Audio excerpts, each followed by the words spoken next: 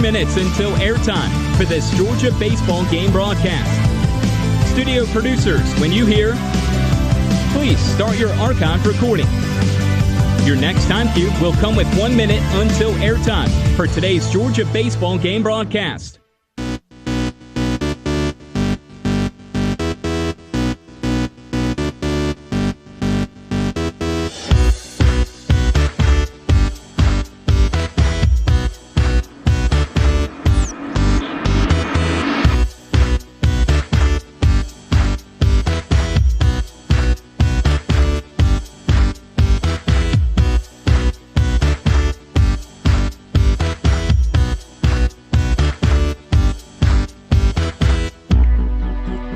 Stations, we are coming up to 1 minute until airtime. 1 minute in 5, 4, 3, 2, 1. Mark. 1 minute, stations. 1 minute until airtime for today's Georgia baseball game broadcast. Studios, when you hear, this ball is out of here! Please start your archive recording.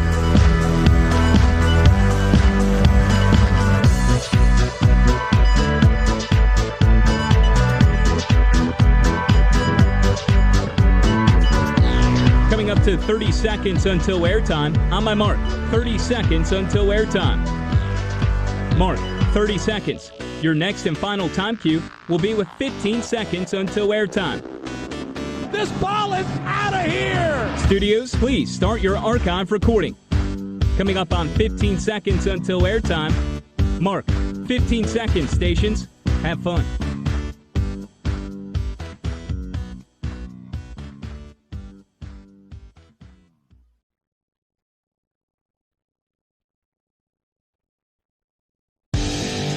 On the Georgia Bulldogs Sports Network, this is Georgia Baseball. Down the left field line, and that is going to get down for a base hit.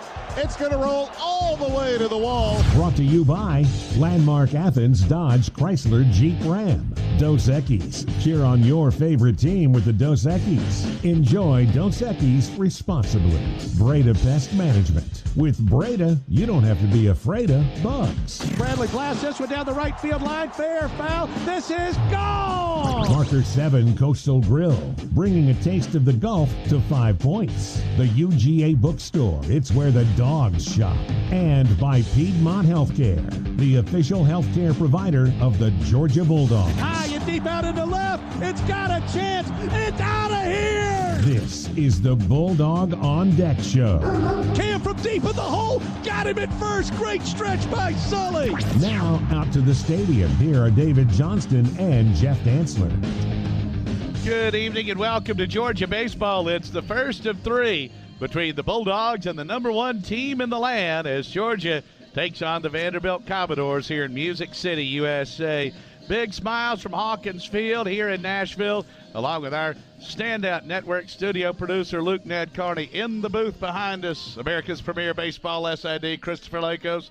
And to my right, my longtime broadcast partner, David Johnston. I'm Jeff Dantzler. Georgia is 18-10, losers of 3 in a row, 3-6 in the SEC. The Commodores 24-3, 8-1, sitting atop the league standings and the consensus number one team in the land. Yeah, they are very good. Let's just say that. 24-3 overall, 8-1 in the SEC. And we're going to see some really, really good starting pitching here the next couple of nights with Kumar Rocker tonight and then Jack Leiter tomorrow. And Georgia will go the freshman lefty Luke Wagner. And for a fourth straight SEC weekend, it's the rookie in that top spot. He is 3-2 with a 2.95 ERA. And Rocker, part of that 1-2 punch with Leiter, 7-0. His ERA 0.84, second best in the SEC behind guess who? 61 strikeouts against 12 walks in 43 innings and an opponent's batting average of just 137. And you're talking about with Rocker and Leiter, they will be two of the top 3 picks in the draft, most likely 1 and 2. And you think, well, maybe it gets worse in the SEC since the competition is better there. And they're 6-0 in the SEC. They've combined to throw 42 innings, 65 strikeouts, only 10 walks, and the opposition's hitting about 100 against them. It's the Dogs and the Doors. It is a beautiful night, but the wind is howling. It is blowing out.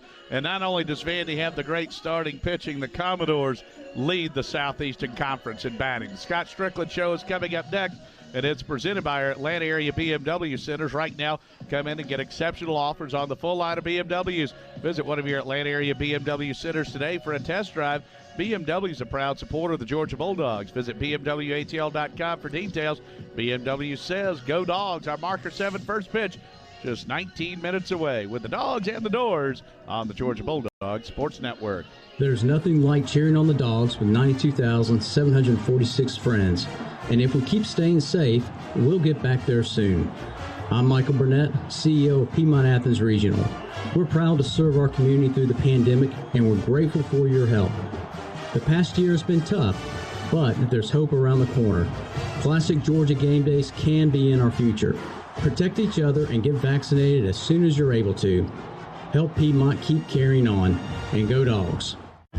The most common DIY mistake in rodent control? Only sealing the current entry point. Neil Hondo Williamson here for my friends at Breda Pest Management. Breda will get those unwanted guests out of your home, seal up your entire roof line and foundation, sanitize, disinfect, and remove all that critter waste to get you back a clean, healthy environment. BREDAPest.com. Breda, no need to be afraid of us.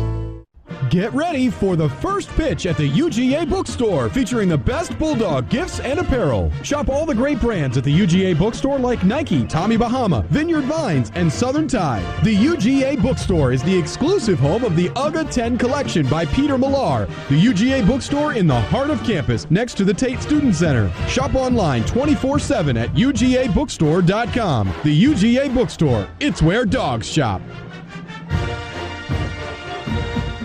It's springtime in Athens. Soak it all in at Marker 7 Coastal Grill. Enjoy the best deck in 5 Points with the most delicious seafood this side of St. Simon's. Marker 7 has phenomenal fried shrimp, daily fish specials, sensational seafood soups, fresh salads, delicious sides, great chicken, world-class burgers, and cold drinks. For the ultimate panoramic view of 5 Points at the corner of Lumpkin and Millage, it's a must-stop. Make the most of the springtime. Hunker down at Marker 7 Coastal Grill in the heart of 5 Points, Athens. Helping to get you ready for the Diamond Dogs. Time for a visit with the head coach, Scott Strickland. It's time for the Scott Strickland Show. Jeff Dantzler joining Georgia's head coach. The Scott Strickland Show brought to you by our Atlanta area BMW centers. And Coach, great to be back in action on the road. And nothing to lose here tonight. Vanderbilt's a big favorite. Kumar Rocker's a great pitcher. Our guys know what's in front of them. Yeah, there's no question about it. We came here to play. We came here to try to win a series. And, our kids are ready to play. We're going to fight like crazy and do everything we can to keep it tight and try to win this game late. Yeah, and I think as good as he is, and we always face great pitchers in the opener in the SEC, if we can just hang in there, you get into that bullpen late, as you said, you never know what can happen. Yeah, no, it comes down to fighting and making routine plays and, not giving free bases. They're a very good offensive team. You give them some free bases. Just like you give anybody free bases, it's going to hurt you. But need to make them earn everything that they get. Got to make routine plays, and we got to find ways to get big hits. Got any good news on the injury report? Well, Josh McAllister's still out. He did not take batting practice yesterday or this morning, and most likely out for the weekend. We did bring him to make sure that we got extra treatment on him to get him back as soon as possible. I would say best case scenario is Saturday, but most likely scenario is Tuesday or next Friday. What do we need for Luke to do to have success tonight? Well, he needs to throw his off speed for a strike. He needs to be able to throw inside, get that fastball inside, and throw that changeup and breaking ball for a strike, and get ahead of hitters. There's really no secret to that. You work ahead, and you're able to throw a 3-pitch mix, you've got a pretty good chance. And that's what he did last week against South Carolina. Coach, we've talked about it so much. The future is bright, and the growing pains we're going through, that's going to pay off down the road. And you'll see it with our young guys. Something will be going good. Then they fall behind to that one hitter. It's somebody in the bottom of the order that gets you. And the thing with this Vanderbilt lineup, there's just no let up 1 through 9. Yeah, you put it in perspective, their 9-hole hitter was the SEC hitter of the week last week. So, 1 through 9, they're a very good team. They've got a lot of experience. They do have a couple young guys in that lineup that are really talented. But it's just, as always, a really, really ultra-talented team. And we've just got to do everything we can to fight like crazy and try to win the series. All right, what about behind Luke tonight?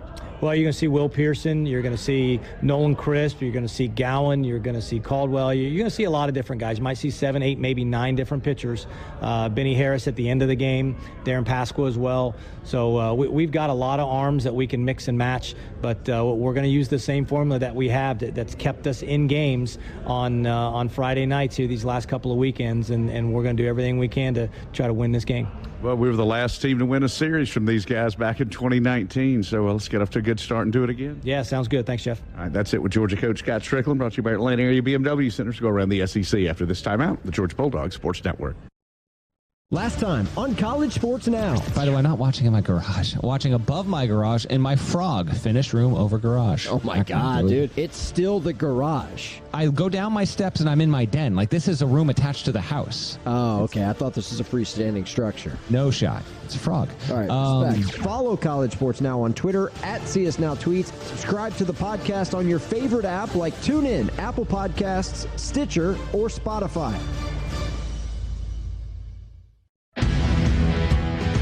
It's back. The return of the prestigious Learfield IMG College Directors Cup, honoring college sports excellence across all competitive divisions, both men's and women's sports. Follow along with L Directors Cup on Twitter or online to see which schools will be taking home a first place trophy in June for their season-long success. Learfield IMG College Directors Cup, a premier institutional award jointly launched in 1993 by USA Today and NACDA.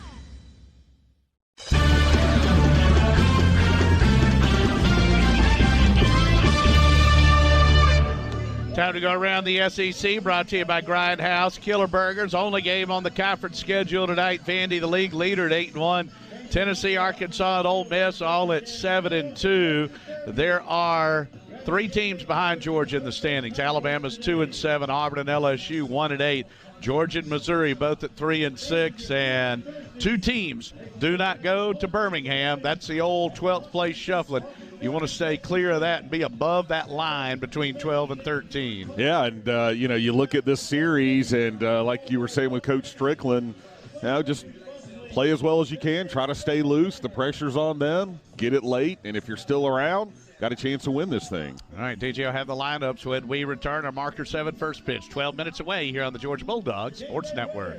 The Hilltop Grill opened the night David Green hit Michael Johnston at Auburn, sending the Dogs to the SEC title. In the years since, Hilltop has become an Athens favorite, featuring premium steak and seafood. Locally owned, the Hilltop gives you the finest in food without the hassle of downtown. With an open and covered patio, reservations available for all occasions, private parties, and a sensational Sunday brunch. Hunker down and head to the Hilltop at 2310 West Broad. Call 706-353-7667. That's 706-353-7667. Though this baseball season may look a little different, you can still grab an ice-cold Dos Equis for the first pitch and cheer your team on from anywhere. So, whether you're watching from home, the bar, or the ballpark, remember nothing goes better with baseball than a smooth and refreshing cerveza. Enjoy Dos Equis responsibly, imported by Cervezas Mexicanas, White Plains, New York. No one gets you closer to SEC sports than SiriusXM. Tune in to shows on SEC Radio hosted by experts like Peter Burns, Chris Doring, Aaron Murray, and me, Jacob Hester. Plus, get conference news, analysts, and much more. From the off-season through the postseason, we've got your team covered anywhere you go. And now, you can try us out for free. Get a free trial to take your team with you on your phone, online, and at home. Start listening at SiriusXM.com/SECSXM.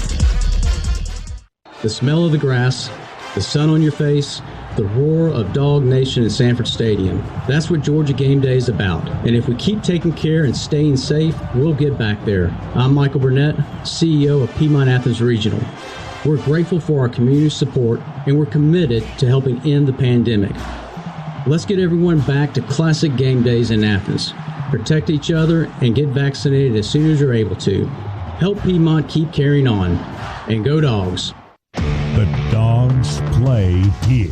Deep out to right field, and this ball is way out of here. It's time to play ball. Smoked into center, base hit, Sully. Hit on the ground to second. Floyd has it. Flips to Shepard for one. The relay in time. It's a bad throw. It gets past Vitello. In to score, Anderson. This is Georgia baseball. He blocks up the line at third. It's a beauty. The squeeze works, and Marshall beats it out. From the letters. The 1-2. Strike three swinging, and Georgia beats Tech. Now, back to the stadium. All right, back here in Nashville where it is 75 degrees and partly cloudy. The wind, southwesterly, 13 miles an hour. But for here, that means it's blowing out. Today's weather report brought to you by Active Pest Control. Got bugs? Active Pest Control offers the best price and best service to protect your home. Visit ActivePestControl.com to schedule your free inspection today. And now it's time for this evening's starting lineups, and starting out with the visiting Bulldogs. Ben Anderson will lead it off in center field, followed by the shortstop Cole Tate. Batting third will be the DH Corey Collins, and hitting cleanup the right fielder Connor Tate. Hitting fifth will be the left fielder Riley King. Batting sixth for the Bulldogs, the second baseman Garrett Blaylock. Hitting seventh at third base Parks Harbor. Batting eighth will be the first baseman Cheney Rogers, and hitting ninth for Georgia the catcher Fernando Gonzalez. And on the mound, freshman lefty Luke Wagner, 3-2 at 2.95 ERA. Well, Vandy's having a heck of a year, 24-3 overall, 8-1 in the SEC. Leading it off will be Enrique Bradfield Jr., the center fielder. He'll be followed by the shortstop Carter Young. Batting third will be the first baseman Dominic Keegan, and hitting cleanup the left fielder Jack Bolger. Batting fifth will be the catcher C.J. Rodriguez. Batting sixth will be the second baseman Parker Nolan. Hitting seventh at third base, Jason Gonzalez. Batting eighth will be the DH Spencer Jones. And hitting ninth will be the right fielder Calvin Hewitt. They are missing one of their top players this weekend in Isaiah Thomas. And on the mound from North Oconee High School, it is Kumar Rocker, 7-0 on the year, an ERA of .84. And the opponents hitting just 137 against him, 61 strikeouts, and 12 walks. Those are your starting lineups. When we come back, we'll have tonight's first pitch for you on the Georgia Bulldogs Sports Network. When you select a critter company to remove squirrels or rodents from your home, what's the #1 deciding factor? Neil Hondo Williamson here for my friends at Breda Pest Management, and hopefully you answered the guarantee, of course. Only Breda gives you the peace of mind knowing you're protected from any future critter intrusion. Under the Breda guarantee, if those critters get back in, you're covered. Breda Pest Management, BREDA Pest.com. Breda, no need to be afraid of bugs. In baseball, home field advantage makes all the difference. Same goes for Athens Dodge Chrysler Jeep Ram. Our customers know they're going to get the winning edge when it comes to price, service, and selection. Maybe that's why Athens Dodge Chrysler Jeep Ram is one of the area's only dealerships to receive the Customer First Award for excellence. Experience home field advantage at your hometown dealer, Athens DCJR, 4145 Atlanta Highway, or AthensDCJR.com.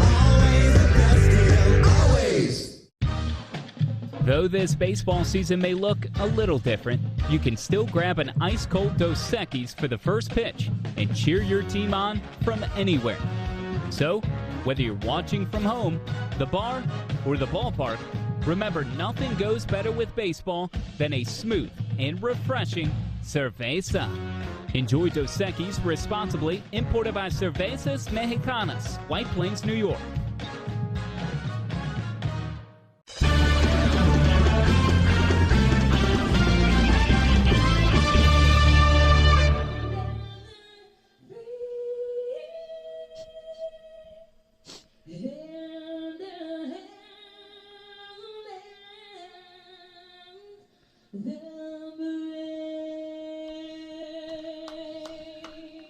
All right, as Vanderbilt gets set to take the field, and this is one of the smaller stadiums in the league, and like every place, they're getting in as many as they can. They've added the outfield bleachers over the years, and nice to see a smattering of red out there. In fact, I think our man Kyle from our grounds crew's hanging out there.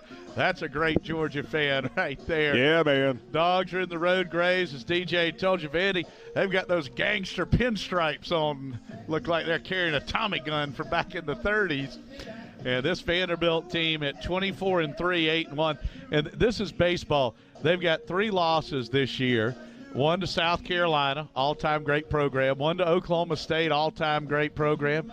And the barnstorming Panthers of Georgia State came up here and got one. Now, granted, it wasn't against Rocker or Leiter, but those are their 3 losses. And the Dogs trying to break a 3-game losing streak. Christopher Lako's pointing out as well, DJ, Georgia, the last team to take a 3-game set from Vandy back in 2019. Yeah, and that seems so long ago, doesn't it? It does. It is incredible what they have put together here. But, man, when you have 2 anchors like they have, no pun intended, with Rocker and Leiter, I mean, it is incredible. It really is. And we'll set the Vanderbilt defense after we pause 10 seconds for station identification here on the Georgia Bulldogs Sports Network.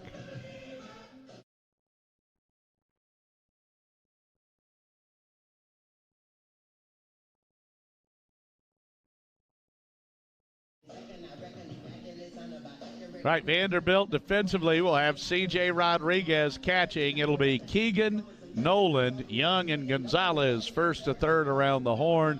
Bolger, Bradfield, and Hewitt left to right in that Vanderbilt outfield. And Georgia, again, trying to break a 3-game losing streak. It was a tough loss midweek to Georgia Southern. Then the team hopped on the bus yesterday, rolled on up here. And as we've said, really no pressure on Georgia. Dogs, if Georgia can just hang around here, that's going to be the big key. Just looking at some of the numbers as we go around the SEC, Vanderbilt leads a conference in batting and pitching, both overall and in league games alone. Defense are 8th in fielding and 10th in league games. Georgia's 2nd in fielding overall, but 14th in conference games. That's last. 5th in ERA, 10th in SEC games. And, Dave, here's where the numbers really get out there. The Bulldogs are 7th in batting, last in runs scored. In SEC games alone, Georgia's 3rd in batting, but 12th in runs scored. And a big reason for that, this Georgia team ranks near the bottom in walks, in stolen bases, in home runs, in doubles. And it's pretty simple math. If you're not getting extra bags through running, through extra base hits, through walks, whatever it may be, at some point, if you're just getting singles, you have to hit 600 to score a run. You got to go 3 for 5, and that's very hard to do against the pitching in this league. And when you're striking out, empty at bats, those are the kind of things that lead to a lot of runners stranded on base. Well, this is one of our favorite weekends of the year. We are all Masters lovers here. And DJ, what a round for Justin Rose. He fires a 65. So he is sitting in the lead, and amongst those 4 back, along with Hideki Matsuyama, Georgia great Brian Harmon, the sweet swinging Savannah Southpaw, with a 69 today. And Harmon was a second-place finisher behind Brooks Koepka at the 2017 U.S. Open. So in second place, and got 6 dogs in the field, and I know a very proud day for the Georgia program. Well, you know, those guys are having a great time this week, but they also want to play well. They want to win this tournament, and great to see Brian Harmon, who just a couple of weeks ago wasn't even in the field, and he had a great weekend in Austin at the match play. Before that, he had a great week at the Players, finishing 3rd. All of a sudden, he's in the field, and he's almost at the top of the leaderboard. And hopefully Lake will give us a thumbs up in a little bit. The Georgia women's tennis team playing Alabama, and a Georgia win would give the Bulldogs the outright SEC championship. Georgia's already clinched at least a share of the conference title. Well, right here in Music City, and they have it written in on the turf behind the batter's circle, the Vandy boys are on the field with the ace, one of their 2 aces, Kumar Rocker, on the bump out of Athens and North Oconee High School. Kumar goes 6'5", 245. He can bring it. He's got all the pitches, and it's an all-star infield for Vandy. As DJ told you on our Piedmont injury update, no Isaiah Thomas, one of the top players in the league for Vandy. Georgia hoping to get C.J. Smith back soon. And Josh McAllister out most likely for the whole series. Our marker 7 first pitch is a fastball that misses inside at 7:02 East, 6:02 Central Time. Marker 7 Coastal Grill, right in the heart of 5 Points. Easy walk from Foley Field. Here's a 1-0. Swing and a miss. It's 1-1 to Anderson. 95 on the first fastball, 94 on that one. I think they've got a new scoreboard. They've got the green monster out and left, and this outfield wall have some nooks and crannies. Here's a 1-1. Anderson swing and a miss. 335 out to right, 375 to the alleys. What do they, Dave? Is that 315 down the left field line? Can you tell? No. Okay, we've got an ob view by a tent, but it is about a 25-foot high wall. Here's a 1-2 to Anderson. That misses inside. 2-2 the count. Maybe 310. Okay, and then it juts out a bit, makes a V shape out there. This stadium just got lights about 20 years ago, and you used to sit atop the third base dugout to call these games. A 2-2. Rolled towards third and through for a base hit. Ben Anderson is aboard. So a good start there for Ben, and that'll bring up the shortstop, Cole Tate. Ben's now reached base safely in 8 in a row. There you go. Well, let's see if the Dogs can strike. Again, Kumar's numbers this year are just ridiculous. He's only given up 4 earned runs on the season. Tate hitting .298 with a homer and 11 ribbies. Our Piedmont Healthcare Injury Report, what we're hoping for is for this team to be its healthiest for the home stretch. The pitch to Tate, called a strike. Okay, so the home plate umpire, Jeffrey Macias, is one we have to see. He signals, but in front of his body. Yeah, so we have to wait on the call. Coming across just a little bit. In the blue, the other 3 umpires in the black pullovers. Kumar from the belt, the 0-1. Called a strike, it's 0-2. I believe that's the first non-fastball that Kumar's thrown tonight. Breaking pitch coming in at 77, and Kumar's got a red glove. Wind is blowing out, as DJ told you. By the way, this is North Oconee versus Oconee. Look out. Blood feud. Yes. Here's the 0-2. Misses downstairs. Might know each other just a little bit. You betcha. The Tate boys in their 4th season, and Kumar in his 3rd. Our buddy Bobby Young listening in out in Elgin, South Carolina. Thank you, Bobby. First out of the gate. Dave is at D. Johnson, UGA. Yours truly at Jeff Dantzler TV. 1-2 to Tate. Bounces up there. And again, it is an all-turf field. That includes the outfield, the infield, the pitcher's mound. Now, they did it at least where you would have dirt.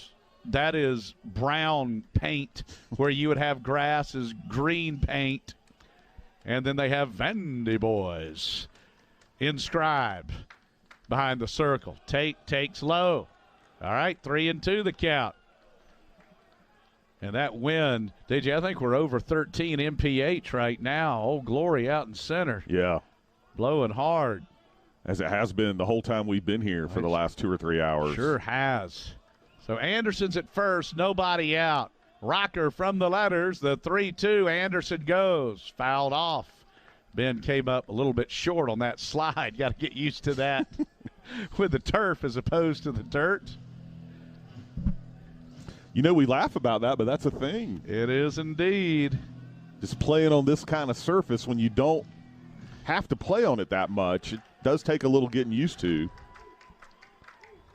Rocker comes set at the letters. Payoff pitch. Anderson goes, misses high, ball 4. So Georgia in business, runners at first and second, and nobody out for Corey Collins. And it is vital that Georgia cashes in here. What's the old adage about getting something against really good pitchers? If they're struggling early, you got to get what you can. So a lot of times they'll settle in and you won't see anything for the rest of the game. Might be your best opportunity. Collins, a talented freshman, is hitting .291 with 4 homers. He is driven in 17. A righty-lefty matchup with Rocker looking in. Rocker comes set at the letters. Here's a pitch. Collins takes a strike. Well, that was a different strike signal. That time he pointed to his right. Keep doing that, please, Mr. Macias. Vandy had a player named David Macias back in the 00s. We don't know if there's any relation. It is really cloudy here. A lot of rain in the forecast for Saturday. Here's the 0-1. Collins takes down and in. At least George is getting that pitch count up some here. Bulldogs have runners at first and second with nobody out. So off to a good start, trying to strike and take the lead against the Vandy boys, who have the star in front of the first and third base dugouts with the white V inside the black. Here's a pitch. Collins hits this one deep into right. Fair, foul. This ball is foul. He gave that one a ride. Yeah, he did. Way out past the wall over towards that parking deck across the street. That was a poke. There was a car that just about got hit.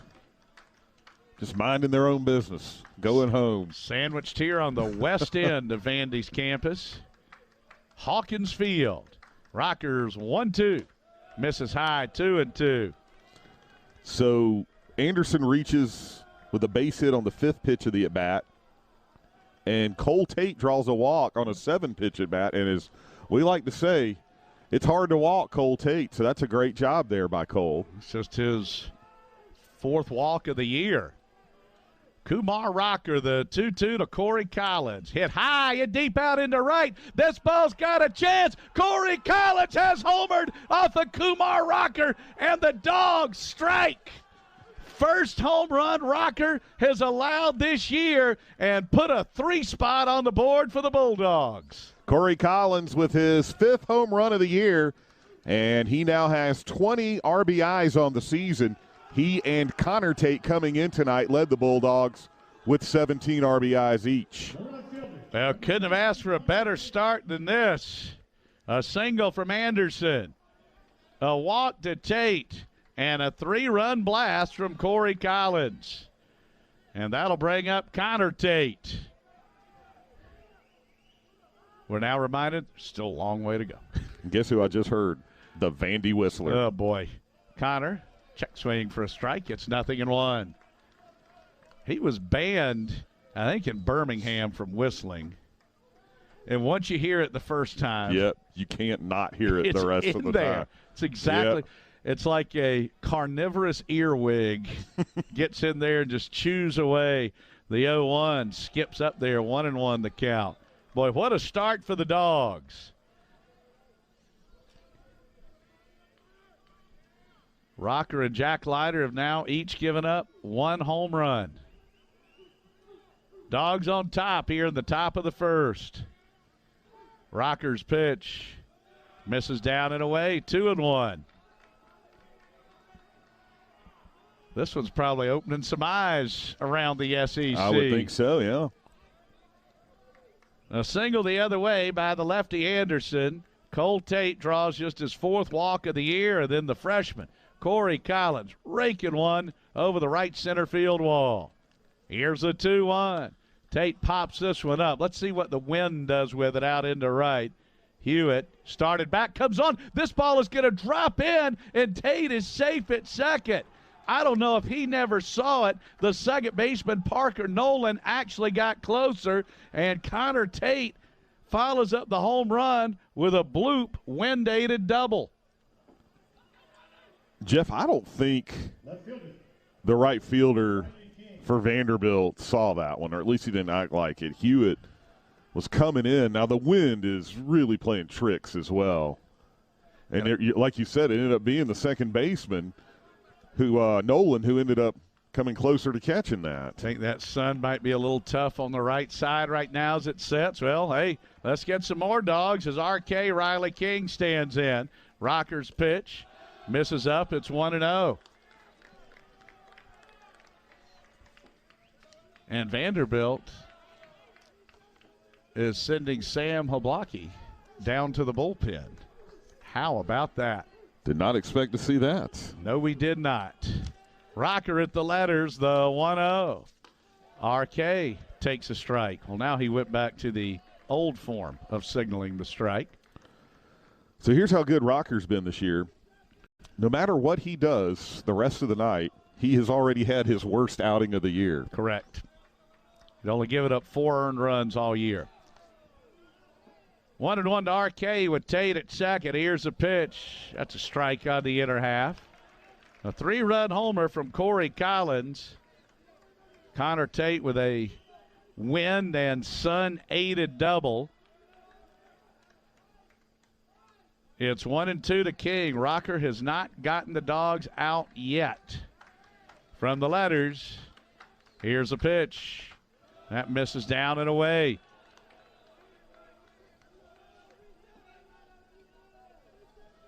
So the Dogs jumping on Vanderbilt All-American Kumar Rocker,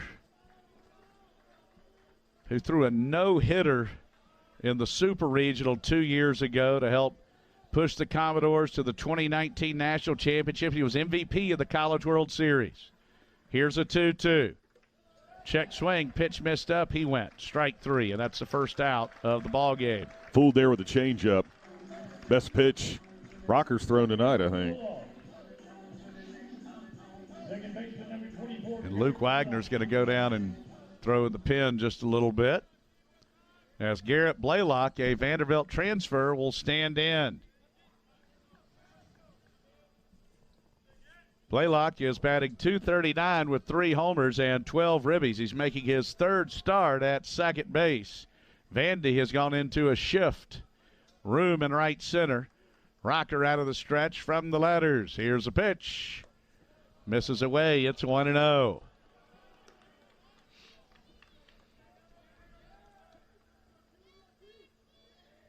Our buddy, the great Jason Jacobs, got us dialed in.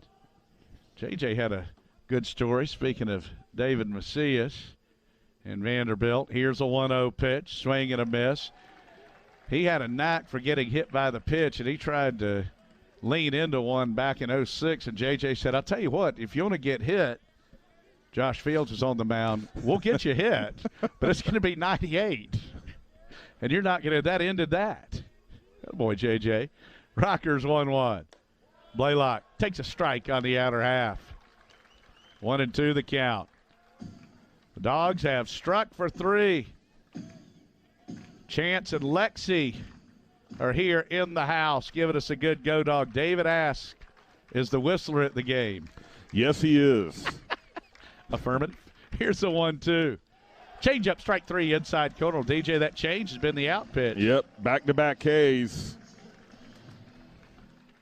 By the way, Rocker's ERA coming in was .84. It's almost doubled, almost to 1.5, thanks to that hit or that home run by Collins. So Parks Harbor, another freshman standing in there. Here's a pitch. Harbor takes up and in. Big hello going out to Jake, our buddy Matthew. Cynthia listening in down in Camden County. Thanks to Mark Sanders. Thanks to our man, the sweater man, RDU Dog. Saying, let's go, Dogs. From the letters, here's a pitch to Harbor. Bounce foul, third base side. Jason tweeting in a good go, Dogs. Let's kick Shell. Said drop 70 on the baseball team, too, for that football mess last year. Which one? There were 2 of them. Yeah, there were. And they quit in women's hoops. Southern Slams baseball, loving it. Thank you to Chance and Lexi. Here's a 1-1. Harbor takes upstairs, 2-1. That was the 30th pitch of the inning, by the way. And we're almost certain to see the bullpen tonight. Kumar Rocker looking in. It is a 2-1 count to Parks Harbor. From the letters, here's a pitch. Swing and a foul tip. Connor Tate is a runner at second with 2 outs. Georgia has played at 3. Ben Anderson with a single. Cole Tate with a walk. And then Collins hitting one over the right center field wall. Strap Dog listening in from Gainesville with Skylar Weber. All right. Thank you, Strapper. Go Dogs, our man Skylar Weber. The Sky Dog. Here's a 2-2. Strike 3 swinging, and the side is retired. That one had a little wiggle to it. So 4 straight reach, then 3 straight Ks. the Bulldogs score 3 runs on 3 hits. There were no errors, and Tate stranded out at second base. To the bottom of the first we go. It's Georgia 3, and the Vandy boys coming to the plate here on the Georgia Bulldogs Sports Network. What would you do with more space at home? Would you finally clean out the garage? Declutter that guest bedroom turned second closet? Maybe even remove those filing boxes taking up space in your office? Whatever your organization's dream is, make it a reality with Chase Street Self-Storage. Visit chasestorage.com to find the best deal for you. There's nothing like cheering on the Dogs with 92,746 friends. And if we keep staying safe, we'll get back there soon. I'm Michael Burnett, CEO of Piedmont Athens Regional. We're proud to serve our community through the pandemic, and we're grateful for your help. The past year has been tough, but there's hope around the corner. Classic Georgia game days can be in our future. Protect each other and get vaccinated as soon as you're able to. Help Piedmont keep carrying on, and go Dogs.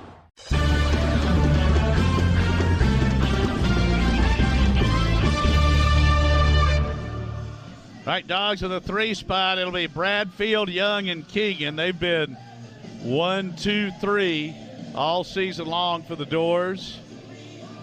Thanks to our man Will tweeting us in a good Go Dogs from out in Seattle. Brave Dog, great start tonight. Thanks to Ryan tweeting in women's tennis clinching the outright SEC championship with a win over Alabama. So Luke Wagner on the mound, 3-2 this year with a 2.95 ERA.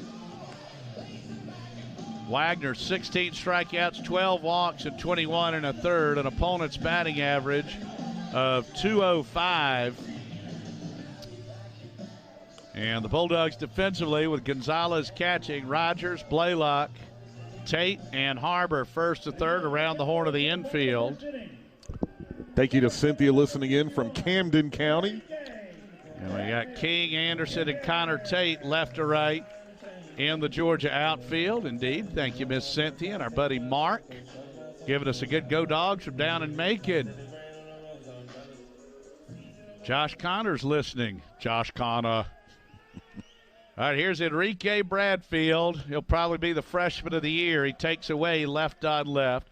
Bradfield, DJ, pretty good numbers, hitting .374 with 15 RBIs, 20 of 21 in the theft department. Takes an inside strike. It's 1-1.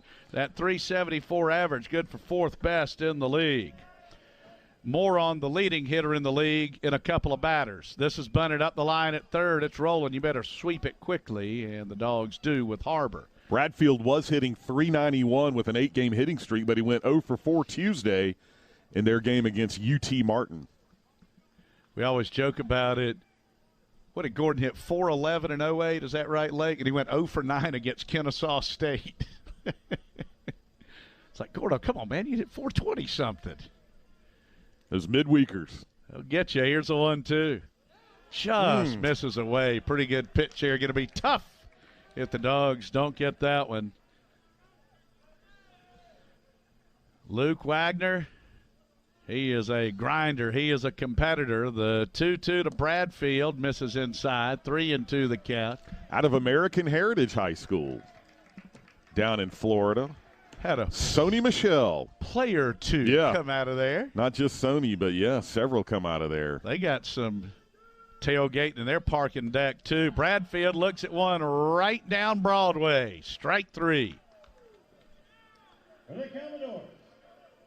That'll bring up the switch-hitting shortstop Carter Young, who is riding a 5-game hit streak. Yeah, I'm looking. There's a parking garage over to our right. Top row, they got tailgate up. They got several rows. I was going to say, not just the top. Yeah. Row 6, row 5. Left on right, Wagner's pitch misses away. It's 1-0. About an 8-story high parking deck. Yes, sir. So getting a good view. So congratulations to Jeff Wallace, Drake Bernstein, and the entire women's tennis team as this is fouled off straight back and out of play on the outright SEC championship. I believe that's 17 for Jeff now. That is pretty remarkable. 1-1, the count to Young. This is skied right side. Look out. Wind. Who wants it? Retreating. Falling. Blaylock makes the catch. P4 and had it all the way. It's going to be that kind of night. Yeah, it is. We've already seen Connor Tate get a double that way. Boy, that was almost a base hit there, I guess, if you'd call it that. That was a great play by Blaylock to stay with that. Circling. And what you don't want to have happen is to overrun it, then have to backpedal. That's when bad things happen. Yeah. And Georgia's in the shift against the league's leading hitter, Dominic Keegan, who's batting .408 with 6 home runs and 29 RBIs. He takes down and away. Keegan leading the league in batting and slugging, and he's second in on-base percentage. Left on right, Wagner misses down and in. It's 2-0. And again, the big key for Luke, cut down on the walks, but he is ultra competitive. Wagner at a New Cumberland, Pennsylvania, Redland High School. Dogs with a 3-0 lead here in the bottom of the first. 2 outs, nobody aboard. The pitch misses away. 3-0. Again, having to wait on the sign for just a moment. Headman Tim Corbin coaches at third, and it's tight over there. Here's a pitch called strike, inner half. There is not much room in foul territory as this stadium is wedged in here, again, between West End Avenue and the Vanderbilt campus. They've got a teaching hospital across the way and some tennis courts. This is slugged down the right field line. It is tailing into foul territory, out of play. 3-2, just a sliver of foul territory out and right and left. And we have some obstructed views here. Also got a good tweet coming in from the Colonel. Yes. Who does say he's always loved that left field corner where all 3 venues, baseball, basketball, football, touch. I like that as well. Old Memorial, the Vanderbilt football stadium, and here at Hawkins Field, 3-2, ball 4 high. That is so literally, I mean, anything fouled off, you'll hear us say it to the left side. It'll go off the football stadium, and the football stadium hangs over the third base bleachers, and the football and baseball stadiums share light standards. Yep. They're on either side of the pole. As Jack Boldrews hit safely in 3 straight stands in, the left fielder hitting .278, 3 homers, 16 ribbies. Robert tweeting in, sounds like Collins is living up to his dude status. Indeed. So Keegan takes his lead off first, hasn't attempted a stolen base. Vandy's 33 of 36. And again, Bradfield has 20 of those. Wagner, left on right. The pitch, that's a wild one. Like he and Gonzalez might have gotten crossed up. Got to cut down on those freebies, and that's 2 of them. A walk and a wild pitch. Now a base hit gets the Commodores on the board. It's a 3-0 Georgia lead on a Corey Collins homer.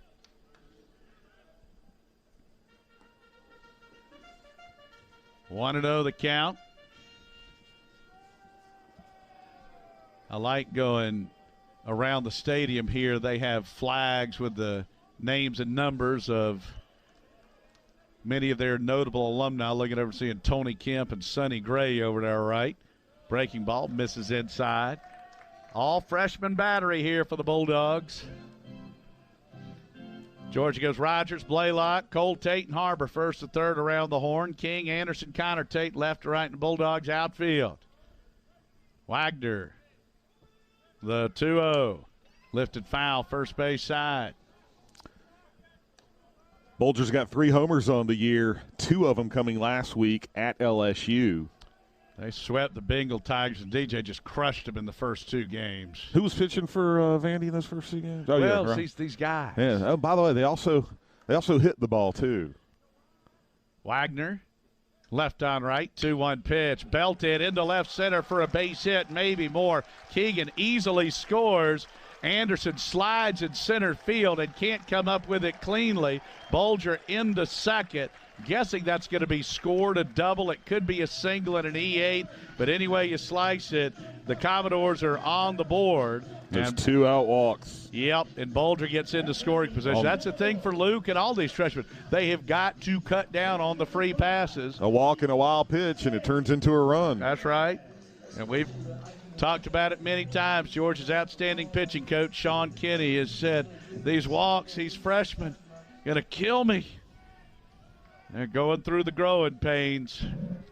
Here's C.J. Rodriguez. The pitch to the catcher misses away. And the thing we talk about a lot, you sit there, go an hour and a half before the next game, and just watch BP. It's hard to hit over 400 in BP for guys. You'll say, well, that'd be a ground ball to short. All right, that's a hit. Here's a pitch. That misses low. All right, that'd be a fly out to center. It is hard to do. So when you give up the freebies, that's just going to kill you. 2-0, the count to Rodriguez, who's hit safely in 3 straight. He's batting .305, 3 homers, 14 ribbies. Wagner peaks to second. Here's a 2-0. Swing and a miss.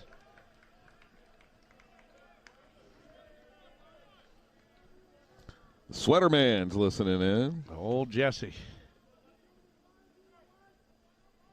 2 balls and 1 strike to Rodriguez out of Newport Beach, California. Vandy recruits nationally.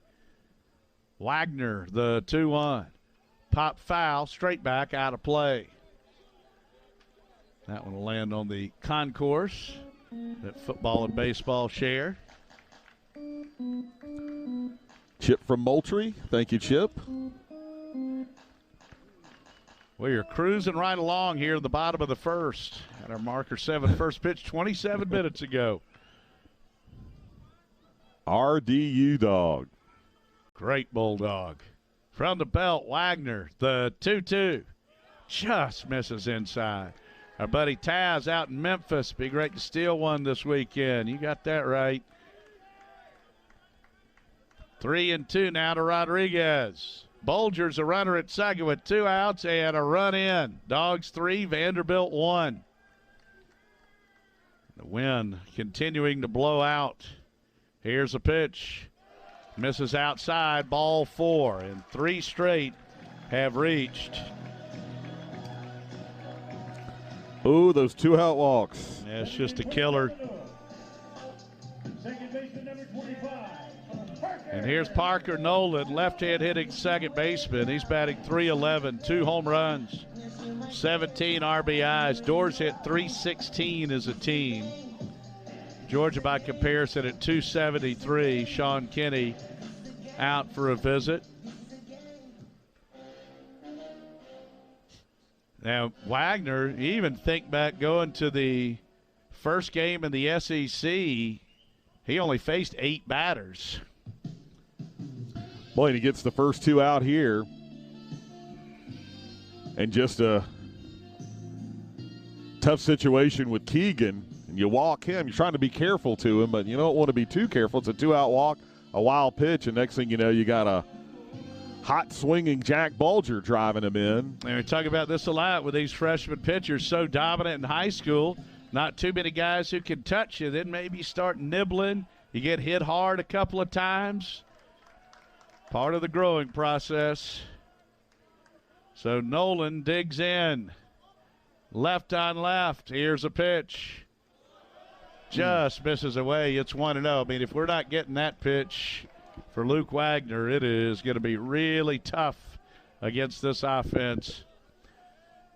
You see tighter zones sometime when you're the big Thursday night game on broadcast TV. Here's the 1-0.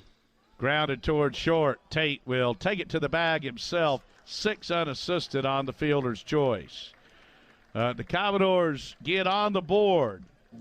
A run, a hit, 2 walks, no errors, and Vandy strands a pair. We go to the second. It's Georgia 3, Vanderbilt 1. This is Georgia Baseball on the Georgia Bulldogs Sports Network.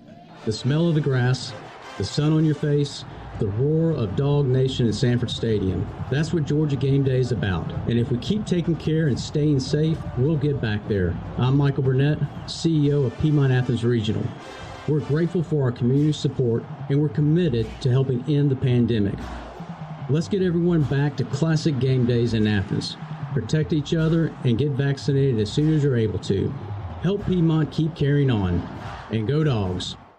Get ready for the first pitch at the UGA Bookstore, featuring the best Bulldog gifts and apparel. Shop all the great brands at the UGA Bookstore like Nike, Tommy Bahama, Vineyard Vines, and Southern Tide. The UGA Bookstore is the exclusive home of the UGA 10 collection by Peter Millar. The UGA Bookstore in the heart of campus, next to the Tate Student Center. Shop online 24/7 at UGABookstore.com. The UGA Bookstore, it's where dogs shop.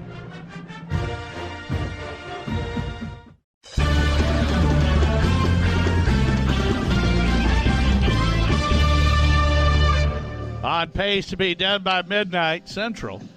We hope. Kumar Rocker back out on the bump.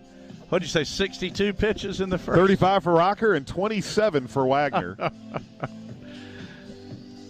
And it'll be Rogers, Gonzalez, and Anderson against Kumar Rocker. A 3-run homer for Corey Collins, and then a walk and a wild pitch, followed by an RBI double by Jack Bolger. So here's the chain gang. Well, the first 4 reached, then Kumar Rocker struck out 3 in a row. Now Vandy's gone into the shift. Here's a pitch. Rogers takes a strike, outer half. With the umpires with those black tops. Uh-huh. It makes it look like they got 5 guys over there. Over on the right side. Lot to hit through. Here's the 0-1. Rogers belts this one through the shift into right for a base hit. There you go, Chaney. He knocked the shift out of that one. You know, and he's done a good job over the last few weeks of going the other way, too. Sure has. And we've actually seen teams not shift on him because of that. And here's Fernando Gonzalez, the freshman catcher, batting .279 with 2 RBIs. So Georgia's now touched Rocker for 4 hits, first time through. Gonzalez in the 9-hole. Rogers takes his lead. Fernando takes a strike. It's 0-1.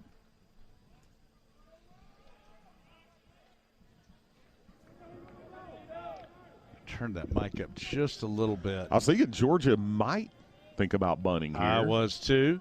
Anderson, top of the order, waiting on deck. The pitch. Called a strike, 0-2. Macias is all over the place with his strikes. And it's hard to see. I turned the crowd mic up just a little bit, but if the whistler gets in full mode, she's going back down. Plus, there's a speaker literally right on top of us. Here's the 0-2. Runner bluffs. Called strike 3, inside corner. 4th K for Kumar Rocker.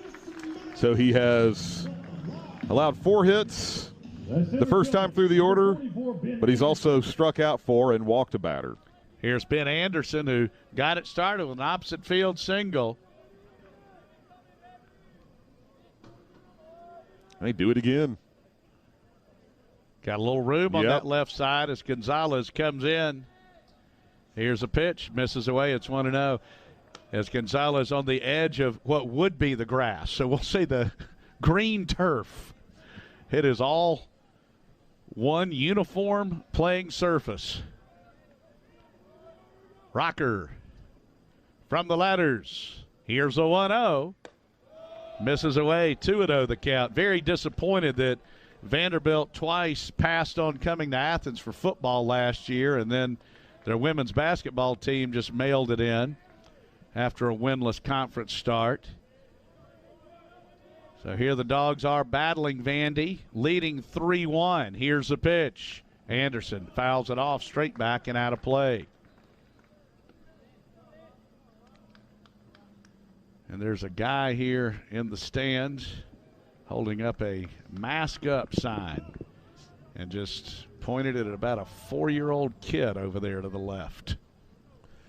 That's not the first time he's done that tonight. Throw over to first, it gets away. So Chaney Rogers will be safe at second base. That'll be an E1.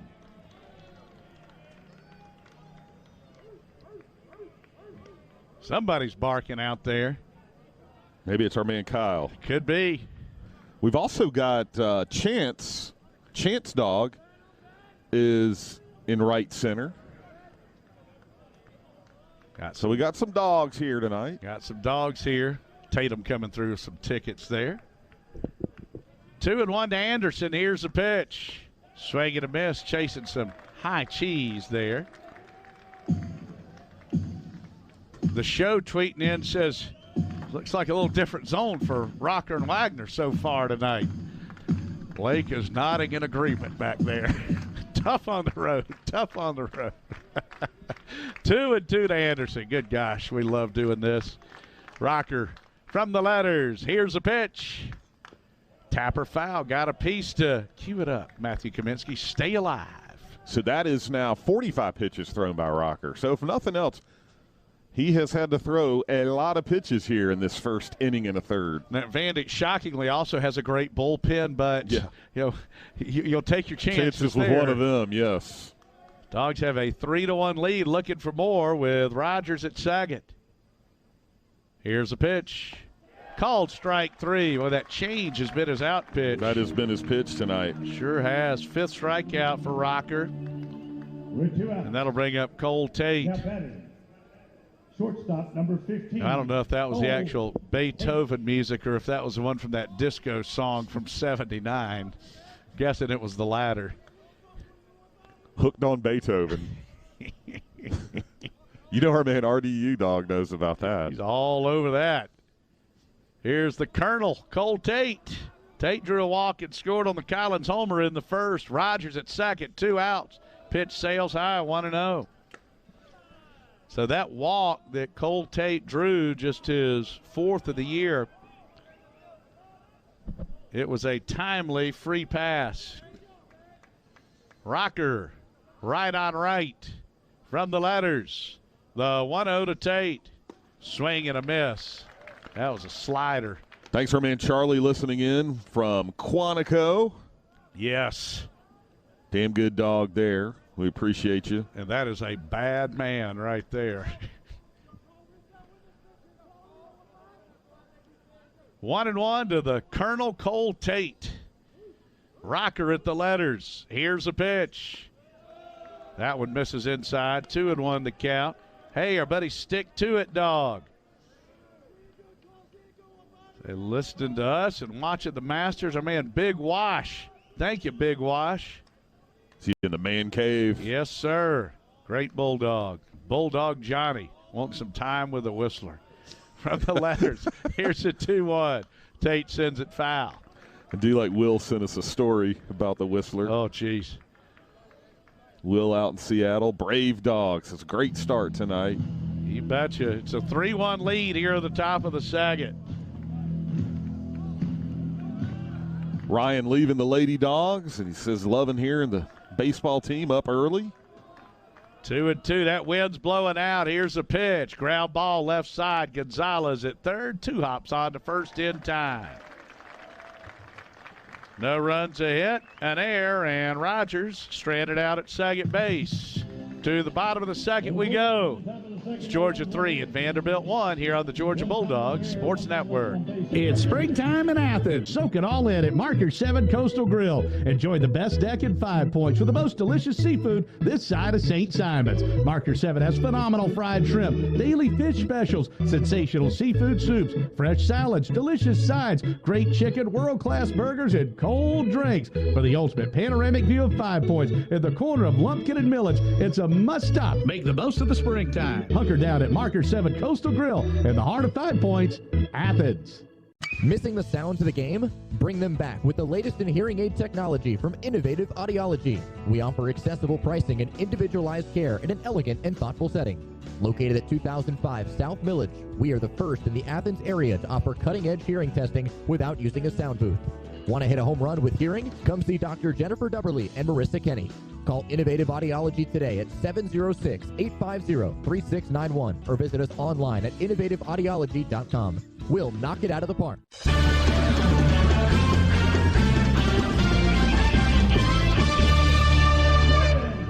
All right, it is Georgia 3 and Vanderbilt 1. As we head to the home half of the second, Gonzalez, Jones, and Hewitt do hitter 7, 8, 9. Oh, Emily's got Albus and Hermie listed in back at Athens.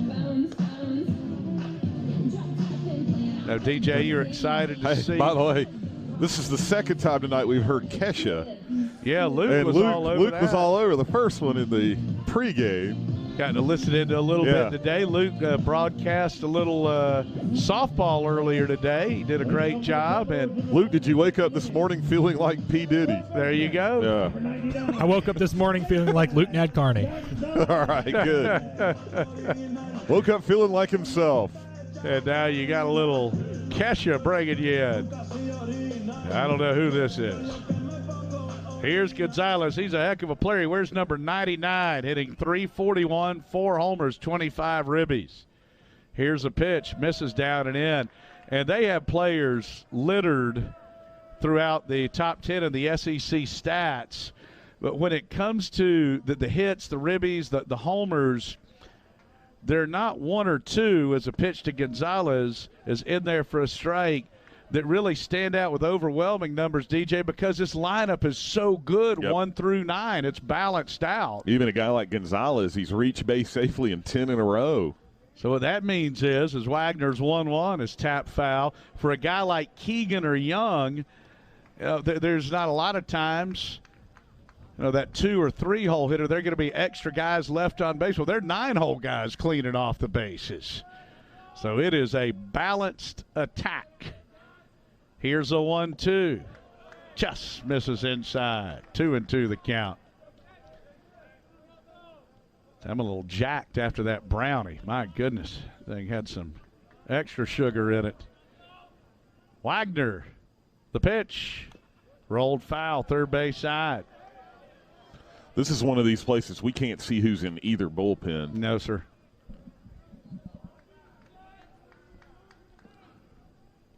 What we do know, though, is we will be seeing both bullpens tonight. That is a fact.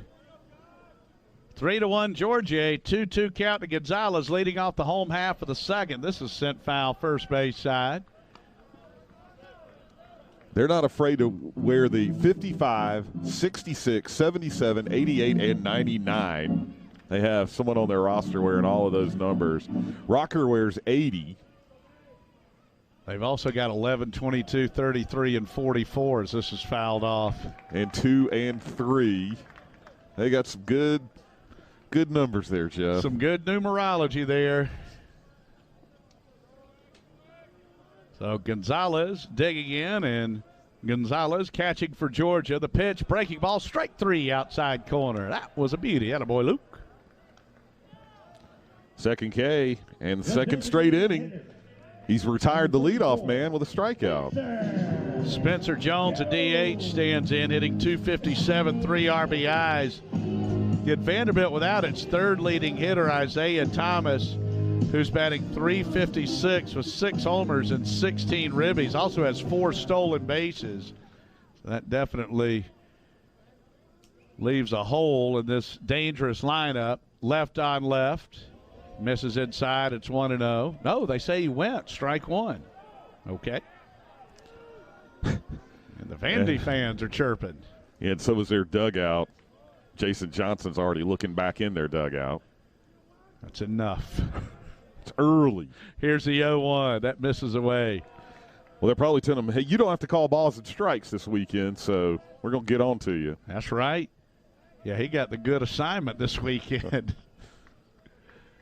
1-1 the count to Jones. Here's a pitch. Breaking ball popped up left side. Will the wind help? Harbor giving it a look by the dugout. It goes off the netting. Just not a whole lot of real estate. No. In front of the dugouts. They have a little bit more room back behind home plate. But especially as the dugouts extend down the baselines.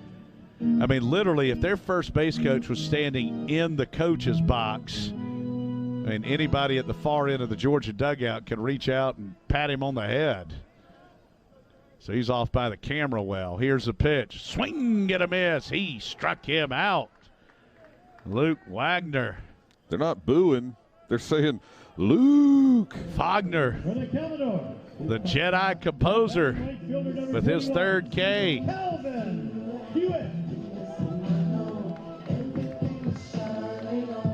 And here's Hewitt, the right fielder. Left on right, the pitch. Breaking ball misses away, and it's 1-0. And here's where you got to make him put it in play. Hewitt is 2 for 2 on the season. 2-0 as he misses down and in. If he hits a home run, he hits a home run. Just do not want the 2-out walk to the 9-hole hitter. So Wagner takes a little stroll. By the way, I'm looking at Bradfield on deck. DJ looks like Willie McGee from behind. Yeah, he does. Down to the left. Yeah, he does. Here's a pitch. Ball 3, down and in. Well, this is what Wagner did in the first inning. 2 outs, nobody on, and fell behind 3-0 to Keegan and eventually walked him. Wagner looking in. The pitch, ball 4, inside. So a 4-pitch walk to the to the 9-hole hitter, and now the leadoff man Bradfield will come up after back-to-back strikeouts. That's a third walk Wagner's given up. He's struck out 3 and he's walked 3. So he and Gonzalez are going to have a little chat here and just make sure they're on the same page with their pitches. Remember, after he walked Keegan in the first, then he uncorked a wild pitch to Bolger, and that got Keegan in scoring position, and Bolger drove him in.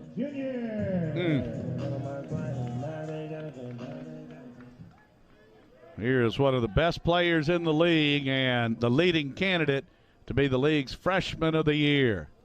That pitch is striking. By the way, Willie McGee wore number 51 like Bradfield wears. So maybe not a coincidence. Yep. Wonder if his dad was a fan. I loved Willie McGee. What a player he was for the Cardinals. Wind blowing out. Wagner left on left, the 0-1.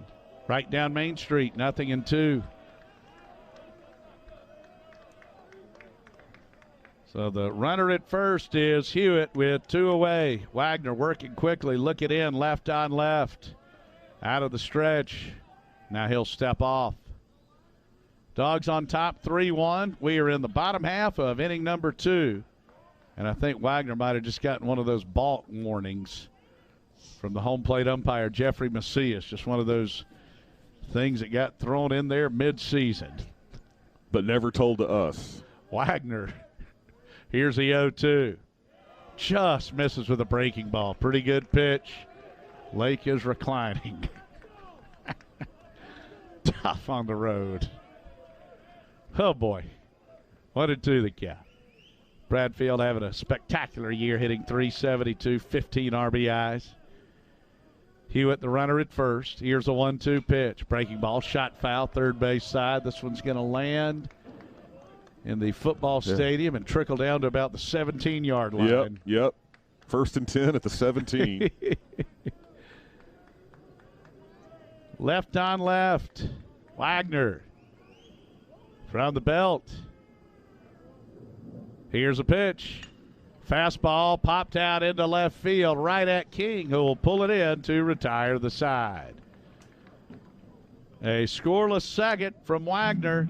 No runs, no hits, no errors, and Hewitt stranded at first base. As we head to the third, it's Georgia 3 and Vanderbilt 1 here on the Georgia Bulldogs Sports Network. There's nothing like cheering on the Dogs with 92,746 friends. And if we keep staying safe, we'll get back there soon. I'm Michael Burnett, CEO of Piedmont Athens Regional. We're proud to serve our community through the pandemic, and we're grateful for your help. The past year has been tough, but there's hope around the corner. Classic Georgia game days can be in our future.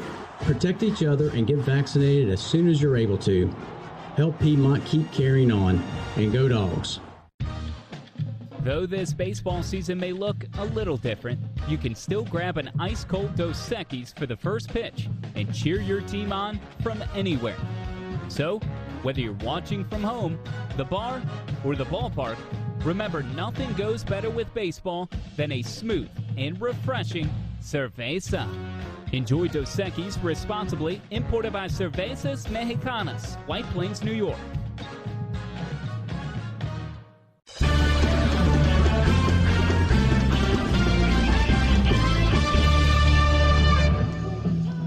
It is Georgia 3 and Vanderbilt 1. The Bulldogs, 3 runs, 4 hits, and no errors. A run, a hit, and an error for the Doors.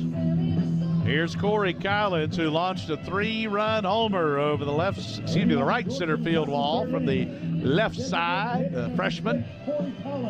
Dig it in. Sorry, heart kind of blowing me out there. Little Barracuda. Finally found a song we'd heard. Yes, sir. Ooh. So Rocker looking in. That wind whipping out. Rocker into the motion. His pitch. Collins hits this one a mile high up in the center. Bradfield will come on and make the catch. 1 pitch, 1 out. Now, another thing we saw in those first 2 innings, DJ, Georgia a much more patient team, and that is essential. Well, if you want to get into that bullpen again, their bullpen is probably better than just about anybody else's, but you'll take your chances after Rocker and then tomorrow after Leiter, and a great job so far. I mean, that's 52 pitches now that Rocker has thrown, and we're just 1 out here into the 3rd inning. By the way, that's yeah, you're right. That's about a 10-story parking deck as that pitch bounces up there. It's 1-0, and they've got about a dozen fans up on that top row, and then tailgates up and tailgates down, depending on whether you've got the truck or the SUV. Going down, down, down. Boy, the sun's coming off of this hospital window over to our right. The pitch to Connor Tate, over but low. 2-0. Reminds me a little bit of the setting that we have when we go over to Tech. Yeah, it does. That sun coming off the buildings. Love Nashville, Tennessee. Kumar Rocker. Here's the pitch. Fouled off, straight back and out of play.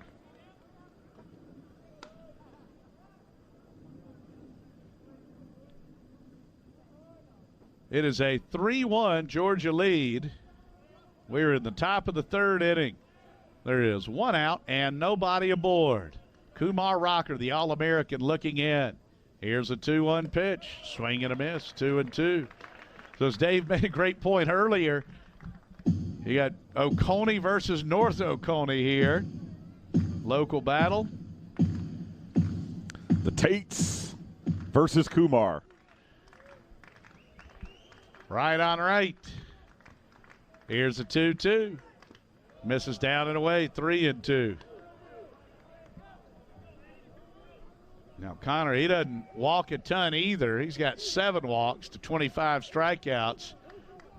Had that wind-aided high fly double and was stranded at second in the first. Takes ball 4 inside. You love it when both of the Tates draw a walk in the same game. That is a blue moon. Number 31, Riley. One will take. You got that right. All right, here's RK standing in. Riley struck out swinging in the first. Saw him earlier today. Said he was just excited to play ball tonight.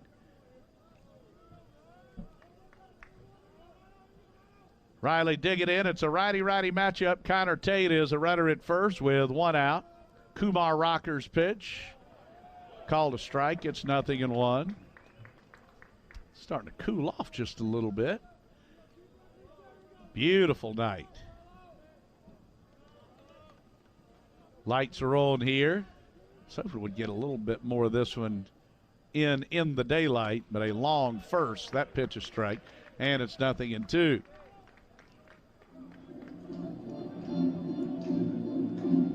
So Riley will step out and take a little stroll. Now stand in with Connor Tate, the runner at first base. There's 1 out.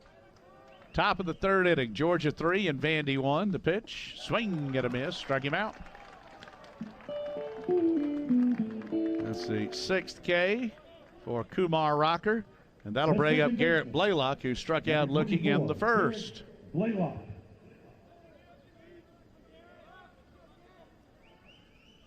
And the shift is on. Yes, it is. And there's room in right center. If Blaylock can get it in the air over the shift, swing and a miss, he was aiming that way. Well, we saw Cheney get his hit right into the shift. Sure did. Powered it through. Our friend Doug said he is walking his beautiful dog Maggie down Millage Avenue listening in. Here's a pitch. Bounce foul. First one. Maggie's kind of got a king man's covering there. Yeah, beautiful dog. Ketchup over mustard. Attaboy, Taz. Our man John, our man Blake got us a good go dogs. Scott Clegg tweeting in a good go dog. Yeah, man. That pitch misses outside.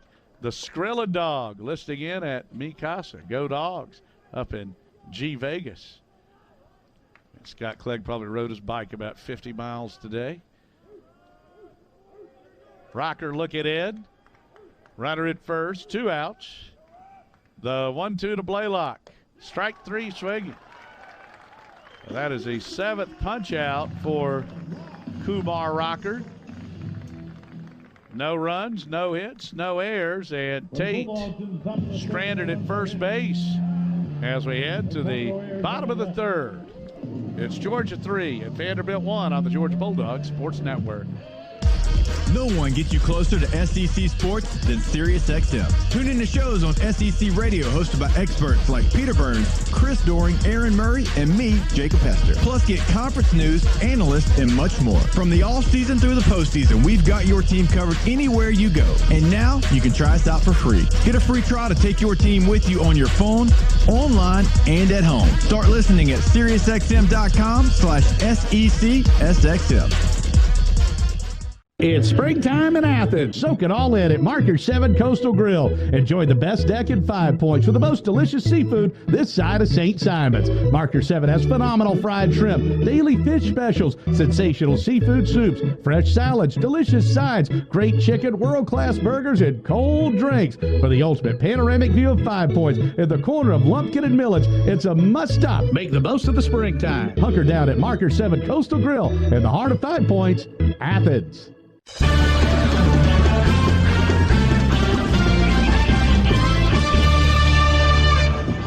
Dogs with a 3-1 lead as we head to the bottom half of the 3rd inning. It is time for a UGA Bookstores call to the bullpen. Dogs turning it over to Will Pearson, another Oconee product. Will out of North Oconee High School in Watkinsville. He is 1-0 with a 2.87 ERA and a save. 11 strikeouts, 7 walks, and 15.2. A 2.14 batting average. And DJ talking about Kumar and the Tates and Pearson. I have to quadruple check and make sure I get Oconee and North right, because that would ruffle some feathers. It would indeed. And now we have, like you said, North Oconee versus North Oconee as far as the pitching matchups go. It'll be Young, Keegan, and Bolger due. Carter Young. Switch hitter. Hit safely at 5 straight. He popped a second on what was far from a routine pop back in the 1st. Pearson, right on left. The pitch misses low, and it's 1-0. So Luke Wagner goes 2. Game 1 starter, faces 10 batters, gives up 1 run, had 3 walks and 3 strikeouts. He did protect the scoreboard. The pitch called a strike on the inner half. And what Georgia's doing, in essence, pitching backwards. It's one of those things that's been tried before, but it is taxing on the bullpen. Georgia pulled out the Friday night win last weekend. This weekend, Thursday, for the opener. Pearson's pitch missed somewhere. 2-0 the count. That looked right over the inner half at the knees. C'est la vie. Pearson, the pitch. Swing and a miss. Good change. 2-2. 3-1. Georgia leading Vanderbilt. Commodores ranked number 1 in the nation. Young hitting 270 against the league. 2-2. Hit sharply past Rogers through the shift into right. That's a base hit. So he has now reached base safely in every one of their games this year. What a player he is. Carter Young, the shortstop out of Selah, Washington. And as the league's leading hitter comes to the plate, we'll pause 10 seconds. Station identification on the Georgia Bulldogs Sports Network.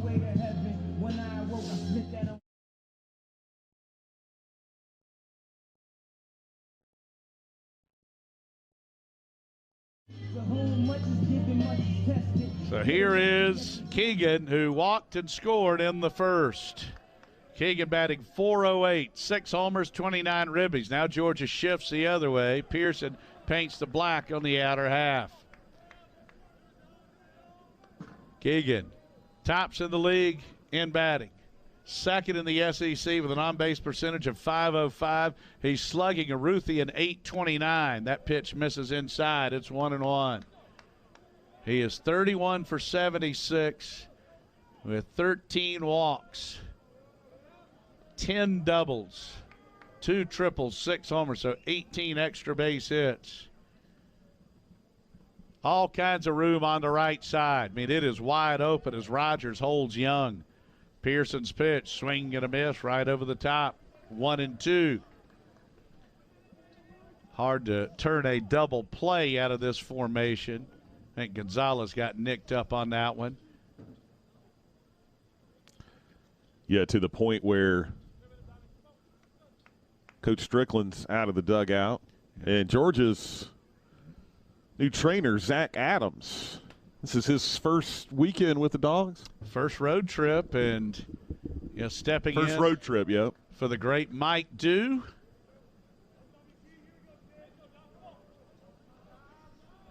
Mike did a tremendous job pinch hitting. He is one of the best ever. Righty on righty. Here comes a chopper. Pitch misses away. It's 2-2. Dogs 3, Doors 1. Bottom of the third. Georgia got 3 in the first. Vanderbilt with 1 in the first. Young, the runner at first. Nobody out. Pearson at the letters. A throw over close and safe. Young is 3 for 3 in the theft department. 3 defenders on the left side. Pearson's 2-2. Misses low. It's 3-2.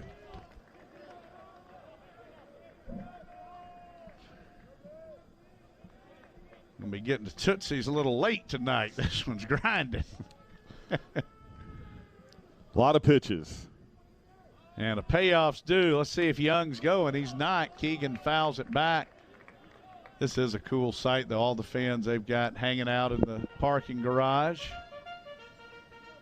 Makeshift. And I assume, like any SEC stadium, this place would be full if it weren't for the COVID restrictions. I agree with you. Pearson's payoff pitch. Bounce to the left side. Backhanded by Harbor. The throw to first in time. Good scoop, Rogers. Good job there by Harbor. And that's another one, too, because of that formation, basically impossible to go to second base there. And I thought he showed a little savvy there by not trying to force it at second. Agreed. Took the sure out at first. Here's Bolger, who doubled in Keegan back in the first. The man in black, Johnny Cash.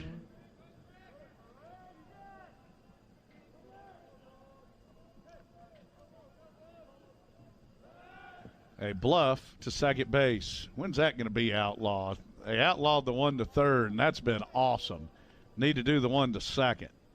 Got to keep that pace of play moving. The game is so popular right now, but things like that and just the unorganized nature of the replay rule, they are gear-grinding pace killers.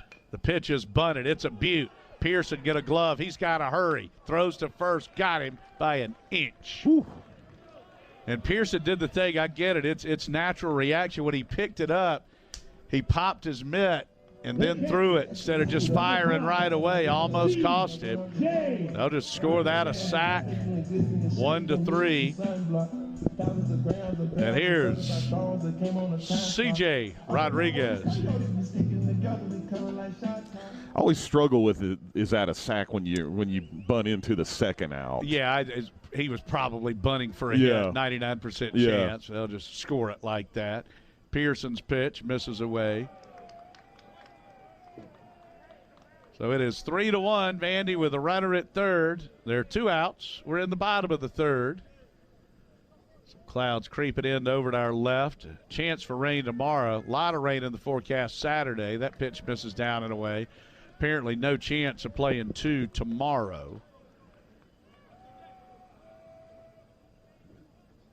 Yeah, tomorrow's supposed to be fine. Yeah. What is the deal with no chance? Class? I hate it when class gets in the way of everything else. As Thornton Mellon would say, I got to talk to that dean. Right on right. Here's a 2-0. Grounded towards short. Tate on to first. Got him. 6-3. No runs a hit. No errors. And Young stranded at third. 3 in the books. 3-1. Dogs leading Vandy here on the Georgia Bulldogs Sports Network. Though this baseball season may look a little different, you can still grab an ice-cold Dos Equis for the first pitch and cheer your team on from anywhere. So, whether you're watching from home, the bar, or the ballpark, remember nothing goes better with baseball than a smooth and refreshing cerveza. Enjoy Dos Equis responsibly, imported by Cervezas Mexicanas, White Plains, New York. What would you do with more space at home? Would you finally clean out the garage? Declutter that guest bedroom turned second closet? Maybe even remove those filing boxes taking up space in your office? Whatever your organization's dream is, make it a reality with Chase Street Self-Storage. Visit chasestorage.com to find the best deal for you.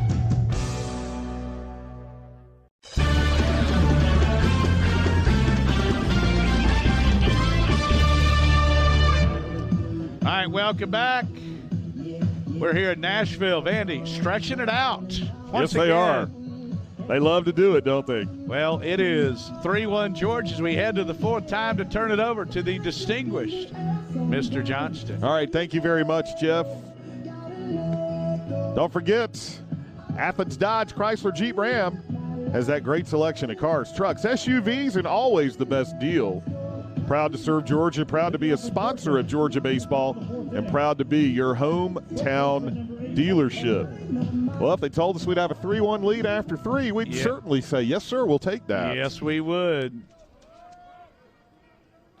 So let's see if the Dogs can do a little something here. The bottom of the order as Parks Harbor stands in, facing Rocker, who starts him with a fastball strike, and it's 0-1. Harbor struck out his first time. Here's the 0-1. That one misses away. 1-1 to Harbor, who's hitting .241 on the year. But he has really settled things down at third base as the 1-1 is in there for a strike. Got some basketball news to pass along when we have just a moment. 1-2 coming up. The pitch. That one misses. Man, Trey Littlefield passing along because of the COVID season rule. 2-2 pitch. That one's in the dirt. And they'll have to throw him out on a swing and a miss, and they do for out number 1, even though there's no dirt here. The dirt area. Yeah, the dirt area. Who's coming back? Jenna Stady and Q Morrison. Wow. How about that? That's fantastic. That's a jolt right there. That is great news. 8 rhymes with great, but not in this case because that's 8 Ks for Rocker. As Cheney Rogers stands in and looks at ball 1 as that one came in tight. They're in the shift. Cheney got a base hit in the second inning right into the shift as that pitch misses up, and it's 2-0. That was a 94-mile-an-hour fastball. Cheney hitting .244. Now the 2-0. That one misses high, ball 3. And again, congrats to the Georgia women's tennis team, winning the SEC championship outright. Awesome. Beat Alabama today. Just a great team, a juggernaut. 3-0. Fastball right down the middle. I mean, this team is so good. They're winning the doubles point every time that the girls are fighting to see who gets those first 3 points so they can get an official win. This one is lifted out to center. Going back and making the catch is Bradfield for out number 2. And Cheney gave that one a pretty good ride. Sure did. You know, Dave, you made the point earlier. Anything hitting the air today, you don't know. Got a chance. Now, the one Collins hit was out anywhere. Yes, it was. Any day. A bomb. Yes. Yes, indeed. All right, 2 outs, nobody on top of the 4th. And swinging away is Gonzalez. Fouls it straight back into the screen, and it's 0-1. Now, Kumar's looking for his first 1, 2, 3. I mean, that's another good sign, even though the Dogs didn't score in the 2nd and 3rd. Did get a base runner. Now the 0-1 coming up from Rocker. Swing and a miss. Oof. Gonzalez has seen 5 pitches, and they've all been strikes. That was the old slider. ZZ Dogs on top. Listening in 5 points. As that pitch on the outer half's called a strike, and that'll do it for the Dogs here in the 4th. 9 Ks now for Senior Rocker. 3 up and 3 down. He's retired 5 in a row as we head to the bottom half of inning number 4. Dogs lead at 3-1 on the Georgia Bulldogs Sports Network. Termite season is here. Is your home protected? Thousands of Metro Atlanta homes are damaged by termites every year, resulting in thousands of dollars in repair costs. Protecting your home from termites and other pests is simple with Active Pest Control. Active Pest Control has served Georgia communities for over 30 years, and we believe that relationships really do matter. That's why your satisfaction is our top priority. Call us today to schedule a free inspection at 770-954-9941 or visit us online at activepestcontrol.com. Active Pest Control, where relationships matter. Last time on College Sports Now. They say it's better to double mask, so I go traditional surgical mask first, and then I throw the Old Navy plaid over it. What are you rocking these days? I've got surgical masks as well. We get ours at Costco, but I did get a fish donut gator, so for aesthetics, I throw that on over the top. But it's not medical grade. But, you know, again, got to rep the brand, dude. Follow College Sports Now on Twitter at CSNowTweets. Subscribe to the podcast on your favorite app like TuneIn, Apple Podcasts, Stitcher, or Spotify.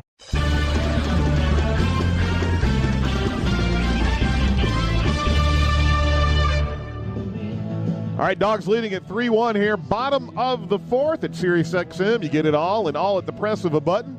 Listen to your kind of music commercial-free, plus everything entertainment, every kind of comedy, and, of course, coverage of every major sport, including Georgia baseball. All right. It'll be the second baseman, Parker Nolan, leading things off here for Vandy. He's the number 6 hitter in their lineup. And we'll have the righty Pearson facing the lefty Nolan. Nolan bounced into a fielder's choice to end the first as the pitch from Pearson just misses, and it's 1-0.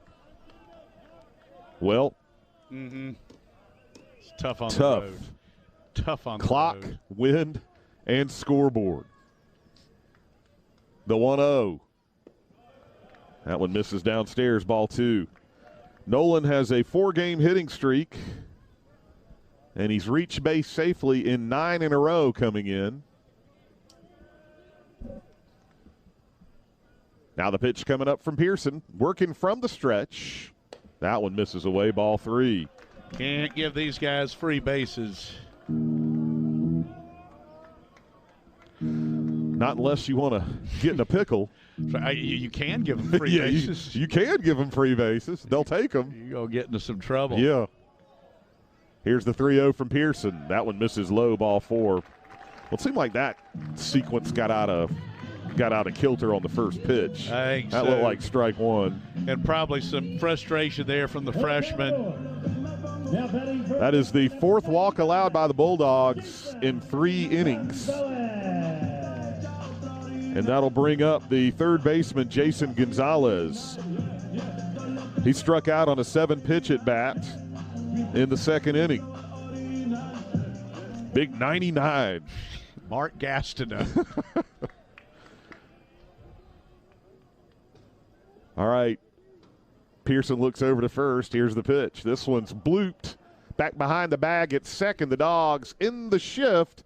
And making the play there is Blaylock for out number 1. That's one pitch and a big first out. Boy, that is nice after the leadoff walk to get a one-pitch out. And I'm sure Tim Corbin's saying, my goodness, we just got a 4-pitch walk. And, we get a little P4 after that? I mean, I would assume one of the things Vandy has to fight a little bit is the overconfidence. I would agree with that. You know, they've got Georgia coming in. And not just with Georgia, but with several other teams in the league. It's probably a little bit of that, hey, we can just show up and win the game. And Georgia is coming up here saying, well, we're going to play. And the Dogs definitely rattled that cage with a 3-run first. And Vandy answered to get one back, but still got a 2-run lead. Here's the pitch from Pearson. That was a pitch out there, but nothing doing from Nolan, and it's 1-0. Spencer Jones is the hitter for Vanderbilt. He struck out. Left-handed hitting DH.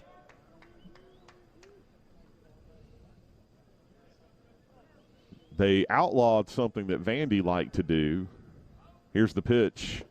Swing and a miss. Good pitch from Pearson. You're not allowed to put in a fake DH. That Vandy used to do by starting the pitcher from the previous game or a pitcher that you're not going to use and put him in as the DH until you decide what you want to do. So basically they would have had Jack Leiter hitting ninth. Potentially. All right. Now the 1-1. Here it is. Call the strike. Good fastball from Pearson. And it's 1-2 to the sophomore DH Spencer Jones. He wears 34. And now Parks Harbor will go into shallow right. The shift is on. Now he's telling Gonzalez if something's going on out in the field, Gonzalez has got to get over to third. That's right. Because there's no one at third. You got the runner Noland at first with one out. So if there's a base hit and Noland's going first to third, Gonzalez has to cover third and Proctor home. Here's the 1-2. That one bounces up there. We saw that happen, didn't we, a few games ago? Yeah, we sure did. And again, you can practice this all you want, but the shift is such a new thing. When you're playing out of position, it is difficult to do some things that seem routine just because you're in a different spot. So the 2-2 coming up. This one is hit foul, third base side. Taking a shot. Yep. Trying to go the other way. So Harbor, and I guess that was Tate that was telling Gonzalez. Harbor's out in right field. Mm-hmm. And that's the thing, there's not just the shift, there's different kinds of shifts. Here's the 2-2 again. That one misses low. Good stop there by Gonzalez and a payoff pitch due. I think we've got somebody in the bullpen. Yes, I see a ball flying around out there, but as Dave said earlier, we have obstructed bullpen views. So we'll just guess on that. I don't know if they've got anyone throwing yet. Rocker's right around 80 pitches. Now a quick throw over to first. In fact, 78 through 4 innings. 35, 16, 14, and 13. That was a big first inning, having him throw 35 pitches. And at least 2 Ks in every frame. Yep. Here's the 3-2. This one's chop foul. Runner was on the move. Trying for the old full count stolen base. Thanks to Mitchell listening in with a big Go Dogs.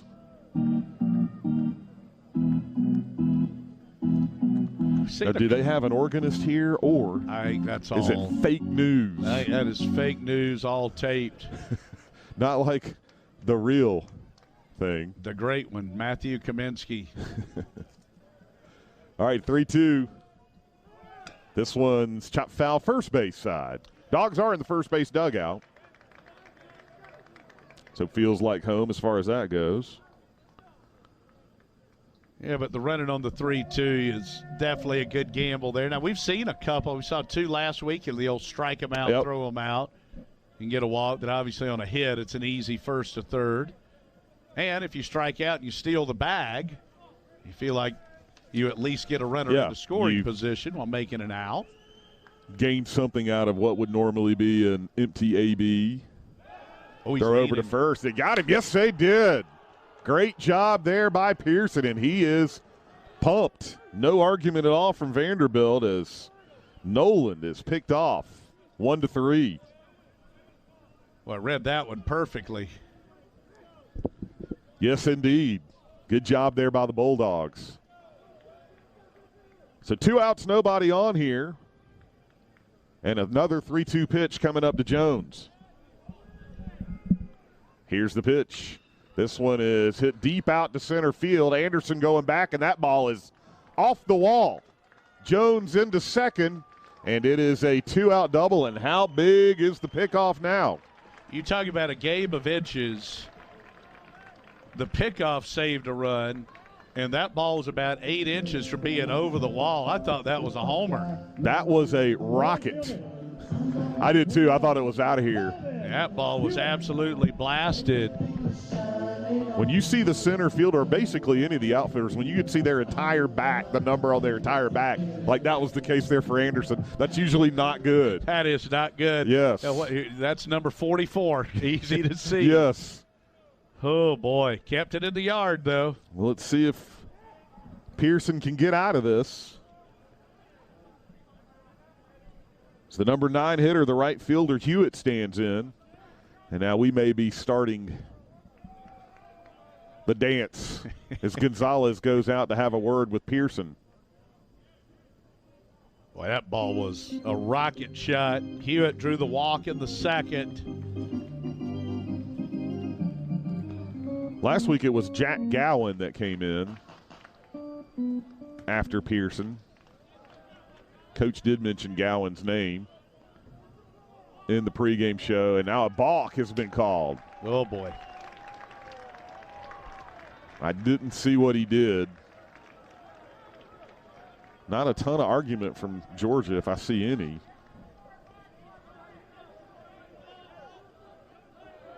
So Hewitt stands in, and Luke back in the studio says he swung his right arm as the pitch missed inside, and it's 1-0.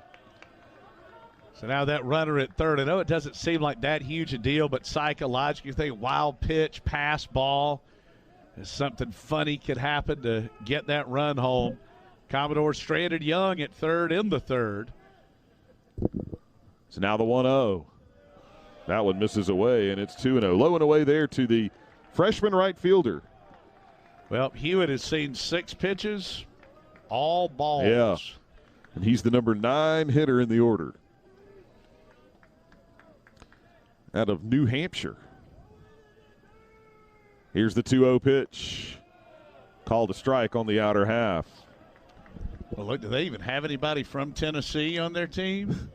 See, one kid from Memphis. There's Jack O'Dowd, number 20, out of Nashville. I mean, it's less than 5. Coming to play for the Vandy boys. The 2-1 pitch. This one's shot straight back into the screen, and it's 2-2.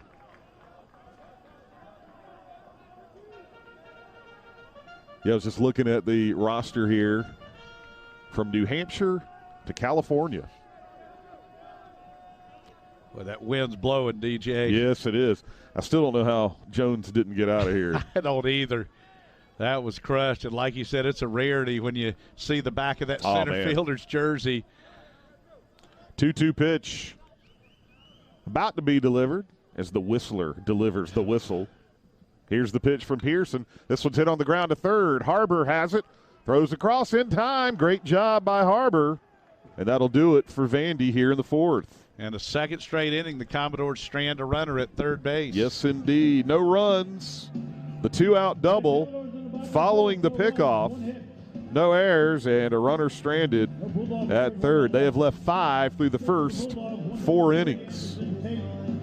As we head to the 5th, Dogs on top, 3-1 on the Georgia Bulldogs Sports Network. The Hilltop Grill opened the night David Green hit Michael Johnston at Auburn, sending the Dogs to the SEC title. In the years since, Hilltop has become an Athens favorite, featuring premium steak and seafood. Locally owned, the Hilltop gives you the finest in food without the hassle of downtown. With an open and covered patio, reservations available for all occasions, private parties, and a sensational Sunday brunch. Hunker down and head to the Hilltop at 2310 West Broad. Call 706-353-7667. That's 706-353-7667. It's springtime in Athens. Soak it all in at Marker 7 Coastal Grill. Enjoy the best deck and 5 Points with the most delicious seafood this side of St. Simon's. Marker 7 has phenomenal fried shrimp, daily fish specials, sensational seafood soups, fresh salads, delicious sides, great chicken, world-class burgers, and cold drinks. For the ultimate panoramic view of 5 Points at the corner of Lumpkin and Millage, it's a must-stop. Make the most of the springtime. Hunker down at Marker 7 Coastal Grill in the heart of 5 Points, Athens.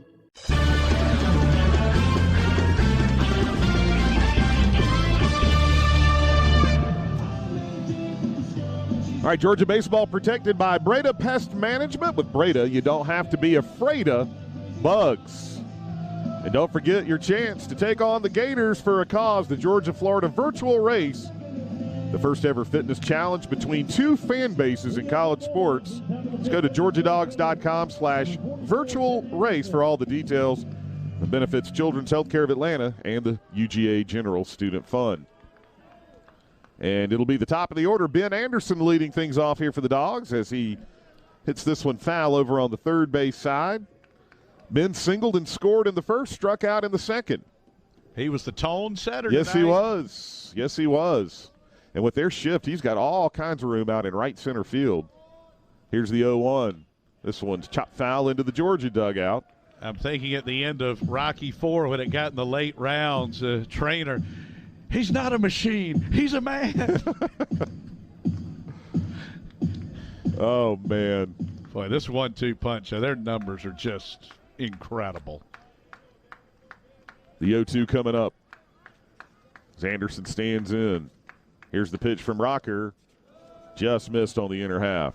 Our buddy Sam listening in back in Athens, pointing out there that Rocker didn't allow a home run in the shortened season last year, so the first long ball he's allowed since 2019.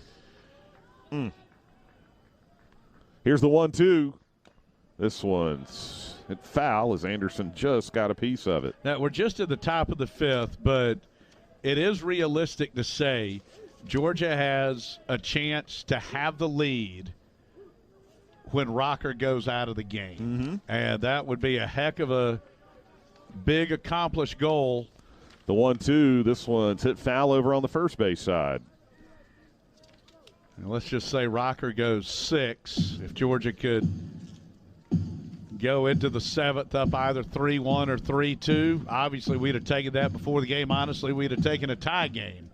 Probably would have taken being down by 1. But to be up by 2, yes, we'll take it. And this one is hit foul over on the first base side. So good battle here from Ben Anderson. If nothing else, he's getting Rocker closer to the end of the road here. Yes. The pitch count now sitting in the mid-80s.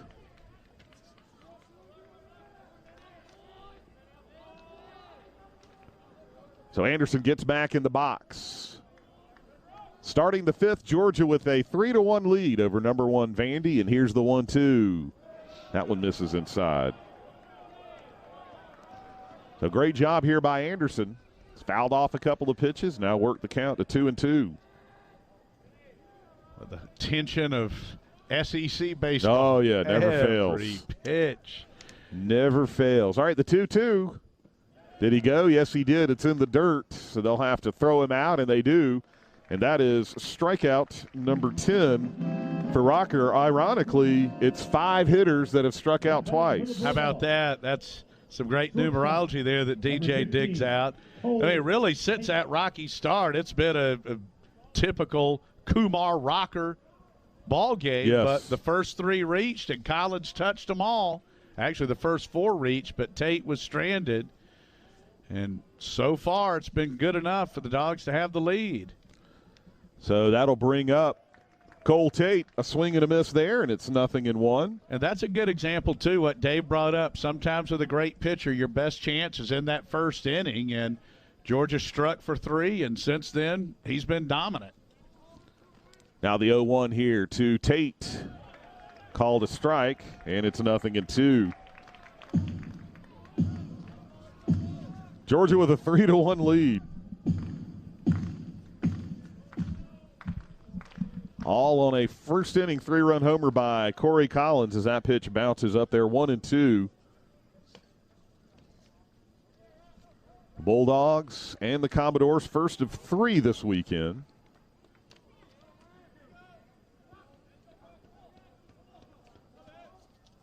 Now the pitch to Tate. This one shot down the right field line, but foul.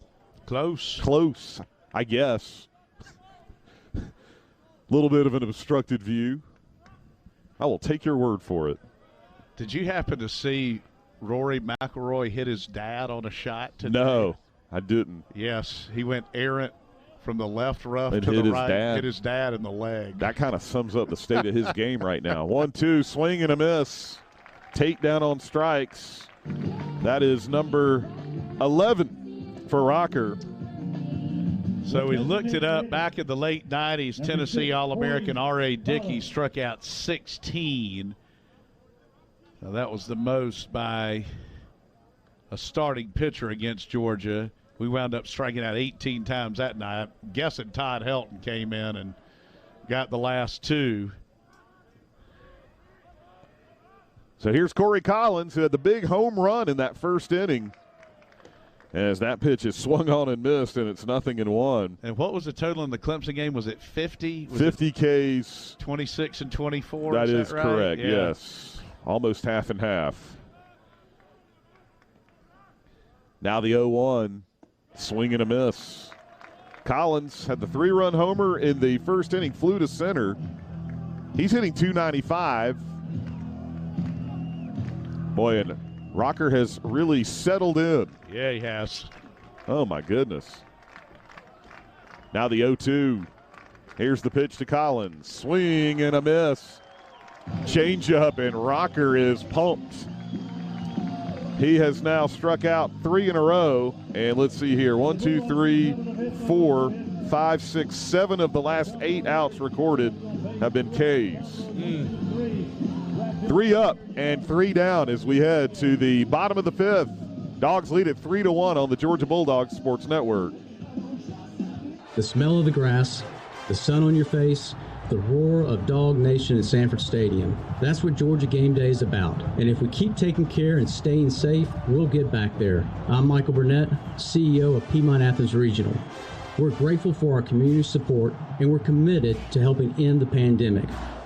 Let's get everyone back to classic game days in Athens. Protect each other and get vaccinated as soon as you're able to. Help Piedmont keep carrying on. And go Dogs.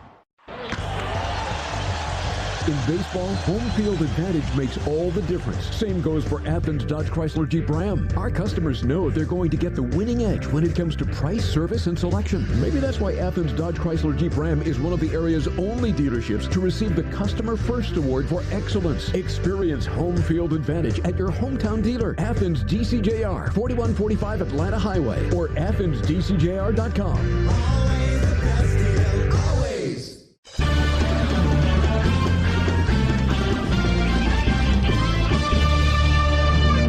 All right, Dogs on top, 3-1, and Georgia here in the bottom of the 5th is making the UGA Bookstore's call to the bullpen. Jeff, the Dogs are going to turn it over to sophomore righty Michael Polk, 6'3", 217, out of Milton, GA. And like what we've seen out of Polk this year in 6 1/3, a spotless ERA and a 1-0 record.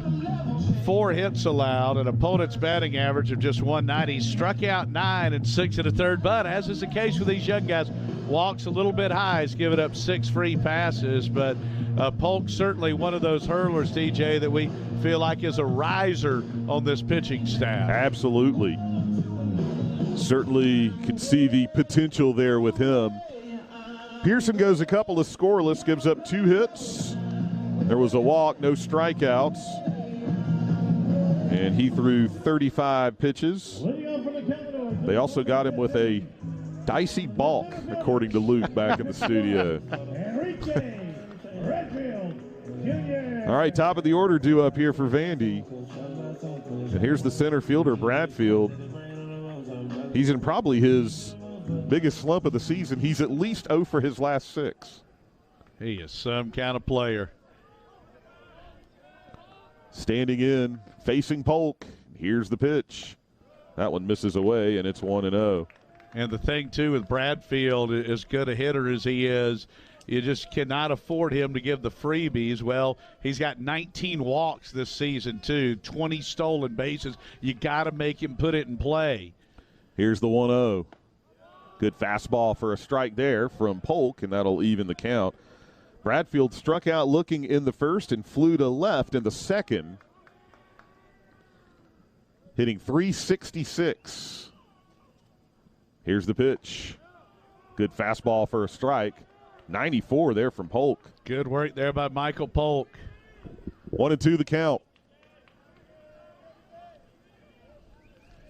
Bradfield standing in from the left side. Here's the 1-2. Swing and a miss. Polk strikes him out for out number 1. And that is the second time tonight that Bradfield has struck out. And that is strikeout number 4 for the staff. And that's all about pitching ahead in the count. Up 1-2. Polk could gamble and climb the ladder. That high fastball gets a little extra juice on it. Can't necessarily make that pitch, DJ, if it's 2-1, 2-0, 3-1. So here's the dangerous hitting shortstop, Carter Young. Stands in from the left side. Dogs in the shift as that pitch misses, and it's 1-0. Now, you're an expert on many things. I'm going to have to ask you something about the lights here in just a second. I think I know where you're going with this, and I'm going to agree with you. Here's the 1-0. The pitch from Polk.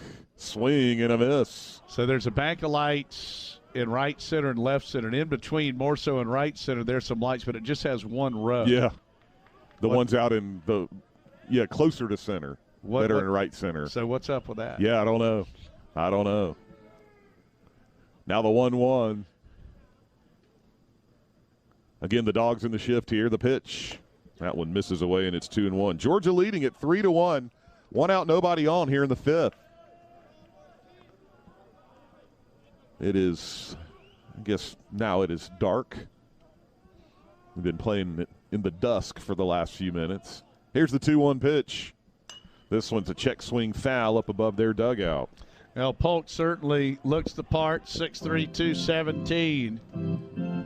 And as Georgia tries to get this pitching set, I mean, what the Dogs are doing here in these openers, it's hard to sustain that. It would be great if Michael Polk could go out and grab some more innings. That would be terrific, as he definitely looks the part. Here's the 2-2. Cold strike 3. Fastball on the inner half, and Polk has struck out the first 2 he's faced. And that will bring up the first baseman, Keegan. And DJ, probably not too often this year when Bradfield has led off an inning, has Keegan come up with 2 outs and nobody on. Not very often. No. Not very often. But it's the second time tonight. Yeah. So Keegan stands in, hitting .403 on the year as he hits this one foul down the right field line. Now, Keegan's numbers, though, coming into the game, he was hitting .408, leading the SEC in hitting. But in the conference, .265. So a big drop-off. So the 0-1 is hit foul back into the screen. Their leading hitter in conference play, Isaiah Thomas, again, who was out, batting .417 against the league. So that's big not to have him. But they do have the Whistler. He is not out tonight. He is here. Here's the pitch. This one's fouled straight back. And I like Polk just pumping the strike zone. So Keegan on the year has 6 home runs, 29 runs batted in, and he's scored 26 runs. Now the 0-2 pitch once again from Polk. This one's hit back up the middle, and Blaylock has it behind the bag at second. Throws over in time, not in time. Thought he had him. That was a heck of a try there by Blaylock. As the Dogs were in that shift to the left side. That was hit back up the middle. Garrett got to it, but Keegan's able to beat it out. Had the old pirouette throw. Good job to get to it, no doubt. So that'll bring up the left fielder Bolger, who doubled in their run in the first inning. And then bunted in the third with a runner at second and 1 out. Now the pitch. Good one from Polk. Took something off of that one. It's in there for a strike. So down the road, when other radio guys are looking at Bolger's stats, they're going to go, oh, he's got a sacrifice on the year. They won't know why. Tim Corbin didn't That's like right. it. He actually now has 2 on the year. Now the 0-1. Righty-righty matchup as the fastball misses away. And Tim Corbin's done a great job here, 2 national championships. Now they've put the support behind him, what they've done with the scholarship. And even though the stadium's far from overwhelming, underneath they have the player-friendly amenities. So the 1-1 coming up. Here's the pitch. That one misses low, and it's 2-1. I mean, to think where it was, like, they used to not be able to play night games here. So it was a Friday afternoon to start. If it got dark, you had to finish the next day. And try to get in the next game before it got dark on Saturday. That's all you could do. Although back then, too, it was a little bit more difficult because you played the doubleheader on Saturday. That's right. So the 2-1 pitch. Called strike 3. Or was it not? Nope, excuse me. So I'm going to say. I was on the 2-1, I'm sorry. So you're going to call that one 2-2, sorry. It is hard to tell with Macias in that. Well, I said the 2-1, and then he looked like he rang him out, and I thought, well, maybe I had the count wrong. Hard to read him. The 2-2 pitch now coming. Here it is from Polk. This one's chopped foul around the plate. Yeah, when he signals a strike, most of the time, as we said, he pumps that right fist, but his back is blocking us out. And he's giving us different looks all night, too. Sometimes he will extend the right, a la Lieutenant Frank Drebin. Trying to, yeah. We always like that. Get into a rhythm here with him. And it's a little tougher, like you said, because there's some where we can't see. All right, the 2-2. Here's the pitch. This one's shot through out into right field. Going the other way is Bolger, and the runner will hold at second, Keegan. So there was no one over there, and that's where Bolger sent it for his second hit of the night. And now the Commodores have first and second here with 2 outs. Just nothing easy with these guys. And like we said, even without Isaiah Thomas, one of the Commodores' best players, there's just no spot, DJ, to grab your breath against this lineup. No, not at all. Not at all. And the thing, too, is like, now, you know, Rocker and Leiter are going to be gone after this year, but their lineup, which is leading league in hitting, got a lot of freshmen and sophomores in it. They sure do. So C.J. Rodriguez, a walk and a bounce out. Polk looks back to second. Now the pitch. Called a strike, and it's 0-1. Rodriguez looks back and says something to the home plate umpire. Now, you know, they got to work together, too, so you can't have your catcher getting at odds with the home plate umpire. 0-1 coming up. Rodriguez from the right side facing the flamethrower Polk. This one's hit off of Polk. First base side, going to throw on to first to get him. Kick save and a beauty. Literally a 1-3. Maybe a double 1-3. Hopefully Michael's okay. I think he is. What a play. Great job there by Polk. maybe, just maybe, the pickoff, the double off the top of the wall. We need a couple more runs. Rocker's running out to pitch another inning. No runs, 2 hits, no errors, and 2 left. 5 in the books. Georgia leads it 3-1 on the Georgia Bulldogs Sports Network. Though this baseball season may look a little different, you can still grab an ice-cold Dos Equis for the first pitch and cheer your team on from anywhere. So, whether you're watching from home, the bar, or the ballpark, remember nothing goes better with baseball than a smooth and refreshing cerveza. Enjoy Dos Equis responsibly, imported by Cervezas Mexicanas, White Plains, New York. Termite season is here. Is your home protected? Thousands of Metro Atlanta homes are damaged by termites every year, resulting in thousands of dollars in repair costs. Protecting your home from termites and other pests is simple with Active Pest Control. Active Pest Control has served Georgia communities for over 30 years, and we believe that relationships really do matter. That's why your satisfaction is our top priority. Call us today to schedule a free inspection at 770-954-9941 or visit us online at activepestcontrol.com. Active Pest Control, where relationships matter.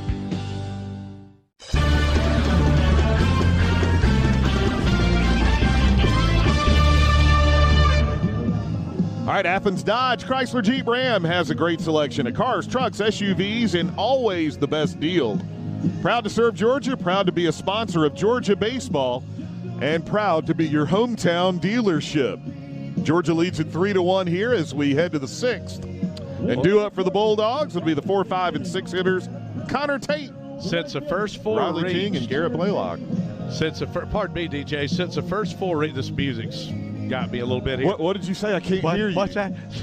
I can't hear what you're saying. Since the first 4 reached, he has set down 15 of 17, striking out 12 of 17, and he's fanned 7 of the last 8 batters. And here is the pitch to Connor Tate, who hits this one deep out to left, and that ball is out of here. Connor Tate leads off the 6th with a home run, and Georgia now has a 4-1 lead, and for Tate, that is his 6th home run of the season. And that is his 3rd home run in Georgia's last 4 Southeastern Conference games. And Dave said leading up to the inning, the Dogs needed another run or 2. Well, there's a big one right there. So a great start here to the inning, and Connor now has 10 career homers. OC versus NOC. Yeah, good call. That was the 95th pitch of the night, too, for Rocker. So Riley King stands in. And here's the pitch. This one's hit crisply out into left field for a base hit. So Riley King has his first hit of the night. And I like, too, that leadoff homer. Now you just reset and start the inning over, and it's almost like the Dogs get the leadoff man on again. That's exactly right. Followed up with a single. And I wonder now if Tim Corbin might be kicking himself for not going to the pen after Rocker struck out the side there. And let's see if he's able to get through the 6th.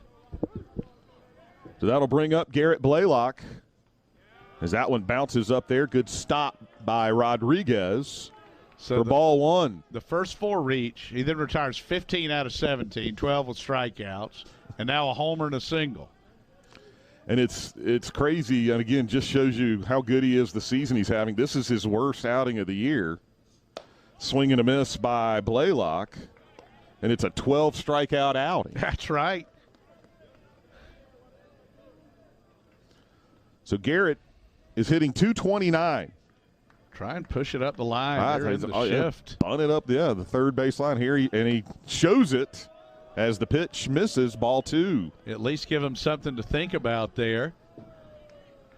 Yeah, now the third baseman for the Commodores, Gonzalez, will slide back over a little bit. So 2-1, the count to the left-handed hitting second baseman. Here's the pitch. This one's hit high out to right. This one is halfway to downtown Nashville. Oh, my goodness. A 2-run homer for Blaylock, and the Dogs now lead it 6-1. 3 homers on the night for Georgia.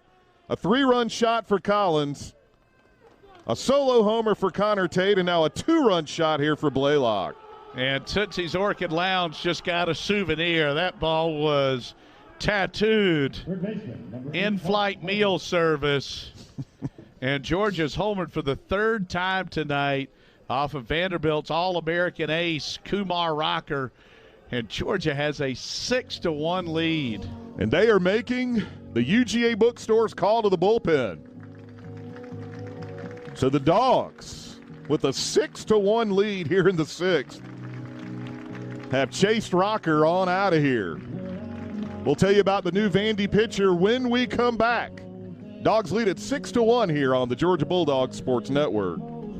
The Hilltop Grill opened the night David Green hit Michael Johnston at Auburn, sending the Dogs to the SEC title. In the years since, Hilltop has become an Athens favorite, featuring premium steak and seafood. Locally owned, the Hilltop gives you the finest in food without the hassle of downtown. With an open and covered patio, reservations available for all occasions, private parties, and a sensational Sunday brunch. Hunker down and head to the Hilltop at 2310 West Broad. Call 706-353-7667. That's 706-353-7667. Woo!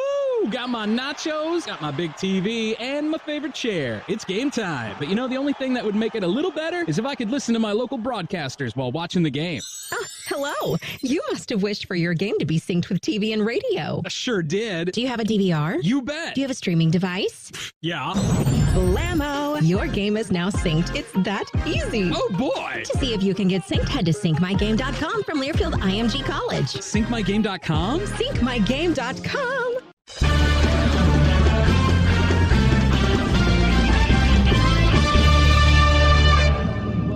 All right, Georgia with a 6-1 lead here in the sixth, and Vanderbilt will make the UGA bookstore's call to the bullpen. And they're going to turn things over to sophomore right-hander Nick Maldonado, 6'1", 205, out of Short Hills, New Jersey. And Maldonado with good numbers this year, though he does have one of Vanderbilt's 3 losses, an ERA of 1.26. Maldonado with 2 saves, 19 strikeouts, 3 walks, and 14 1/3, and an opponent's batting average of 135. And what a monster home run for Garrett Blaylock. Gosh. And you know it's got to mean a little bit more for him than some of the others, because this was where he started his college career. He's a Vandy transfer, and he just hit, like you said, Jeff, one of the longest home runs we've ever seen. I'm thinking about some of the sluggers through the years like Josh Marsh and Rich Poitras.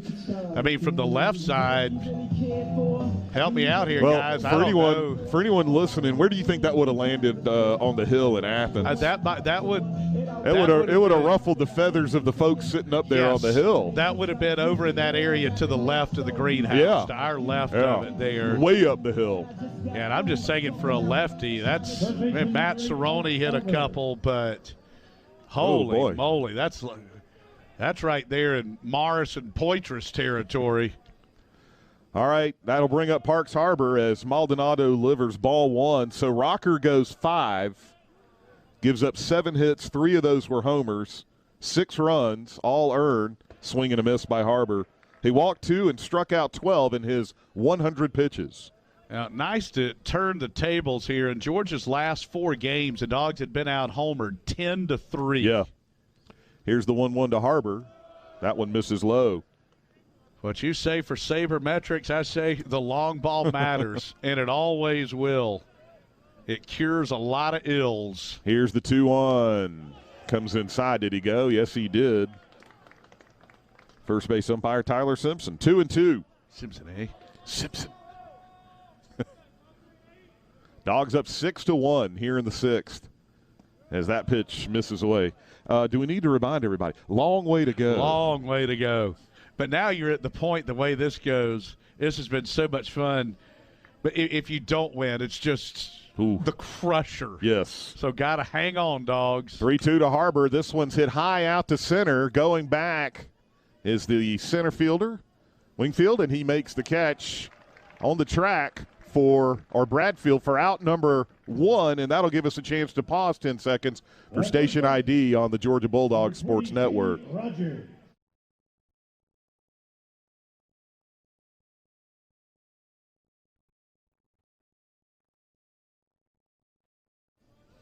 Cheney Rogers stands in here for Georgia. And they'll go back to the shift. for the left-handed hitting Rogers as he hits this one high out to right center field. Let's see who's going to take it. It'll be the right fielder Hewitt in front of his center fielder Bradfield for out number 2. And that is just the 5th out. Now it's back-to-back that hasn't been a strikeout. Bradfield has 3 putouts. That's the first one for Hewitt. And the only assist in the game, Cole Tate bounced to Gonzalez to end the 2nd. That's what happens when you got the king in his court. What a game. Gonzalez stands in and finally sees a ball. 1-0. He struck out on 3 pitches in each of his first 2 at-bats. And now the 1-0.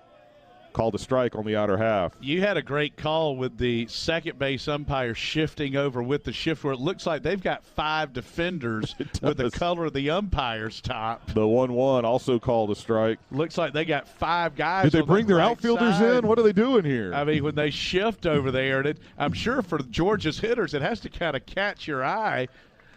Here's the pitch to Gonzo. That one just misses away. It's 2-2. Fernando hitting .270 on the year. He's got 3 doubles and a couple of RBIs.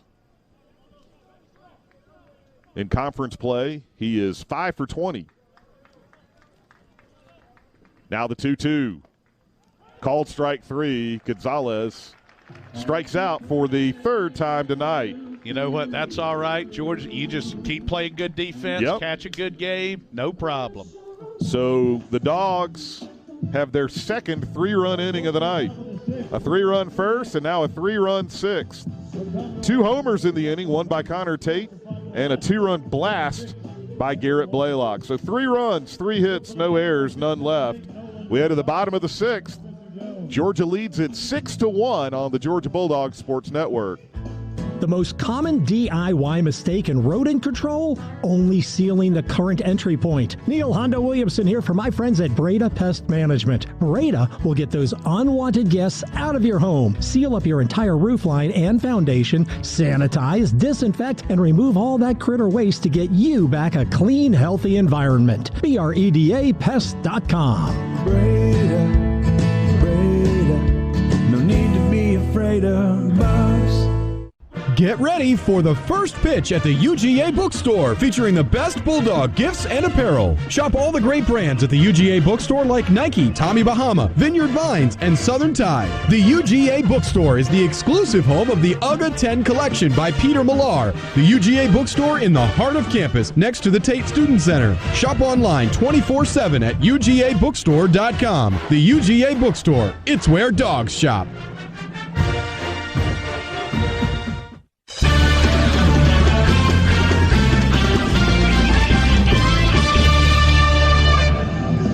All right, we head to the bottom of the 6th. Dogs leading it 6-1. And it is loud. Loud here. Dave and I have on headsets, and we can still barely hear each other. With this, what did you say?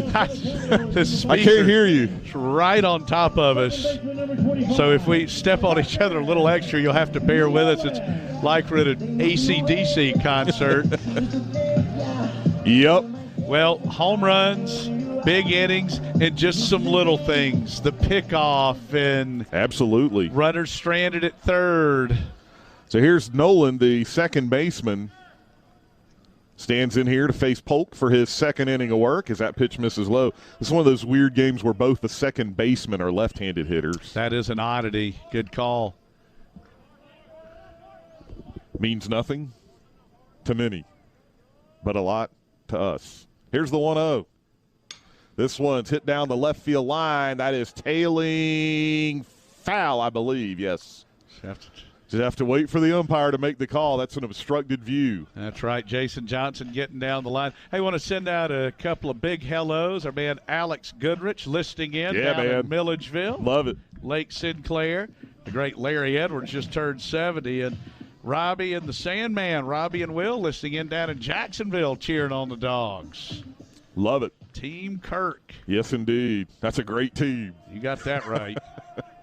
A+. 1-1 the count here to Nolan, who's bounced into a fielder's choice and walked. And this one's fouled back this way. Thanks to Dave listening in from Kennesaw. Charlie just sent in a great one. Rocker's view of Tate at the plate, and it's Herschel going after a Commodore safety in the 53-21 victory from 1981. Nice. All right, Dogs will go in the shift now with 2 strikes to Nolan. Polk looks up over his glove as he starts from the stretch. Now the 1-2 pitch. This one's chopped foul back behind the plate. Dustin tweeting in a good go, Dogs. Jesse loving the homer. Mark, the Bishop Bomber, strikes again. That's great. Our buddy Michael Serber. Oh, man. The Serb man. Love Michael Serber. 1-2 pitch coming up again. Swing and a miss. Polk strikes out Nolan to start the 6th. And that is strikeout number 3 for Polk and the 6th for the staff. And just like the 5th inning, starts out with a strikeout. That'll bring up the third baseman, Gonzalez. And Vanderbilt, with the leadoff man reaching twice, you'll take that against them. Dogs have gotten the leadoff man 4 out of 6 times. Our buddy Harold out in Oregon wants to know if we can run out the clock. Oh, wait, no clock in baseball. Nope. All right, the right-handed hitting Gonzalez is 0 for 2, a strikeout and a pop-out. Looks at strike 1 there from Polk. I mean, this is crazy. At this point in the year, we're in week 4 of league play, and they are 24-3. Yeah. And it's incredible, too, that their one loss in the conference came after the no-hitter. As this one is lashed out into left field, that'll be to the wall out in left center.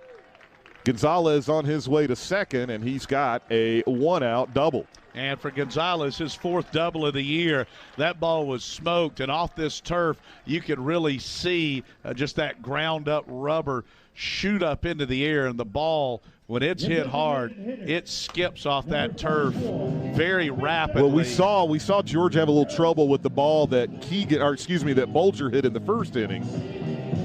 We weren't sure how they were going to rule it, whether it was going to be a single and an error or a double. But, yeah, it's just a different thing. All right, here's Spencer Jones, who is 1 for 2, a strikeout and a double that somehow didn't get out of here, out to center field. Left-handed hitting DH facing Polk, 1 out, a runner at second. Dogs leading at 6-1 as the pitch misses low. Like Polk's tempo as well. We talked about this last game. It seems right now that Georgia's right-handers are more consistent strike throwers than the left-handers are as a group. Yep. But, the potential of a lot of those. Here's the 1-0. Called a strike. Good breaking ball there from Polk. And it's 1-1. So we go 7:30 tomorrow. Well, that Eastern. throws off our IDs. I know. And then 3 o'clock Eastern on Saturday, we hope. But we're not sure. The 1-1. I'm going to throw back to second and throws it out into center field.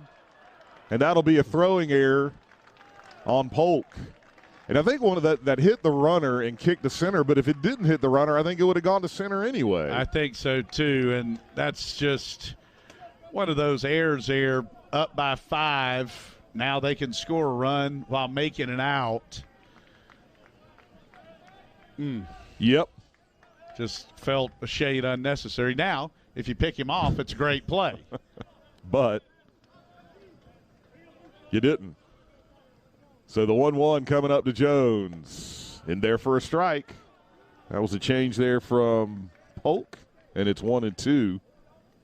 Vandy is stranded 7, 4 in scoring position, including Young at third in the 3rd and Jones at 3rd in the 4th. So 1-2 pitch coming up.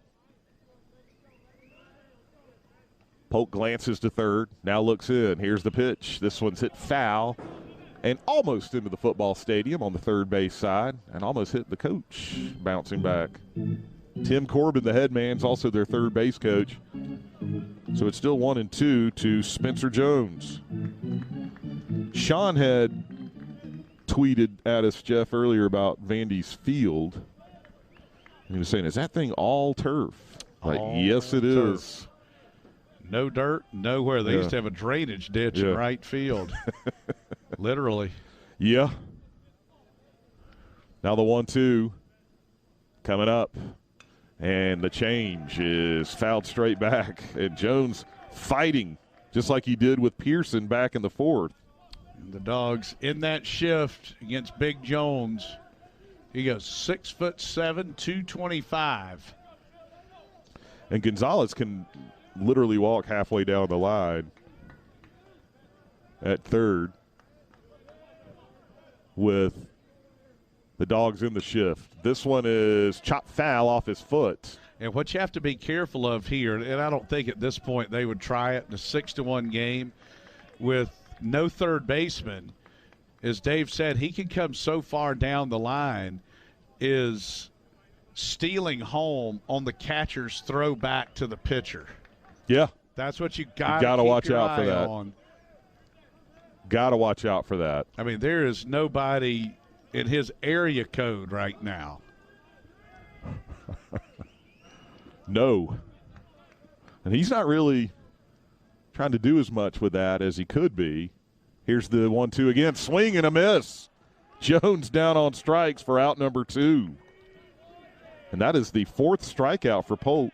2 in the 5th, now 2 here in the 6th. I like home runs, and I like strikeouts. Well, you came to the right place. And we're going to have a pinch hitter for the Commodores. This is going to be Javier Vaz, who is 2 for 4 on the year. I wonder if he's related to Roberto Vaz, a former great Alabama star. With that last name being from Alabama? I would say there's a chance. We'll have to dig on that one. Javier Vaz standing in from the left side, as Jeff told you. Luke's going to look it up for us. He's going to let us know. So Vaz, as Jeff told you, 2 for 4. And here is the pitch from Polk. That one misses high. And I don't see Vaz on their SEC stats. So it looks like going to take a wild guess and say this is his first appearance. And I'm guessing he filled Thomas's slot on the roster. Yeah. And they are playing without Isaiah Thomas this weekend, or at least tonight. Here's the 1-0 as that one misses inside. Got to throw strikes here, make him put it in play. When Polk has been really, really good in relief. And he's given up 3 hits, but with the 4 strikeouts, and he made an excellent defensive play, you can live with that. So 2 outs here in the 6th. Georgia with a 6-1 lead. Now the pitch. That one misses high, ball 3. What is it about striking somebody out and then walking the next guy? Well, that happened back in the 2nd. What Dave is alluding to with Luke Wagner. Now the 3-0 pitch. Runner at third with 2 outs. That one's called a strike on the inner half. Faz. Good call, Jeff. About that is the son, as Luke tells us. He was back there with Andy Phillips and G.W. Keller, those great Alabama teams that went to 3 World Series in the 90s. Now the 3-1. This is low, ball 4. So Vaz draws the walk here, and that'll bring up the dangerous Enrique Bradfield. That's just a terrible walk there. And Polk has been lights out, but Vaz has not had an SEC at bat. You have got to make him put the ball in play there. And here comes Coach Strickland out of the Georgia dugout, and he is going to make the UGA Bookstore's call to the bullpen. So we'll see who's coming in. The Dogs are going to bring a lefty in to pitch to Bradfield. We'll tell you who it is when we come back. Dogs leading at 6-1 in the 6th here on the Georgia Bulldogs Sports Network. It's springtime in Athens. Soak it all in at Marker 7 Coastal Grill. Enjoy the best deck in 5 Points with the most delicious seafood this side of St. Simon's. Marker 7 has phenomenal fried shrimp, daily fish specials, sensational seafood soups, fresh salads, delicious sides, great chicken, world-class burgers, and cold drinks. For the ultimate panoramic view of 5 Points at the corner of Lumpkin and Milledge, it's a must-stop. Make the most of the springtime. Hunker down at Marker 7 Coastal Grill in the heart of 5 Points, Athens. Though this baseball season may look a little different, you can still grab an ice-cold Dos Equis for the first pitch and cheer your team on from anywhere. So, whether you're watching from home, the bar, or the ballpark, remember nothing goes better with baseball than a smooth and refreshing cerveza. Enjoy Dos Equis responsibly, imported by Cervezas Mexicanas, White Plains, New York.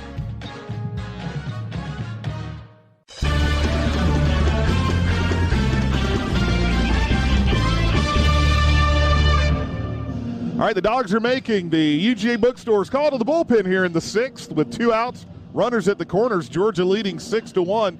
Jeff, the Dogs are going to turn it over to freshman lefty Colin Caldwell. One of those talented freshmen from the port side, 0-1, 2 saves, a 2.89 ERA.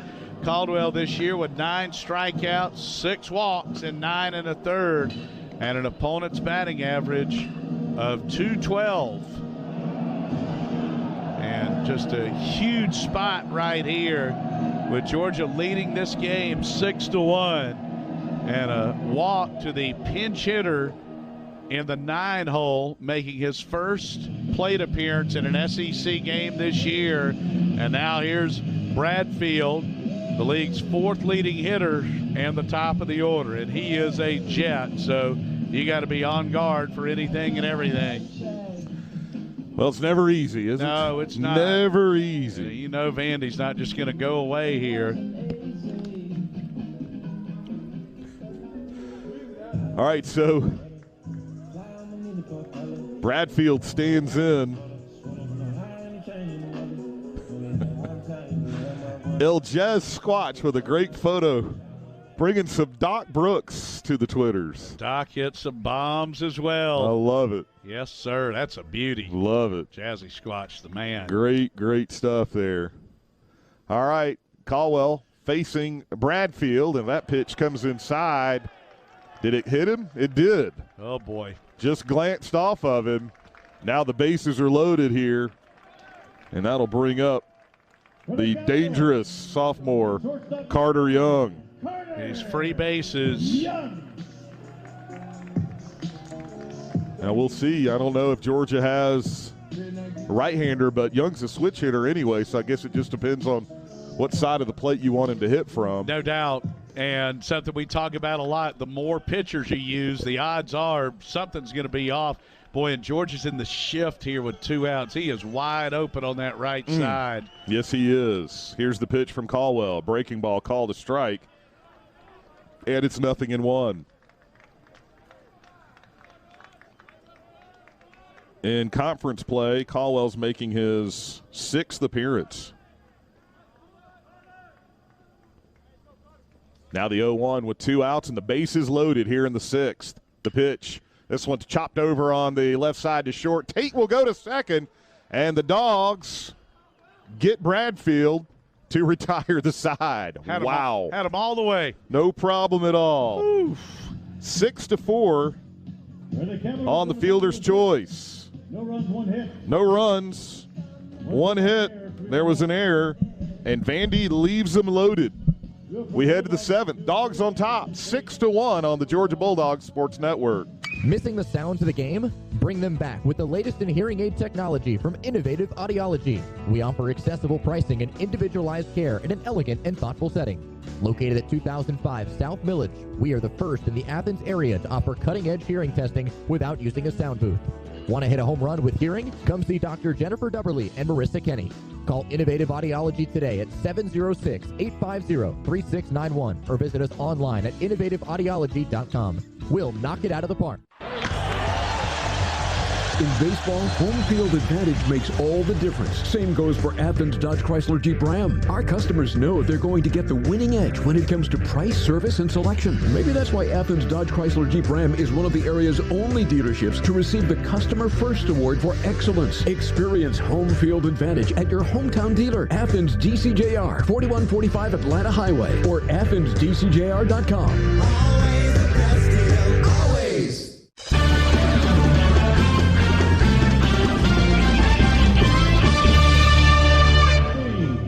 David Johnston, Jeff Dantzler along with you as the Bulldogs lead it 6-1 as we head to the 7th.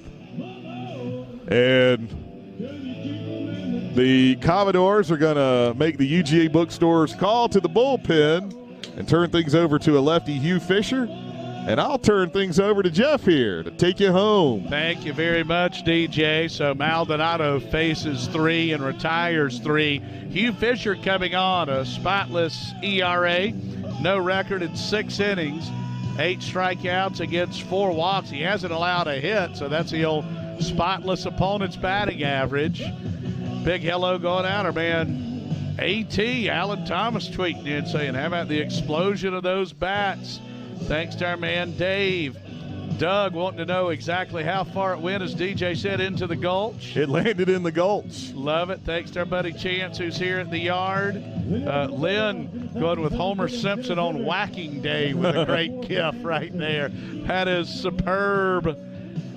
And that was a great picture of the Jazzy Squatch with Doc Brooks. Harold goes, what? Me worry? Yeah, not at all. All right, here's Ben Anderson, followed by Tate and Collins. Left on left, Fisher looking in. His pitch sails high. It's 1-0. Anderson got this party started with an opposite field single to left. First batter of the ball game, and scored on Corey Collins' 3-run homer. From the belt, Fisher's pitch misses outside. It's 2-0. And we can flash the take sign right here. Maldonado did a nice job for them, retired the 3 batters he faced with a strikeout. He sure did. Left on left. Here's a pitch. Ball 3 outside, so the take should be on for at least 2 here. And cannot have enough runs. Let us both iterate and reiterate. I will reiterate that. 3-0 to Anderson, left on left. Fisher's pitch, called strikeout or half. 3-1 to count. And a couple of guys up in the press box over there left who are just tossing the old football around. Oh, the irony. Yes. Fisher looking in from the belt. The 3-1 to Anderson. Ball 4 high. There's a leadoff walk. And Cole Tate will step to the plate, and that is just the second walk allowed by the Commodores. And the first one came to Tate after Anderson's single in the first. Actually, both the Tates had a walk. You're right. I'm sorry, I blanked on that. It was one of those weird nights. Yeah, so both Tates did. My mistake. So that's 3 walks, and here is the Cole man, the Colonel. Yeah, the con man had the 1-out walk in the third. Left on right. Here's the pitch. Tate squares, and he bunts it foul. Third base side. Like that play. Missed on an opportunity to do that in College Station that proved to be very costly in a heartbreaking Saturday loss. Of course, the Dogs bounced back and got a great Sunday win. Left on right. Fisher from the belt. Here's 0-1. Hit the mascot, Newt. Ooh. That one sails to the backstop. Got a good carob at least, but that'll be a wild pitch, and the count even. 1-1. Should the bunt stay on? Yes. That's what I say. I say so. Although Fisher gotten off to a little bit of a slow start here. The pitch outside. It's 2-1. So the 3 losses this year for Vandy. Georgia State beat them 4-2. They lost at Oklahoma State 10-6. And South Carolina beat them 6-5 the day after Jack Leiter's no-hitter. 2-on-1. Here's the pitch. 3-1.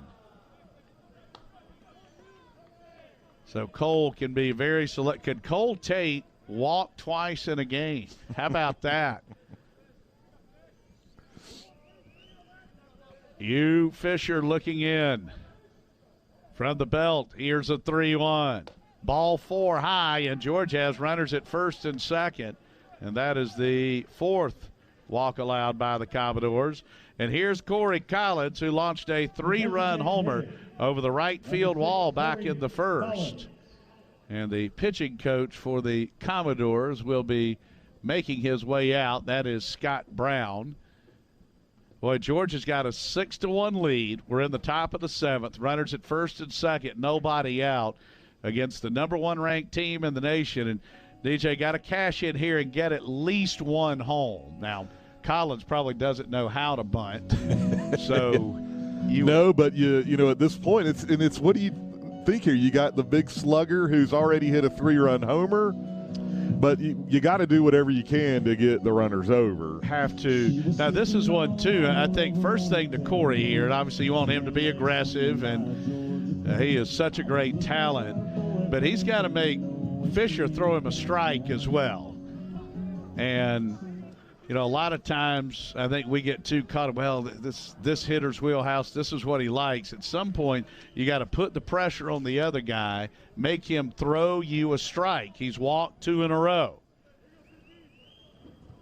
Left on left from the belt. Here's a pitch. Ball 1. Oh, my gosh. Strike 1. Lake's face just went into his computer. That one was at the letters. Tough break there. They got 5 on the right side with the 2 umpires dressed in black. They are in the shift. Holy moly. We got to get a picture of that. Left on left, the 0-1. Swing and a miss right over the top. So 0-2. By the way, coming into the season, Cole Tate, that wasn't a ton of at-bats, but in his SEC career had only walked once. And I'm talking about his SEC stats. Mm-hmm. He's walked twice tonight. Anderson drew a leadoff walk. Tate followed him with a free pass after a wild pitch. It's now 0-2 to Collins. Left on left. Ball 1 low. Dogs on top, 6-1. We're in the top of the 7th inning on a beautiful night in Music City, USA. Georgia trying to extend this 5-run lead. Fisher looking in. Here's a 1-2. Breaking ball low, 2-2. And Fisher had 4 walks in 6 innings coming in. He has now walked 2, and it's a 2-2 count to CC Corey Collins, who launched a 3-run homer over the right center field wall in the first. Here's a pitch. Came inside, got a piece of him, and the bases are loaded. And Anderson out at second, wasn't sure what happened there. Like, oh, okay. And that'll bring up Connor Tate. Right fielder. And that is the first hit batsman of the night from the Vanderbilt staff. Bases full of Bulldogs with nobody out. And here's Connor Tate. Got to get at least 1 in here. Or 4. 4 would be nice. Lake pointing out. George is a slam shy of the home run cycle. Fisher left on right, the pitch in there for strike 1. Don't try and do too much here. Connor has had a great game. He had that high fly double in the first. He walked in the third and homered to lead off the 6th, giving Georgia a 4-1 lead and just a little bit more breathing room. Then came Blaylock's 2-run shot. Fisher, the 0-1. That misses outside. 1-1 the count. The runners, Ben Anderson at third, Cole Tate at second, and Corey Collins at first. 2 walks, a hit batsman, and a wild pitch in the inning. The Dogs with a chance to extend a 6-1 lead. Connor Tate out of Bishop, up close to the plate. Fisher looking in, left on right from the belt. Here's a 1-1. Grounded towards short. This could be 2, and it's booted by Young under his glove. Anderson scores. Here comes Cole Tate. Safe Everybody's safe. Connor makes it to second, and it is 8-1 Georgia. Wow. Wow. Double play ball turns into a 2-run error. And the Dogs now lead at 8-1, and still nobody out here in the seventh. Connor Tate will get credit for 1 RBI there, and great hustle. So Collins at third. This is just one of those nights, too, where Vandy has made the miscues and the little things going Georgia's way. But what started this inning? Back-to-back walks. Back-to-back walks, a hit by pitch, a wild pitch, and now an error. And here's Riley King. Fisher looking in, left on right, the pitch, swing and a miss. And at this point, got to get at least one more home, if not both. I mean, you got second and third with nobody out, and you can take nothing for granted against these Commodores. Left on right, Fisher from the belt. Here's a pitch. This is chopped towards third. Gonzalez is going to throw home, out, and safe at third, Connor Tate.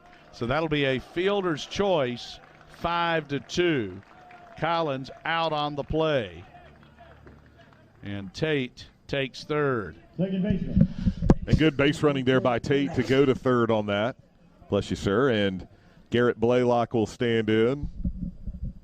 So they've got the lefty-lefty matchup here, but Garrett Blaylock, what a home run he hit in the sixth. Just landed. A prodigious blast. 8-1 Georgia. That's the first out of the inning. Vanderbilt is in the shift. Fisher from the belt. Here's a pitch. Blaylock takes inside. It's 1-0. 8-1 Dogs. Georgia has plated a pair. There's one out and runners on the corners. Blaylock is 1 for 3 with a couple of Ks. Here's a pitch. Swing and a miss. It's 1-1. And the home run that he hit in the sixth, an all-timer.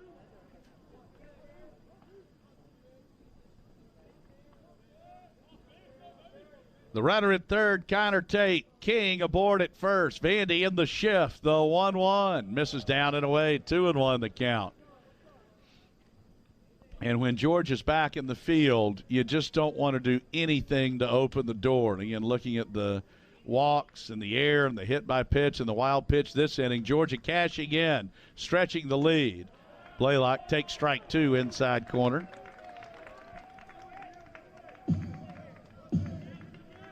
Parks Harbor waiting on deck. Sac fly here would be A-OK. Left on left, Fisher from the belt. Here's a 2-2. Hit high and foul, third base side. This one's going to go down to about the 30. Right into the football stadium, where the PA man yells out, "Show your gold," and anchor down. 2 balls and 2 strikes. Fisher from the belt, the pitch misses down and away, 3-2. See if Riley might be on the move here from first. And Vandy in the shift, 3 defenders on the right side. None on the outfield grass. Payoff pitch. Strike 3 swinging. He chased ball 4 that was a mile out of the zone. That's the third strikeout for Blaylock and the 14th for the Vanderbilt staff. Number 8, Parks Harbor. And here's Parks Harbor. So first and third with 2 away. Harbor is 0 for 3 with a couple of Ks and a fly out to center. Fisher at the belt, the pitch. Ball 1 high. Georgia scored 2 runs without a hit. Some room in left center as the Commodores play Harbor to go the other way. Here's his 1-0. Ball 2 low. So the base runners for Georgia, Connor Tate remaining at third, Riley King at first. Fisher, the 2-0. Ball 3 inside. this could be a green light special with the lefty on deck. I was just thinking the same thing. Let's see. Don't overswing, and you don't have to swing, but let's see. Fisher from the belt, the 3-0. That one's way outside. It's a wild pitch. Run scores. Ball 4, 9-1 Dogs. That's what, the second or third time he's hit the mascot. Man, that poor bull. So Georgia has scored 3 runs without a hit, and that is the third walk of the inning. So Tate reaches on the error and scores on the wild pitch. Man. And King to second. And here's Rogers left on left. And Vandy staying with Fisher. Here's a pitch. Misses down and away.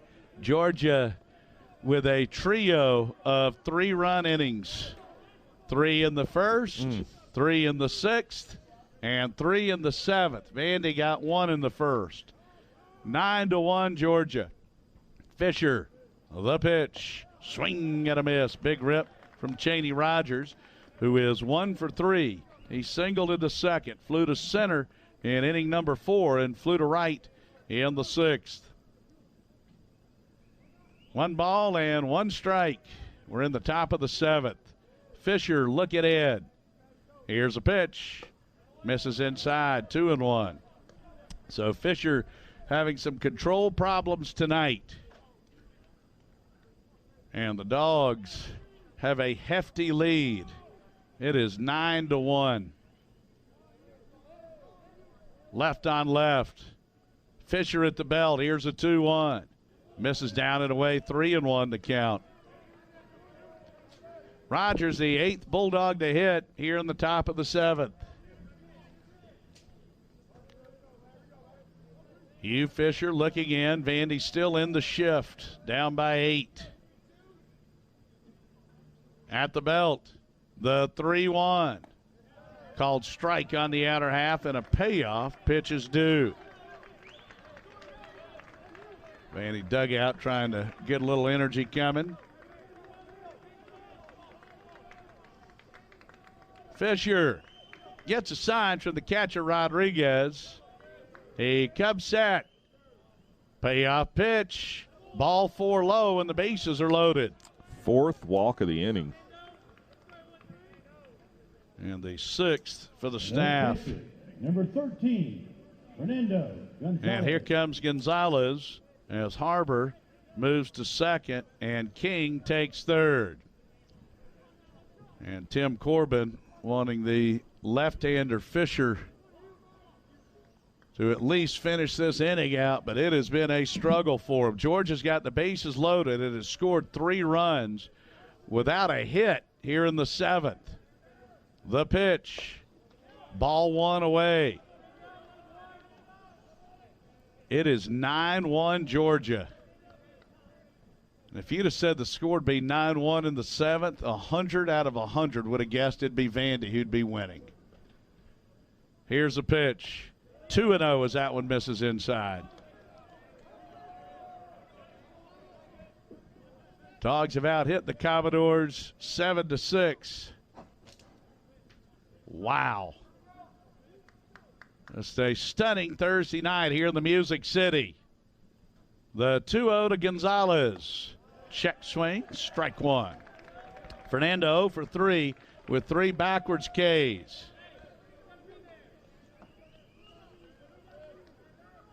Two balls and 1 strike to count. Fisher from the belt, the 2-1. Ball 3 outside. That's now 41 pitches in the inning. Incredible. George has extended the lead to 9-1. The bases are loaded. There are 2 outs. Hugh Fisher looking in. He gets a sign from Rodriguez. From the belt, the 3-1. Swing and a miss. 94 on the fastball there from Fisher. Good grief. And a payoff. Pitch is due. They all throw 93 or 94. It's unbelievable. 9-1 Georgia. Dogs with the bases loaded and 2 away. Fisher at the belt. The 3-2. hit sharply and caught it short by Young to retire the side. Georgia scores 3 runs on no hits. There was a huge error, and the Bulldogs leave them loaded. Time for our marker 7. 7th inning stretch. It's Georgia 9 and Vanderbilt 1 here on the Georgia Bulldogs Sports Network. The Hilltop Grill opened the night David Green hit Michael Johnston at Auburn, sending the Dogs to the SEC title. In the years since, Hilltop has become an Athens favorite, featuring premium steak and seafood. Locally owned, the Hilltop gives you the finest in food without the hassle of downtown. With an open and covered patio, reservations available for all occasions, private parties, and a sensational Sunday brunch. Hunker down and head to the Hilltop at 2310 West Broad. Call 706-353-7667. That's 706-353-7667. Get ready for the first pitch at the UGA Bookstore, featuring the best Bulldog gifts and apparel. Shop all the great brands at the UGA Bookstore like Nike, Tommy Bahama, Vineyard Vines, and Southern Tide. The UGA Bookstore is the exclusive home of the UGA 10 collection by Peter Millar. The UGA Bookstore in the heart of campus, next to the Tate Student Center. Shop online 24/7 at UGABookstore.com. The UGA Bookstore, it's where dogs shop.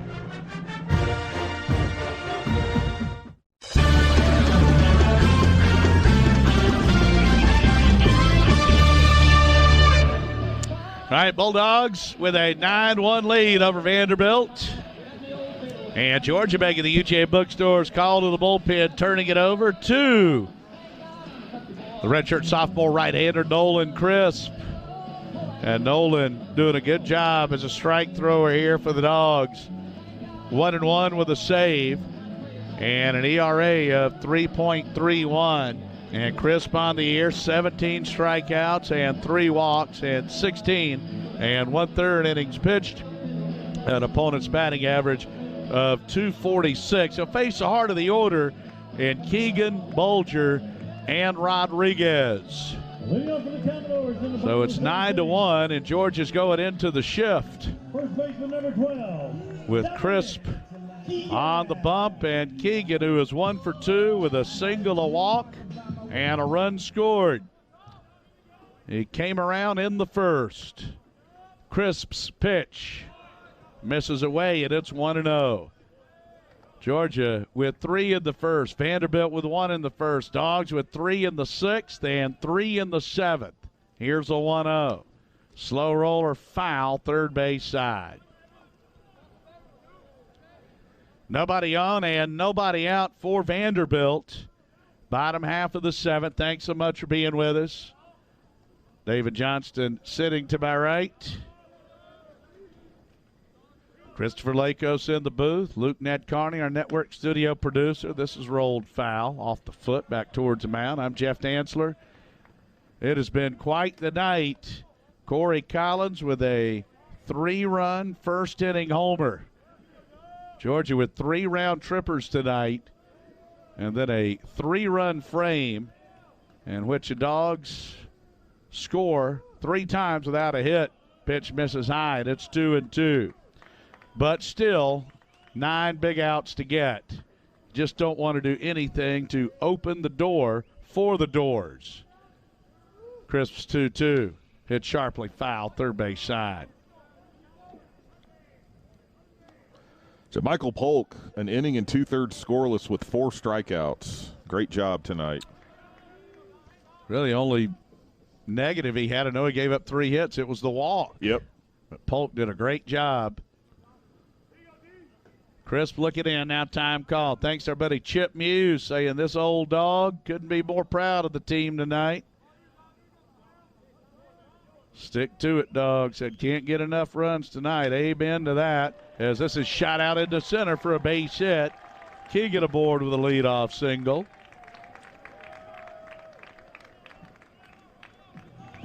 And that'll bring up Bulger, the left fielder. Jack Bulger. He doubled home Keegan in the first, was bunting for a hit, scored a sack in the third, and singled in the 5th.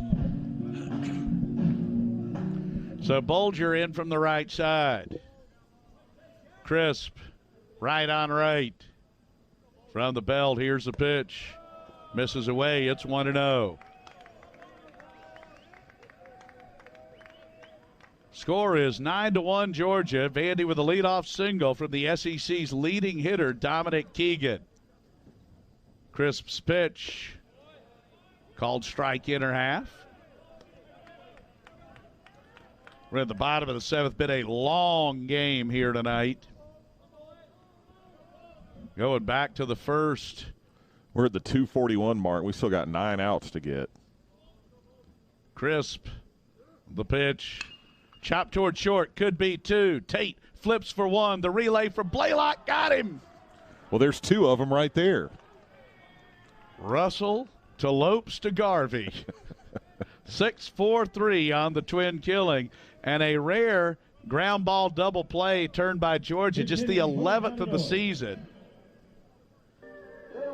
And Vandy will pinch hit for Rodriguez. Number 55, Maxwell Romero. And not saying, is that a little bit of a white flag? Yes. Taking your catcher out late? I think so. Maxwell Romero, who is a catcher, so you assume this would be a straight sub. We're in number 55. Romero in from the left side. George is in the shift. It is bounced foul, first base side. Romero on the year is 8 for 32. He's got 2 homers and 10 ribbies. Even the backup catcher. Pitch misses low. This Vandy team is outstanding, and George has a 9-1 lead over the SEC leading number 1 ranked Commodores. Crisp looking in, right on left. Now time called. Crisp gets a sign from the catcher Gonzalez. Here's a pitch, swing and a miss. Little giddy up on that one. That got a piece of Fernando. 1-2 the count. Big double play turned by Georgia. Dogs on top, 9-1. Thanks for being with us on a beautiful Thursday night in the SEC.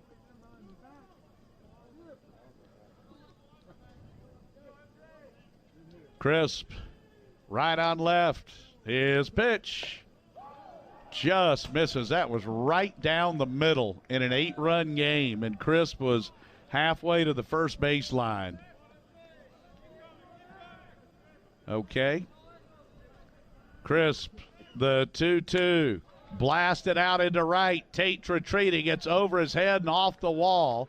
Tate played it on the short hop. Throw coming into second. He is safe. Well, a second chance, and Romero cashes in. That's another one that almost got out of here. And I don't know how that was not strike 3. Guys, if you're seeing it different from me, feel free to chime in. So that is their 4th double of the night, and still only have 1 run. Now batting for the Commodores. Second baseman number 25, Parker Nolan. So here's Parker Nolan. Big stat, too, for them. Just the 1 for 7 with runners in scoring position. Stranded 3 runners at third base. Crisp right on left. Here's the pitch. Called strike on the outer half. 0-1. The Dogs are just 1 for 10 with runners in scoring position, but the home runs.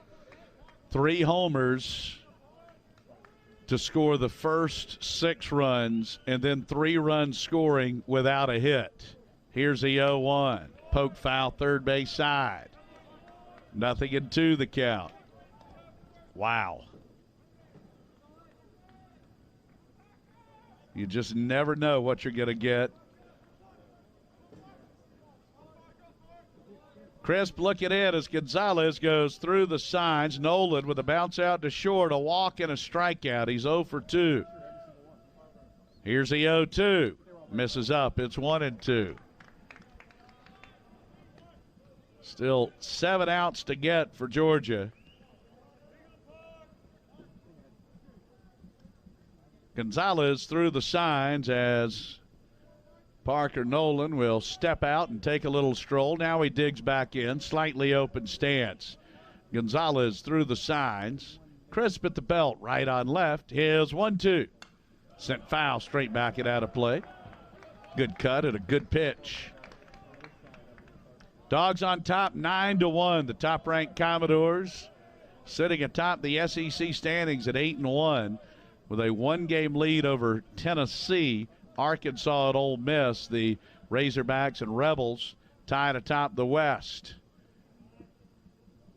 Right on left. From the belt. Peak to second, the 1-2. Just misses up. 2-2 the count. Again, for the Dogs, just don't want to do anything to open the door in terms of walks, errors. Georgia going into the shift. 2 balls and 2 strikes to count to Nolan. Crisp looking in. A big lead. Taken by Romero, the runner at second. Crisp, right on left, the 2-2. Runner goes. Ball 3, it misses inside, and with nobody covering third, that was a smart base running move. So 3-2 now to Nolan. Commodores have stranded 10, 6 in scoring position. Crisp looking in, righty on lefty. The lead is 9-1 for Georgia. Vanderbilt with a runner at third and 2 outs. Crisp out of the stretch from the belt. Here's a payoff. Ball 4 low, and for Crisp, that is just his 4th walk issued this season. So 3 of 4 have reached, but the double play enormous. That is 6 walks allowed for Georgia. And here's a dangerous Jason Gonzalez, who doubled his last time up. Ripped one into the gap in left center. So Vandy with runners on the corners and 2 outs here in the bottom half of the 7th inning. Crisp looking in, righty on righty. Out of the stretch, now he'll step off. Gonzalez looks down to third.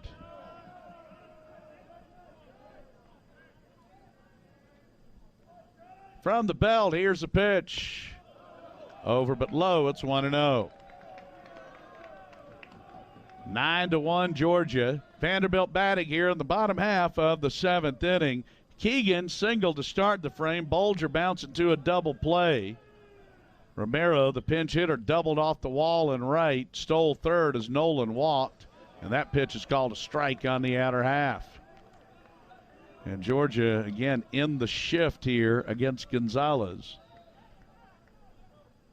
The Commodores have out-hit the Bulldogs 8-7. This is kind of a role reversal of last Sunday's game against South Carolina. Crisp, the 1-1. Just misses, nibbling to that outside corner. It's 2-1.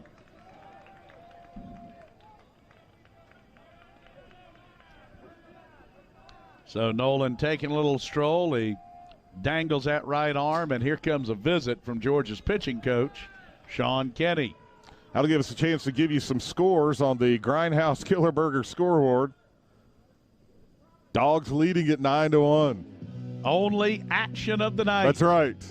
In the toughest league in the land, the Georgia women's tennis team clinching the SEC championship today outright with a victory over the Alabama Crimson Tide. Perhaps forbearing to the fall. Who knows? Well, we will find out. There's a visit from Jeffrey Macias, the home plate umpire. So Crisp struggling some here in the 7th, but the Dogs have gotten the double play. So the Commodores with runners on the corners and 2 outs against the dangerous Gonzalez, who's hitting .340 this year with 4 home runs and 25 runs batted in. Here's a pitch called a strike on the outer half. And now the Bulldogs second baseman Blaylock will move back to the right side of the bag. And now he'll move back behind the bag. Right on right, 2-2 to Gonzalez. And we balked in a run. So that makes it 9-2. That's Georgia's second balk of the night. Nolan takes second. Gonzalez just saying, simmer down, simmer down.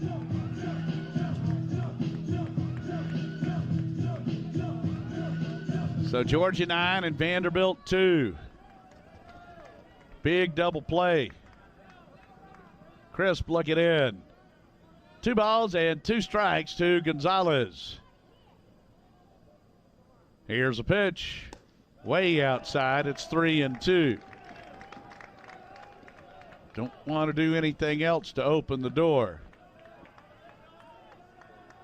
That's the other part there, not having the third baseman in the shift, getting that runner down to third uncontested. The balk brought him home. Nolan just drew a walk. The payoff pitch to Gonzalez just misses outside. The Georgia dugout can't believe it. That is back-to-back walks. And here's Spencer Jones, a DH. 7 walks allowed by the Georgia pitching staff. And here's a big lefty. He doubled off the wall back in the 4th. Hit one to dead center. That almost got out of here after Parker Nolan was picked off first. At that point, it was 3-1. And now Georgia head coach Scott Strickland making his way out, and that's going to do it for Crisp, who had a tough go of things but did get the double play ball and had a couple of borderline 2-strike pitches in which Georgia did not get the call. So going to guess we're going to see Ben Harris, but we shall see. It's UGA Bookstore's call to the bullpen here in the bottom of the 7th with a run in. 2 on and 2 out. Georgia leading top-ranked Vanderbilt 9-2 on the Georgia Bulldogs Sports Network. What would you do with more space at home? Would you finally clean out the garage? Declutter that guest bedroom turned second closet? Maybe even remove those filing boxes taking up space in your office? Whatever your organization's dream is, make it a reality with Chase Street Self-Storage. Visit ChaseStorage.com to find the best deal for you. The Hilltop Grill opened the night David Green hit Michael Johnston at Auburn, sending the Dogs to the SEC title. In the years since, Hilltop has become an Athens favorite, featuring premium steak and seafood. Locally owned, the Hilltop gives you the finest in food without the hassle of downtown. With an open and covered patio, reservations available for all occasions, private parties, and a sensational Sunday brunch. Hunker down and head to the Hilltop at 2310 West Broad. Call 706-353-7667. That's 706-353-7667.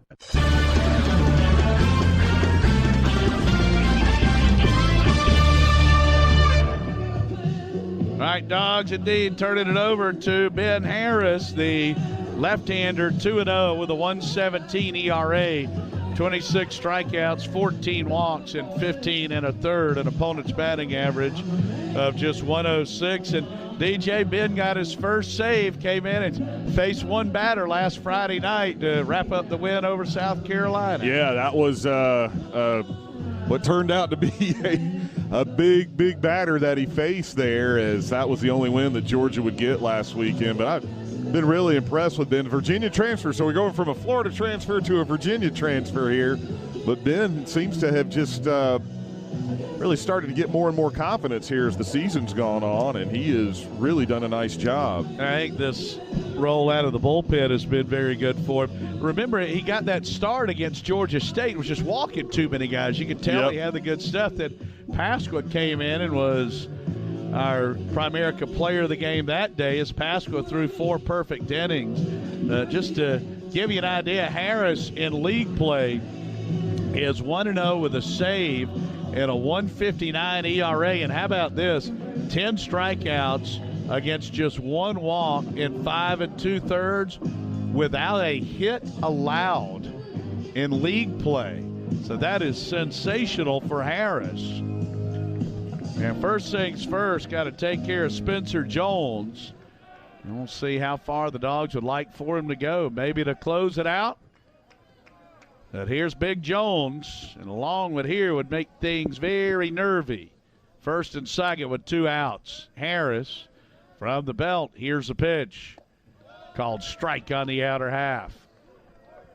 Yeah, Crisp, the line not good, but a couple of 2-strike pitches that the Bulldogs thought were strikes. Georgia just didn't get the call, and they turned into a double and a walk. Harris left on left. Here's the 0-1. That one misses up at the belt, 1-1. The big guy, 6'7", digging in from the left side against the Georgia lefty Ben Harris. Harris wears number 41 at Alpharetta. Gonzalez through the sides. Runners at first and second, 2 down. 4 of 5 have reached in the inning. Here's a pitch. Sent foul straight back and out of play. Harris is the 6th pitcher of the night, and as we say, you use that many, not everybody's going to be on point. Thought Polk was really good, hurt himself with a walk. Wagner protected the scoreboard, same for Pearson. Caldwell got 2 big outs. And now it's Harris looking in. Again, Chris feeling like he got squeezed. Here's a 1-2. Hit high and foul, third base side into the stadium. And the radio announcers also might have felt he got squeezed just a little. 9-2. I totally agree with you. The double play was certainly huge, but the line that Chris has tonight is certainly, I don't think, indicative of the way he pitched. Spencer Jones. Ben Harris from the belt, left on left. A peek to second, the 1-2. Called strike 3 on the outside corner. Good work by Ben Harris. And that is the pitching staff's 8th strikeout of the night. The Commodores get a run on 2 hits. There were no Bulldog errors, and Vandy leaves runners at first and second. We go to the 8th, the score. Georgia 9 and Vanderbilt 2 here on the Georgia Bulldogs Sports Network. Get ready for the first pitch at the UGA Bookstore, featuring the best Bulldog gifts and apparel. Shop all the great brands at the UGA Bookstore like Nike, Tommy Bahama, Vineyard Vines, and Southern Tide. The UGA Bookstore is the exclusive home of the UGA 10 collection by Peter Millar. The UGA Bookstore in the heart of campus, next to the Tate Student Center. Shop online 24/7 at UGABookstore.com. The UGA Bookstore, it's where dogs shop. Though this baseball season may look a little different, you can still grab an ice-cold Dos Equis for the first pitch and cheer your team on from anywhere. So, whether you're watching from home, the bar, or the ballpark, remember nothing goes better with baseball than a smooth and refreshing cerveza. Enjoy Dos Equis responsibly, imported by Cervezas Mexicanas, White Plains, New York.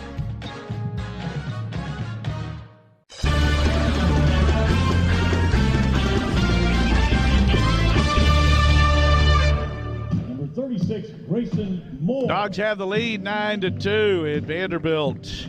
Making the UGA Bookstore's call to the bullpen, turning it over to Grayson Moore, the right-hander. No record at a spotless ERA, 2 Ks, 4 walks in 3 innings, and an opponent's batting average of 125. Dogs batted around in the 7th, scoring 3 times without a hit. And it'll be Anderson, Tate, and Collins due. Anderson has scored twice tonight. So the line on Hugh Fisher, he goes 1 inning and walks 4. Georgia definitely took advantage of an error. He hit 1 and struck out 1 and gave up 3 runs, 2 of them earned. So Georgia with the lead, the Bulldogs with 9 runs on 7 hits and 1 error. For Vandy, 2 runs, 8 hits. And the Commodores with a pair of boots tonight. Georgia with 3 home runs in the ball game. Vandy had out-homered the opposition coming in 40-17. Georgia had out-homered the opposition 26-25. The Bulldogs had been out-homered 10-3 over the last 4 games. And in league play, Georgia out-homered 14-6 coming in. So here's Anderson, 5th time through. Moore delivers. Pitch misses away, and it's 1-0. Looked like that was right there. Zone has fluctuated a bit, at least from our angle. And we do have a great seat here in Nashville. Moore, the pitch. Popped him up, left side. Who wants it? Shortstop Young. Now in on what would be the dirt, makes the catch on the P6. Again, it is a uniform turf across this field, but they painted it where what would be the infield dirt is brown and what would be the grass in the outfield and the infield is green. So we have faux dirt baselines. They used to have, back in the day when they had grass, they used to have grass baselines or running lanes. As Cole Tate takes a strike, it's 0-1.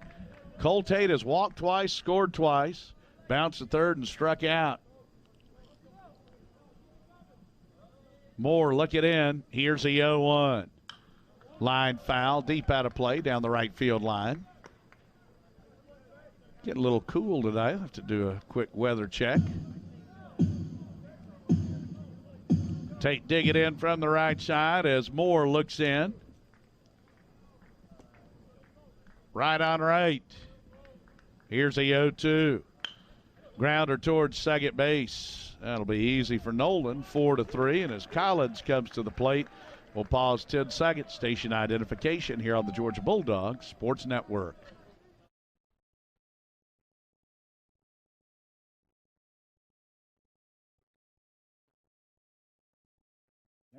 All right, so Grayson Moore, who is a freshman from Longwood, Florida, on the mound, and a freshman Corey Collins out of North Gwinnett digging in the pitch.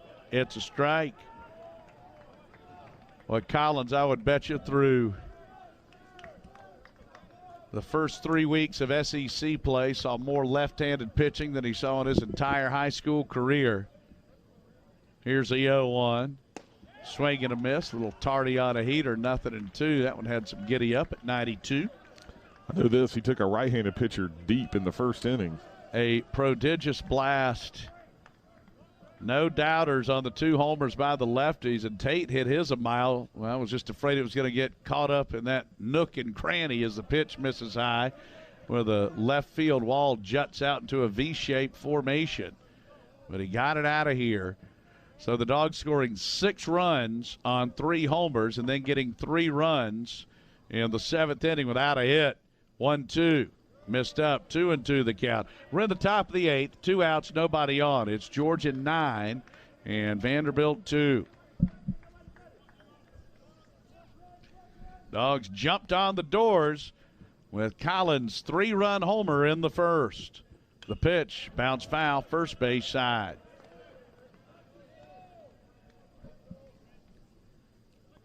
Georgia by 7.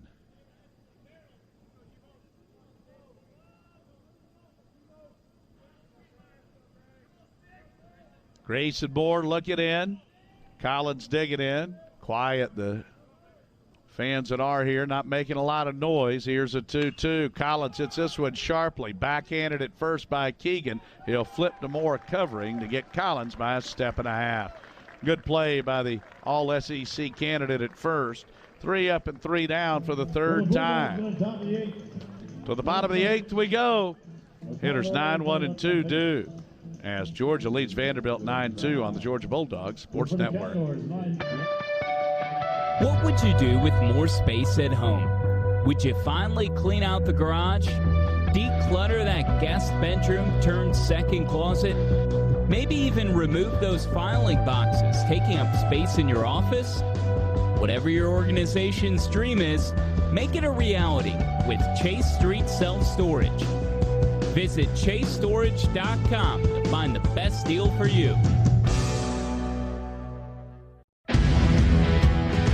It's back. The return of the prestigious Learfield IMG College Directors Cup, honoring college sports excellence across all competitive divisions, both men's and women's sports. Follow along with L Directors Cup on Twitter or online to see which schools will be taking home a first-place trophy in June for their season-long success. Learfield IMG College Directors Cup, a premier institutional award jointly launched in 1993 by USA Today and NACDA.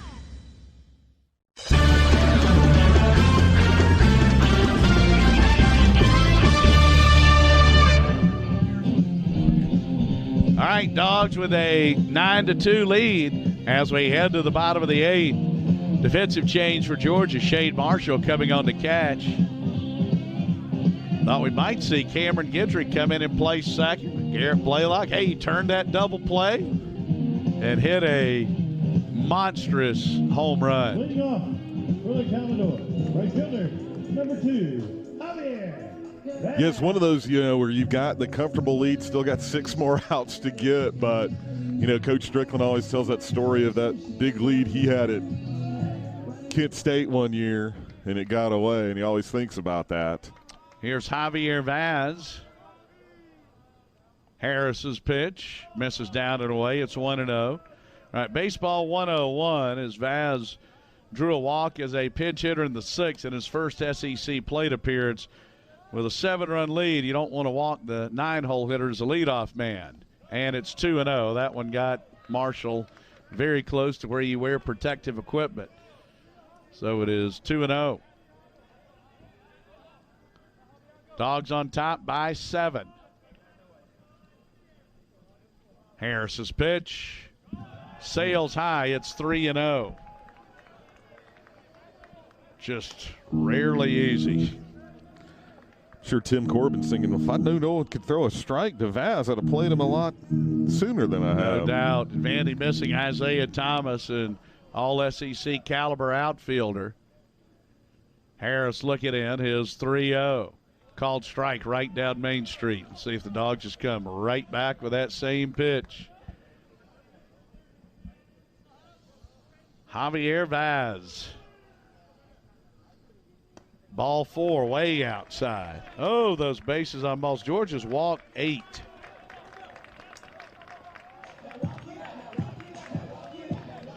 And again, it's hard for us to see what's going on because we can't see who's in the bullpen and who's warming up. And here is Enrique Bradfield Jr., who is 0 for 3. He was hit by a pitch his last time up. Got a good question on Twitter from Jason saying, when was the last time the Dogs batted around without a single hit? Ooh, that is hard to do. It really is. I'm sure it's happened, but not often. Left on left, the pitch a strike. We might have to put that in our things we've never seen column. Yep. Unless somebody can dig one up. Well, Georgia got a big double play in the 7th. Could sure use one here. Harris from the belt. Although this is the toughest guy in the league to double up as he fouls this one off.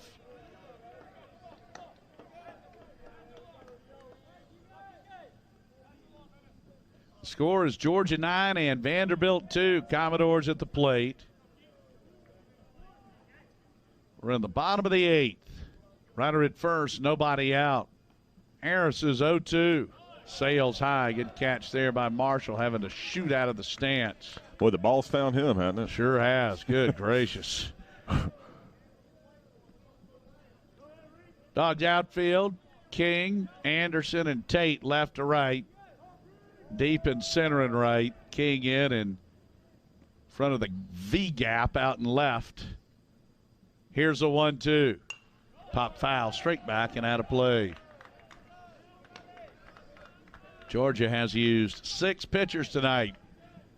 Howard House Money Taylor in the old UGA bookstore. On a Friday night. You got that right. Series opener here. And we got the half-past first pitch tomorrow night. Harris is 1-2. Outside, 2-2 the count. We used 8 pitchers last Friday in the win. That is a hard formula to maintain.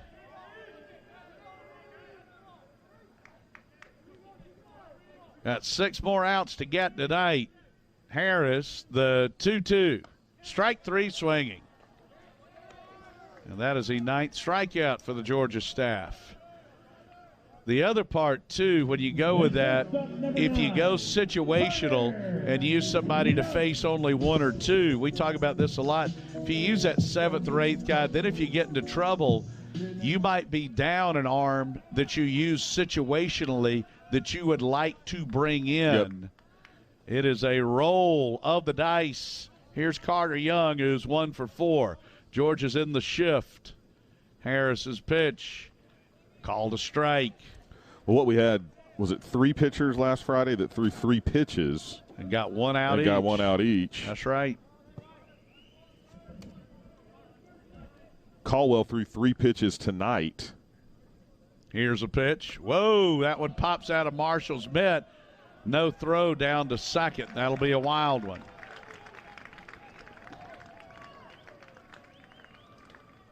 Well, Ben has struck out 2, walked 1, and uncorked a wild pitch. Just kind of seeing everything. I almost wonder if he's having a little bit of trouble gripping it. Might be. Who knows? 1-1, the count to Young as Harris looks in. Here's a pitch. Missed inside, 2-1. So interesting tonight, Caldwell threw 3 pitches. Every other pitcher, not counting Harris, has thrown 27 or more. Been a lot of pitches thrown here tonight. 48 for Wagner, 35 for Pearson, 39 for Polk, 27 for Crisp. And again, Caldwell threw the 3 pitches, and he's the only one that would be available, I guess, to come back tomorrow. I think that's up around 180. I was doing some quick math. Left on right. Here's a pitch. Missed down and in. 3-1 the count. But George is winning by 7. Thanks to Harriet for tuning us in. Jazzy Squatch with a great little George Costanza gift. David down in beautiful Camden County saying finish this thing off. It's 10:15 on a school night. Yeah, it is. Round the belt, Harris. A long look at second, the 3-1. Swing and a miss. 3 balls and 2 strikes with 1 out. And Vaz, a runner at second base.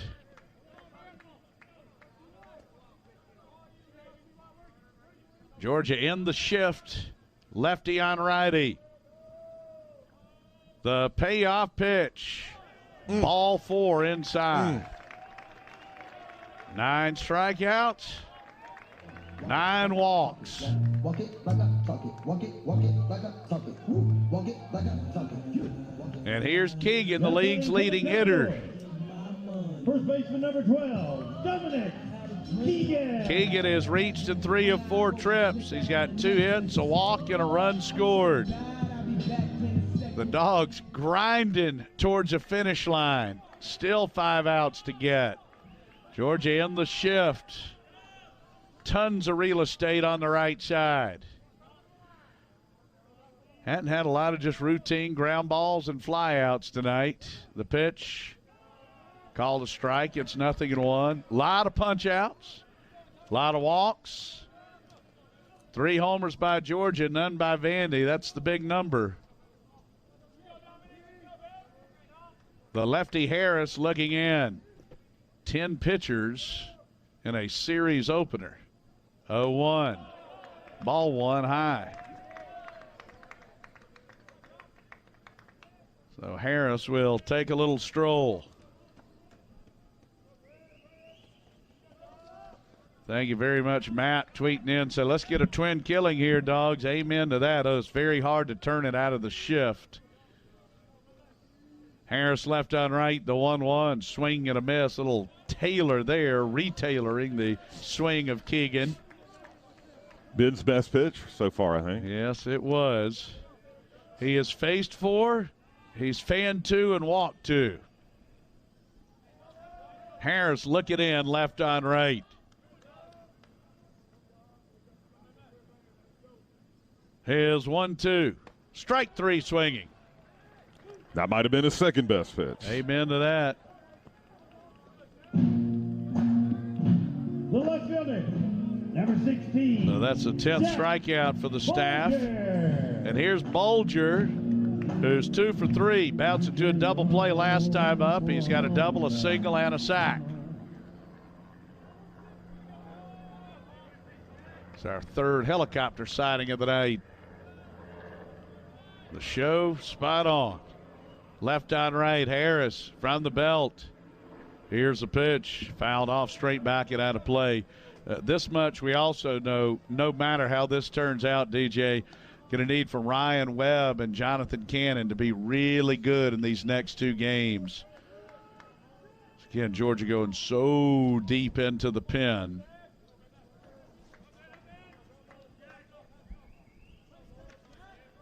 Bolger standing in from the belt. Harris is 0-1. Tardy on a heater on the inner half, right on the hands. Nothing in two the count. So last Saturday we had Bearden, Woods, Liam Sullivan. Charlie Goldstein threw a couple of pitches.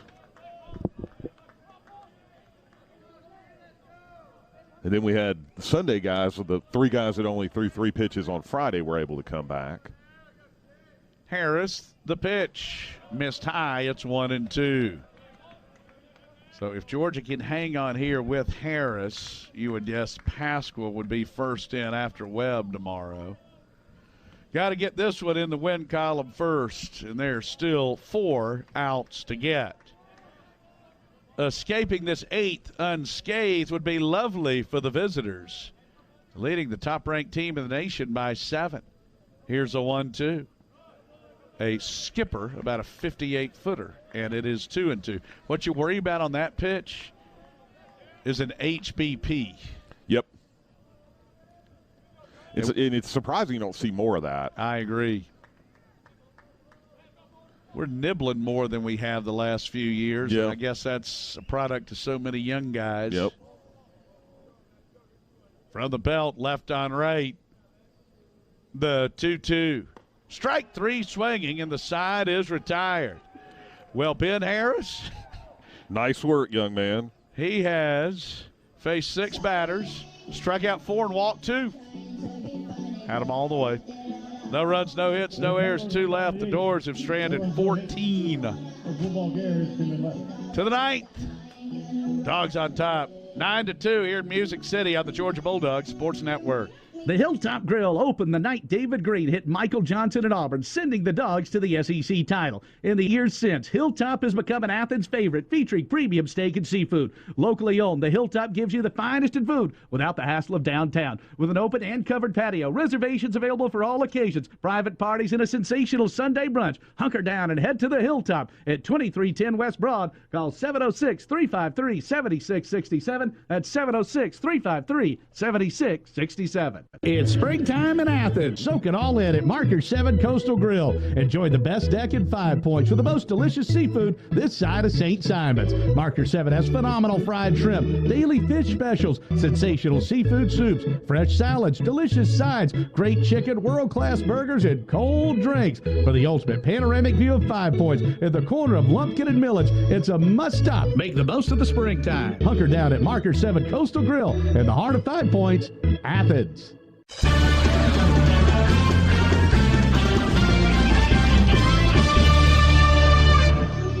Georgia leading Vanderbilt by a score of 9-2. And the Bulldogs, as we head to the 9th, will send Connor Tate, Riley King, and Garrett Blaylock to the plate against the freshman right-hander Grayson Moore. Dogs with a trio of 3-run innings.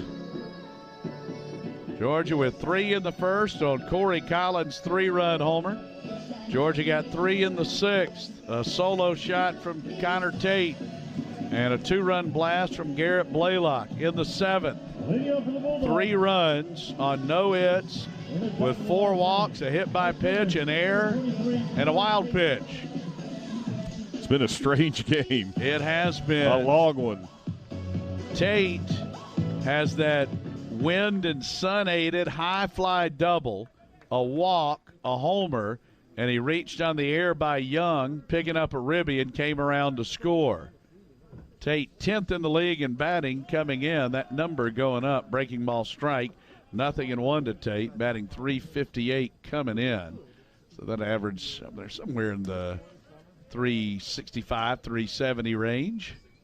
367, see. Here's a 0-1. Hit high out into left field towards the monster, into the gap. Connor Tate has homered for the second time tonight.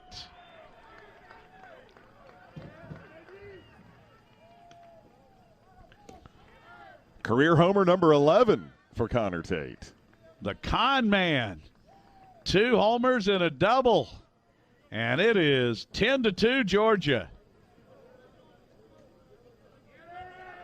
Did we see this one coming? No. We did not, but we love it. And again, over the previous 4 games, Georgia out-homered 10-3. And the Bulldogs have out-homered the number 1 team in the nation 4-0 tonight. This is a complete opposite script to what just about anyone would have predicted. Here's Riley King. RK takes a strike. It's 0-1. Riley is 1 for 4. He singled after the Tate homer in the 6th, and Dave pointed that out, how big that was. He was aboard for Blaylock's 2-run homer just to restart the offense as King takes high. The Tate homer to make it 4-1 was big, but the blast by Blaylock that made it 6-1, that really created the separation. Then Vanderbilt went towards its B bullpen.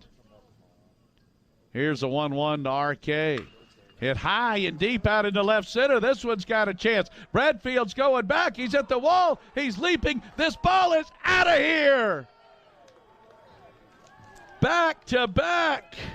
Riley King touch them all for the 3rd time this year. And he says, Connor Tate, you got 11. I need to get 11 for my career. And he has got 11 now. That is Georgia's 5th home run of the ball game. Number 24, Garrett Blaylock. And here's Garrett Blaylock. What a night for Georgia.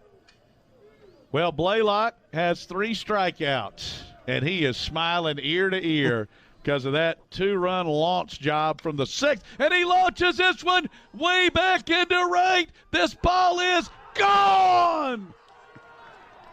Back to back to back for the 2nd time this year. Unbelievable.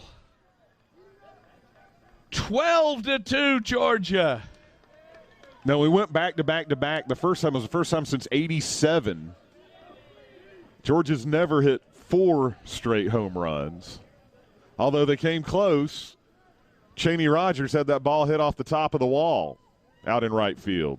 Third baseman number 8, Parks Harbor.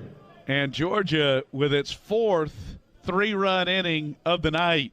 Here's Parks Harbor. That's called a strike on the outer half. It is 0-1. What a night. Moore looking in. The pitch called a strike. It's 0-2. So 5 homers on the season now for Blaylock and 9 in his career. Here's the 0-2. Harbor takes high. And by the way, the last time Georgia hit the 3 homers earlier this year, I thought Rogers, as Dave pointed out, I thought his was out as well. Harbor takes strike 3. What a night. So Georgia's hit 5 home runs and struck out 15 times. Now, this doesn't even make sense. So if somebody tells you before the game Georgia's going to strike out 15 times and walk 9 Vandy batters, and the score's going to be 12-2. Well, you probably would have thought. Who you putting your money on? And the score's going to be 12-2. The pitch misses low. Well, you probably would have thought if you'd heard 15 strikeouts, Rocker was going to have him in like 7 innings or something. Well, he had 12. Yeah. The chain gang, 1 for 3, pops this one higher than the Batman building. This is trouble. It is going to be caught by the shortstop Young out in shallow center field. That couldn't have been fun. The catcher, number 2. Yes, we're not feeling it as much here, but it's still breezy out there. Yeah, just looking at Old Glory out in dead center and the Tennessee state flag. She's blowing out. Here's Shane Marshall. Marshall with his first plate appearance. The pitch off the fist towards third. Booted there in the hot corner by Gonzalez, and Marshall is safe. So that will be Vandy's third error. Center fielder, number 44, Ben Anderson. And here's Ben Anderson. Well, Anderson, he got this party started back at 6:03 Central Time with a single going the other way. Anderson blasts this one into right center. This one's got a chance. Way back. It is out of here. Ben Anderson with a 2-run homer. It's Georgia's 4th of the inning and 7th of the night. All right, we got to look up the last time 4 homers in an inning. Is that in the stats, Lake? No. Unbelievable. Ben Anderson with his first Bulldog homer. This is just weird. Surreal. It is 14-2. Tate grounds this one to short. Young on to first. Low throws safe. E6. And you know what Vandy's saying? Let's just get out of our system. Yeah, for sure. Everybody's seen games like this where you're like, hey, it's just not our night. 14-2. And here's Corey Collins. Georgia has homered 4 times here in the top of the 9th. 7 home runs for the game. Big innings. Homers, strikeouts. What a night. The pitch, Collins, check swing, misses low, 1-0. 14-2. Second time tonight the Dogs have batted around. The first time they batted around, no hits in the inning. The second time, 4 homers in the inning. Here's a 1-0. Collins takes a strike. So in the 7th and the 9th, TJ, there was neither a single nor a triple nor a double. Crazy. Absolutely crazy. 4 home runs in an inning. I think this has got to be a record. Here's a 1-1. Swing and a miss at some high heat. 1-2. And Vandy's gone into the shift. Down 12. Holy moly. 14-2 Georgia. Moore looking in. The young freshman just wearing one here in the 9th. Here's a pitch. Ball too high. So Cole Tate, the runner at first base. Vandy with 2 errors and Georgia with 4 homers in the inning. 3 straight for the second time this year. The 2-2. Called strike 3 on the inside corner. That is one of the most bizarre innings in Georgia baseball history as the Dogs strike out for the 16th time in the game. Georgia scores 5 runs on 4 hits, all home runs. There were 2 errors, and Cole Tate stranded at first. To the bottom of the 9th we go. It's Georgia 14, top-ranked Vanderbilt 2 here on the Georgia Bulldogs Sports Network. Good. Termite season is here. Is your home protected? Thousands of Metro Atlanta homes are damaged by termites every year, resulting in thousands of dollars in repair costs. Protecting your home from termites and other pests is simple with Active Pest Control. Active Pest Control has served Georgia communities for over 30 years, and we believe that relationships really do matter. That's why your satisfaction is our top priority. Call us today to schedule a free inspection at 770-954-9941 or visit us online at activepestcontrol.com. Active Pest Control, where relationships matter. Last time on College Sports Now. By the way, I'm not watching in my garage. I'm watching above my garage in my frog finished room over garage. Oh, my God, dude. It's still the garage. I go down my steps and I'm in my den. Like, this is a room attached to the house. Oh, okay. I thought this was a freestanding structure. No shot. It's a frog. All right, respect. Follow College Sports Now on Twitter at CSNowTweets. Subscribe to the podcast on your favorite app like TuneIn, Apple Podcasts, Stitcher, or Spotify.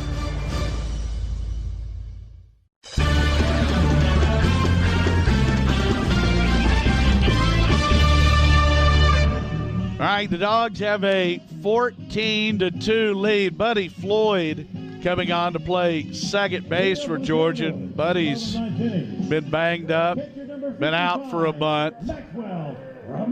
And here's a catcher, Romero. Want to send out a big hello down to Orlando.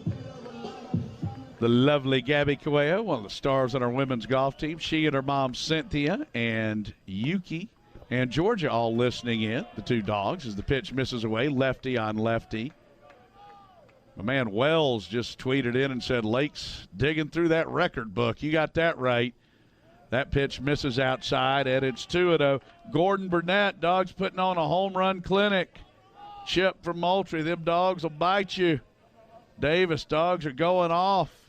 Chad, Dogs broke out the whooping stick. That pitch misses up, and it's 3-0. Thank you to J.B. Bowen Jr. Thank you for listening in and enjoying the call in Music City. It's a 3-0 count. Love it, says Mark, the Bishop Bomber. Ball 4 high. All right, Ben. Georgia's up by 12. That's a leadoff walk. That is the 10th walk Georgia's issued. Again, if you'd have said, I know we've already played this game, it's going to be 14-2. Georgia's going to walk 10 batters and strike out 16 times against Kumar Rocker. And Georgia's starter is going to face 10 batters. Who's winning? Come on. It just shows you why baseball can be the most nonsensical game there is. 100%. We got a pinch hitter for Noland. It's Will Duff. And the Duff man takes a ball inside. Good beer. You got that right. You got Duff, you got Duff Light, and you got Duff Dry. It's all coming out of the same tube. Here's the 1-0. Fouled off straight back and out of play. A Homer Simpson favorite. A ball and a strike, the count, left on right. Harris looking in. Georgia's leading this marathon 14-2. The pitch missed inside, 2-1. Where's Duff from? You have their roster over there? Hang on at Springfield, I would guess. You are correct, sir. Oh, you got to be kidding me. How awesome is that? He is from Springfield. That is fantastic. That's unbelievable. Wow. Springfield, Missouri. This is hit high out in the left. King started back. RK coming on. He will make the catch. P7. That DJ, just almost seems made up. That sums up the night. Unbelievable. And here comes 99. Third baseman number 99. Jason Gonzalez. Gonzalez has reached twice. A double, a walk. He has struck out looking and popped a second. The lefty Harris looks in. Now, TV is going to get Coach Strickland, so we just don't know what we're going to do for the Scott Strickland show. Here's Harris's pitch, a swing and a miss. So we'll be doing a little rush, flight by night. What a night. 14-2 Georgia, just surreal. 14 runs on 11 hits, 7 homers. Left on right. The pitch to Gonzalez swung on and missed. It's 0-2. By the way, so for Harris, that was the 8th batter he faced and the first one that he didn't strike out or walk. Left on right. Harris looking in. Gonzalez the batter, one of the SEC's top players. The pitch, swing and a miss. And that is the 5th strikeout for Harris. So he has faced 9. He has struck out 5, walked 3 and gotten a pop out. And here's Spencer Jones. This is surreal tonight.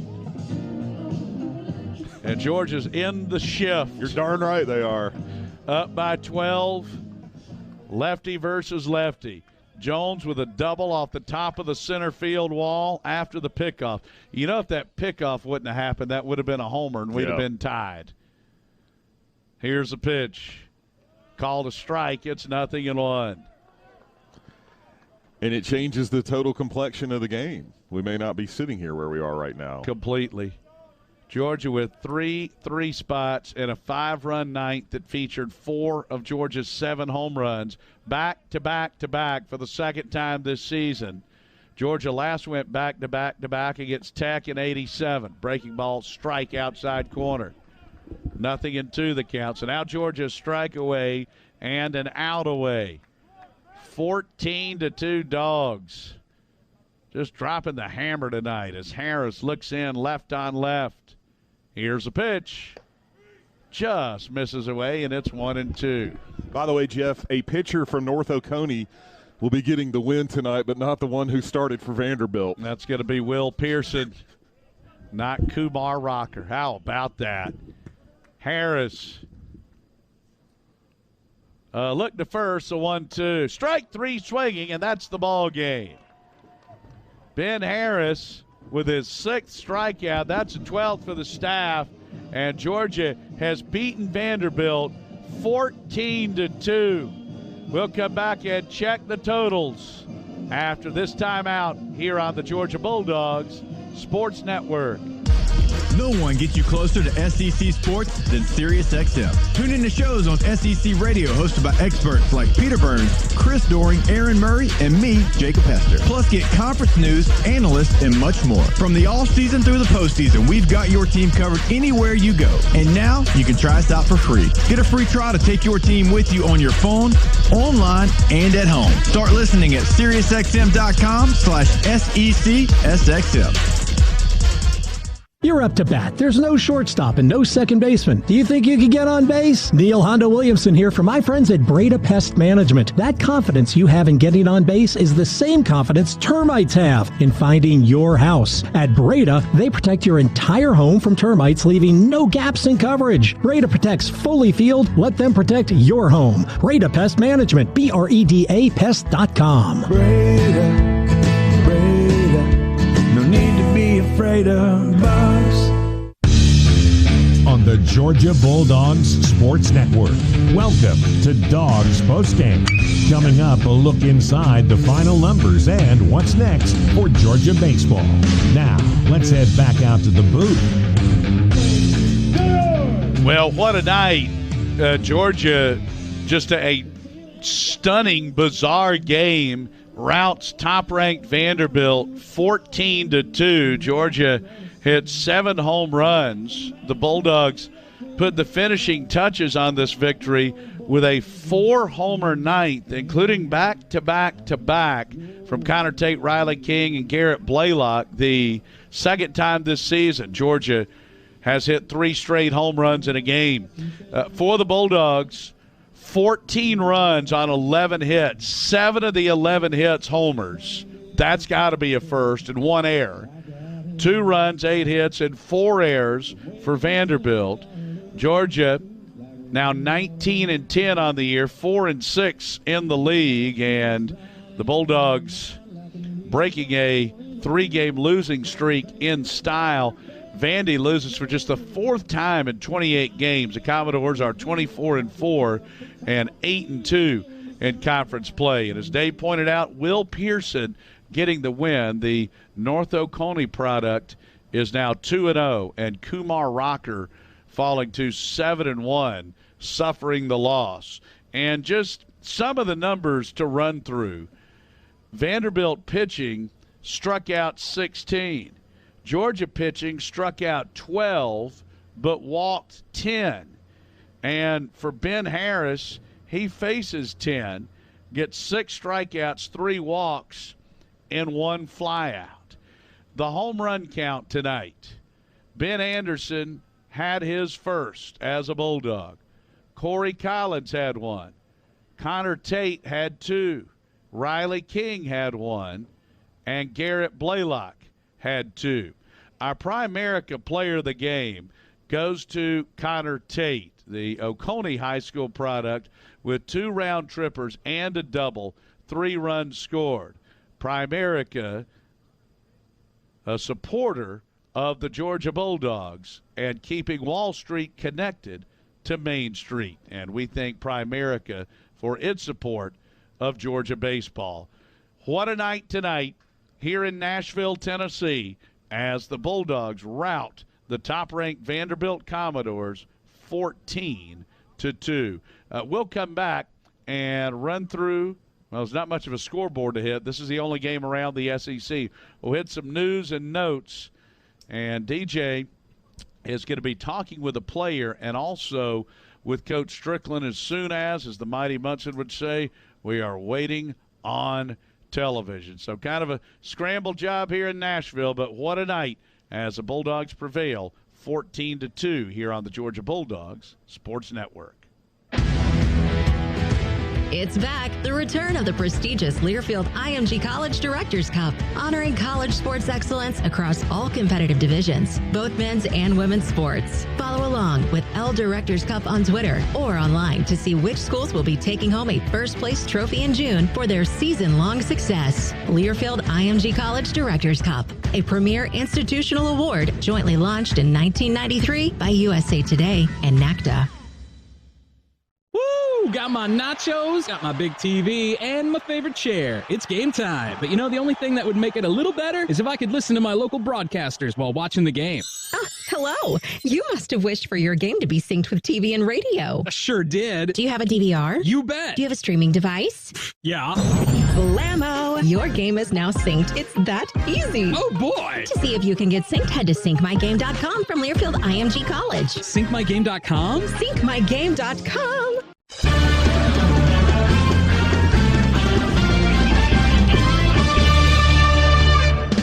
This copyrighted broadcast is an exclusive presentation of Learfield IMG College and JMI Sports under the broadcasting rights granted by the University of Georgia. Reuse of this presentation is prohibited without the express written consent of the University of Georgia, Learfield IMG College, and JMI Sports. Announcers are provided by Learfield IMG College and JMI Sports and approved by the University of Georgia. All right, Dogs win it by a final score of 14-2. Only game around the SEC.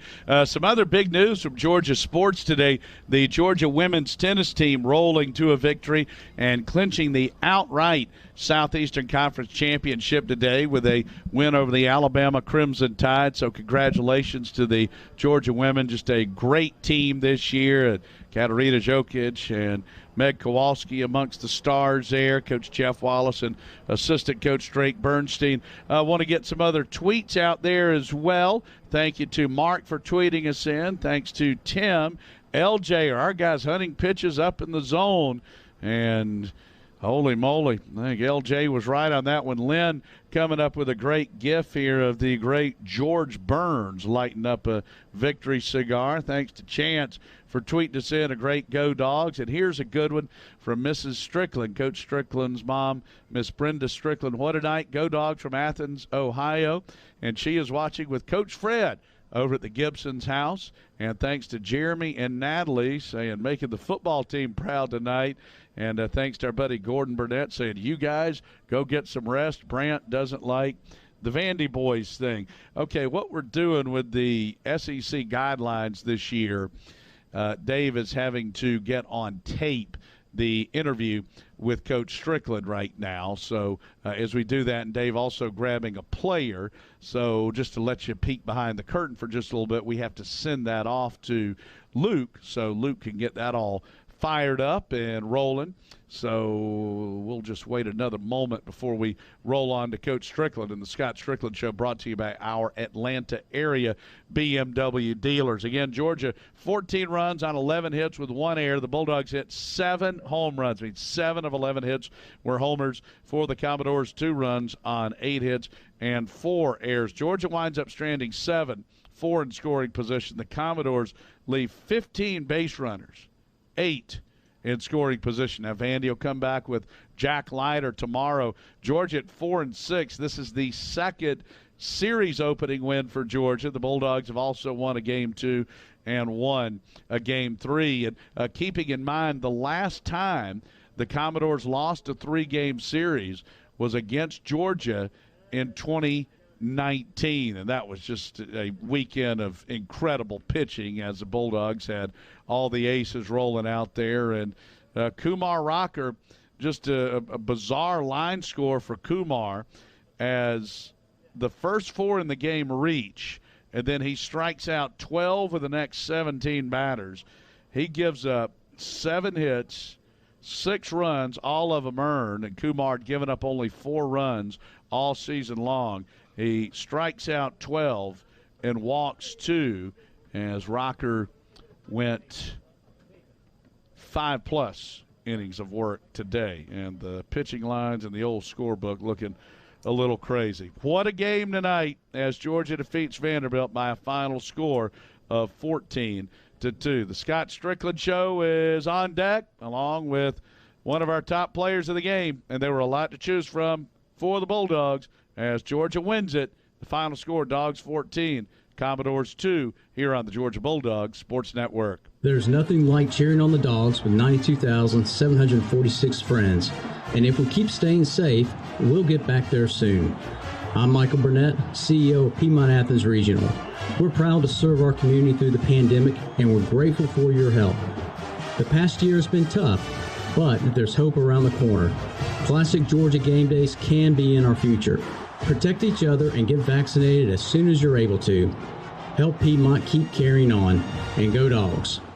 Get ready for the first pitch at the UGA Bookstore, featuring the best Bulldog gifts and apparel. Shop all the great brands at the UGA Bookstore like Nike, Tommy Bahama, Vineyard Vines, and Southern Tide. The UGA Bookstore is the exclusive home of the UGA 10 collection by Peter Millar. The UGA Bookstore in the heart of campus, next to the Tate Student Center. Shop online 24/7 at UGABookstore.com. The UGA Bookstore, it's where dogs shop.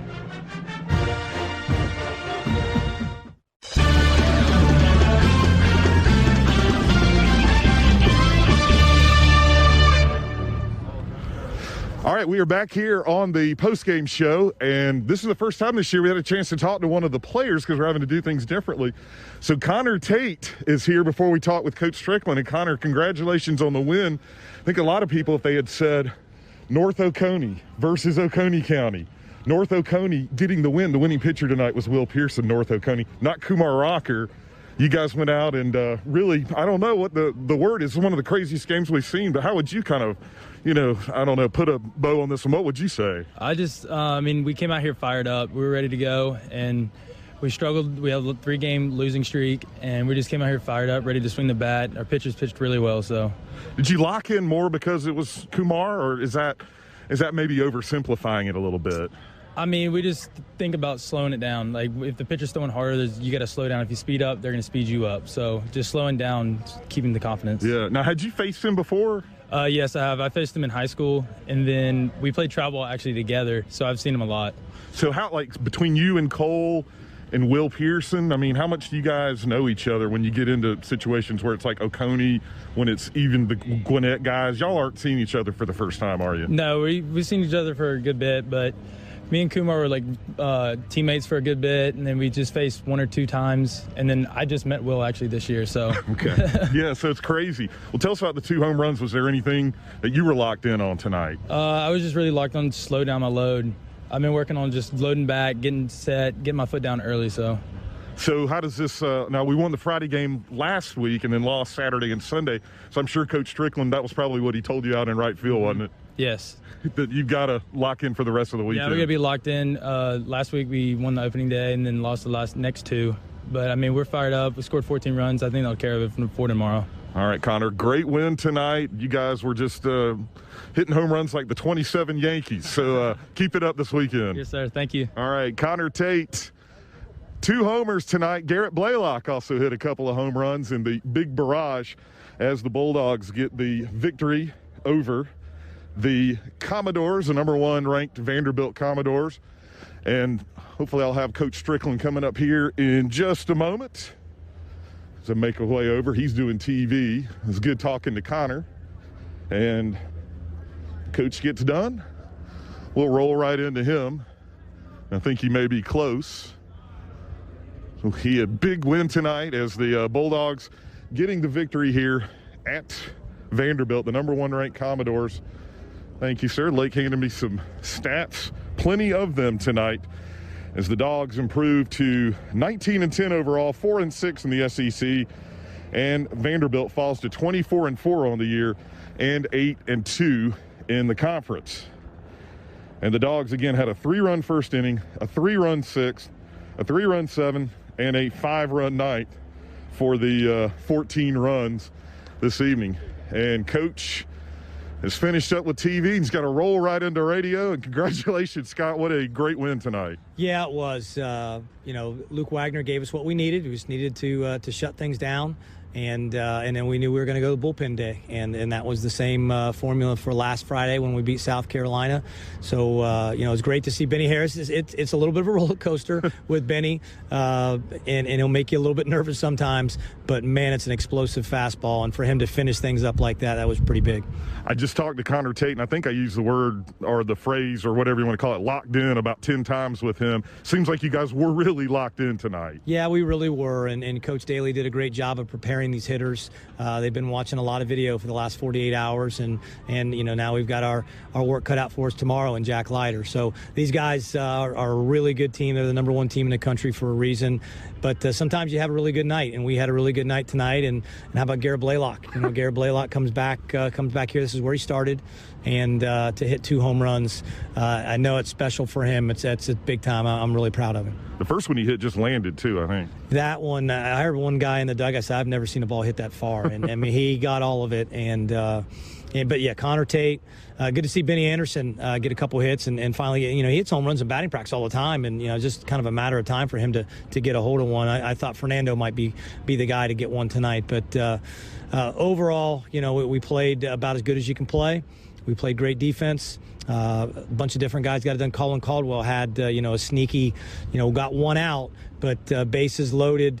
When the game's still in question, that was really big for us. So everybody stepped up and did their job. Well, I think a lot of people were correct. They thought the starting pitcher or a pitcher from North Oconee would get the win tonight. Not the one everyone thought. It ended up being Will Pearson. So, again, big night tonight for the Dogs. Yeah, Willie P. did a good job, and he didn't have his best stuff, but he gave us 2 scoreless and just did a great job. And like you said, yeah, I didn't think about it that way, but yeah, a guy from North Oconee got the win tonight, and I'm glad it was our guy. Thanks a lot, Scott, and we'll talk to you tomorrow. Congratulations on the win. Okay, thanks, David. All right, that's Georgia head coach Scott Strickland. Georgia with the 14-2 victory.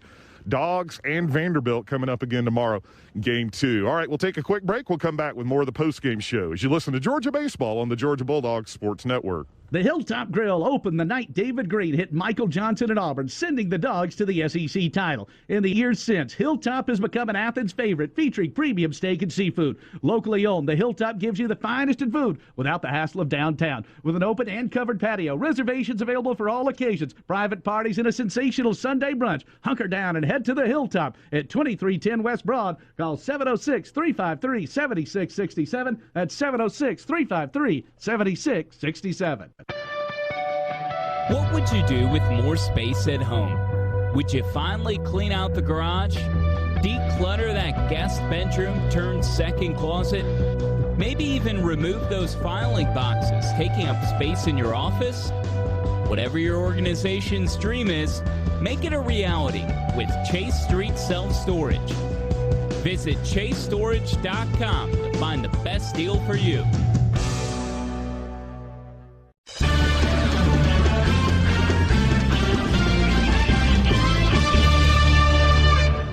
What a night in the Music City as Georgia defeats Vanderbilt by a final score of 14-2. The Bulldogs hit 7 home runs. Georgia will try and clinch the series against the top-ranked Commodores tomorrow. It'll be Ryan Webb against Jack Light. Our marker 7 first pitch set for 7:32 Eastern Time, 6:32 Central. That means a 7:10 pregame show. Until then, for DJ, for Lake, for Luke, I'm Jeff Dantzler, signing off from Music City on a winning night for Georgia as the Dogs top the top-ranked Commodores 14-2. Unbelievable. Thank you for listening, everybody. You've been listening to Georgia Baseball on the Georgia Bulldogs Sports Network. on the Georgia Bulldogs Sports Network. You've been listening to Georgia Baseball. Today's game has been brought to you by Landmark Athens Dodge Chrysler Jeep Ram. Dos Equis. Cheer on your favorite team with the Dos Equis. Enjoy Dos Equis responsibly. Breda Pest Management. With Breda, you don't have to be afraid of bugs. Marker 7 Coastal Grill, bringing a taste of the Gulf to 5 Points. The UGA Bookstore, it's where the dogs shop. And by Piedmont Healthcare, the official healthcare provider of the Georgia Bulldogs. The preceding has been an exclusive presentation of Learfield IMG College and JMI Sports.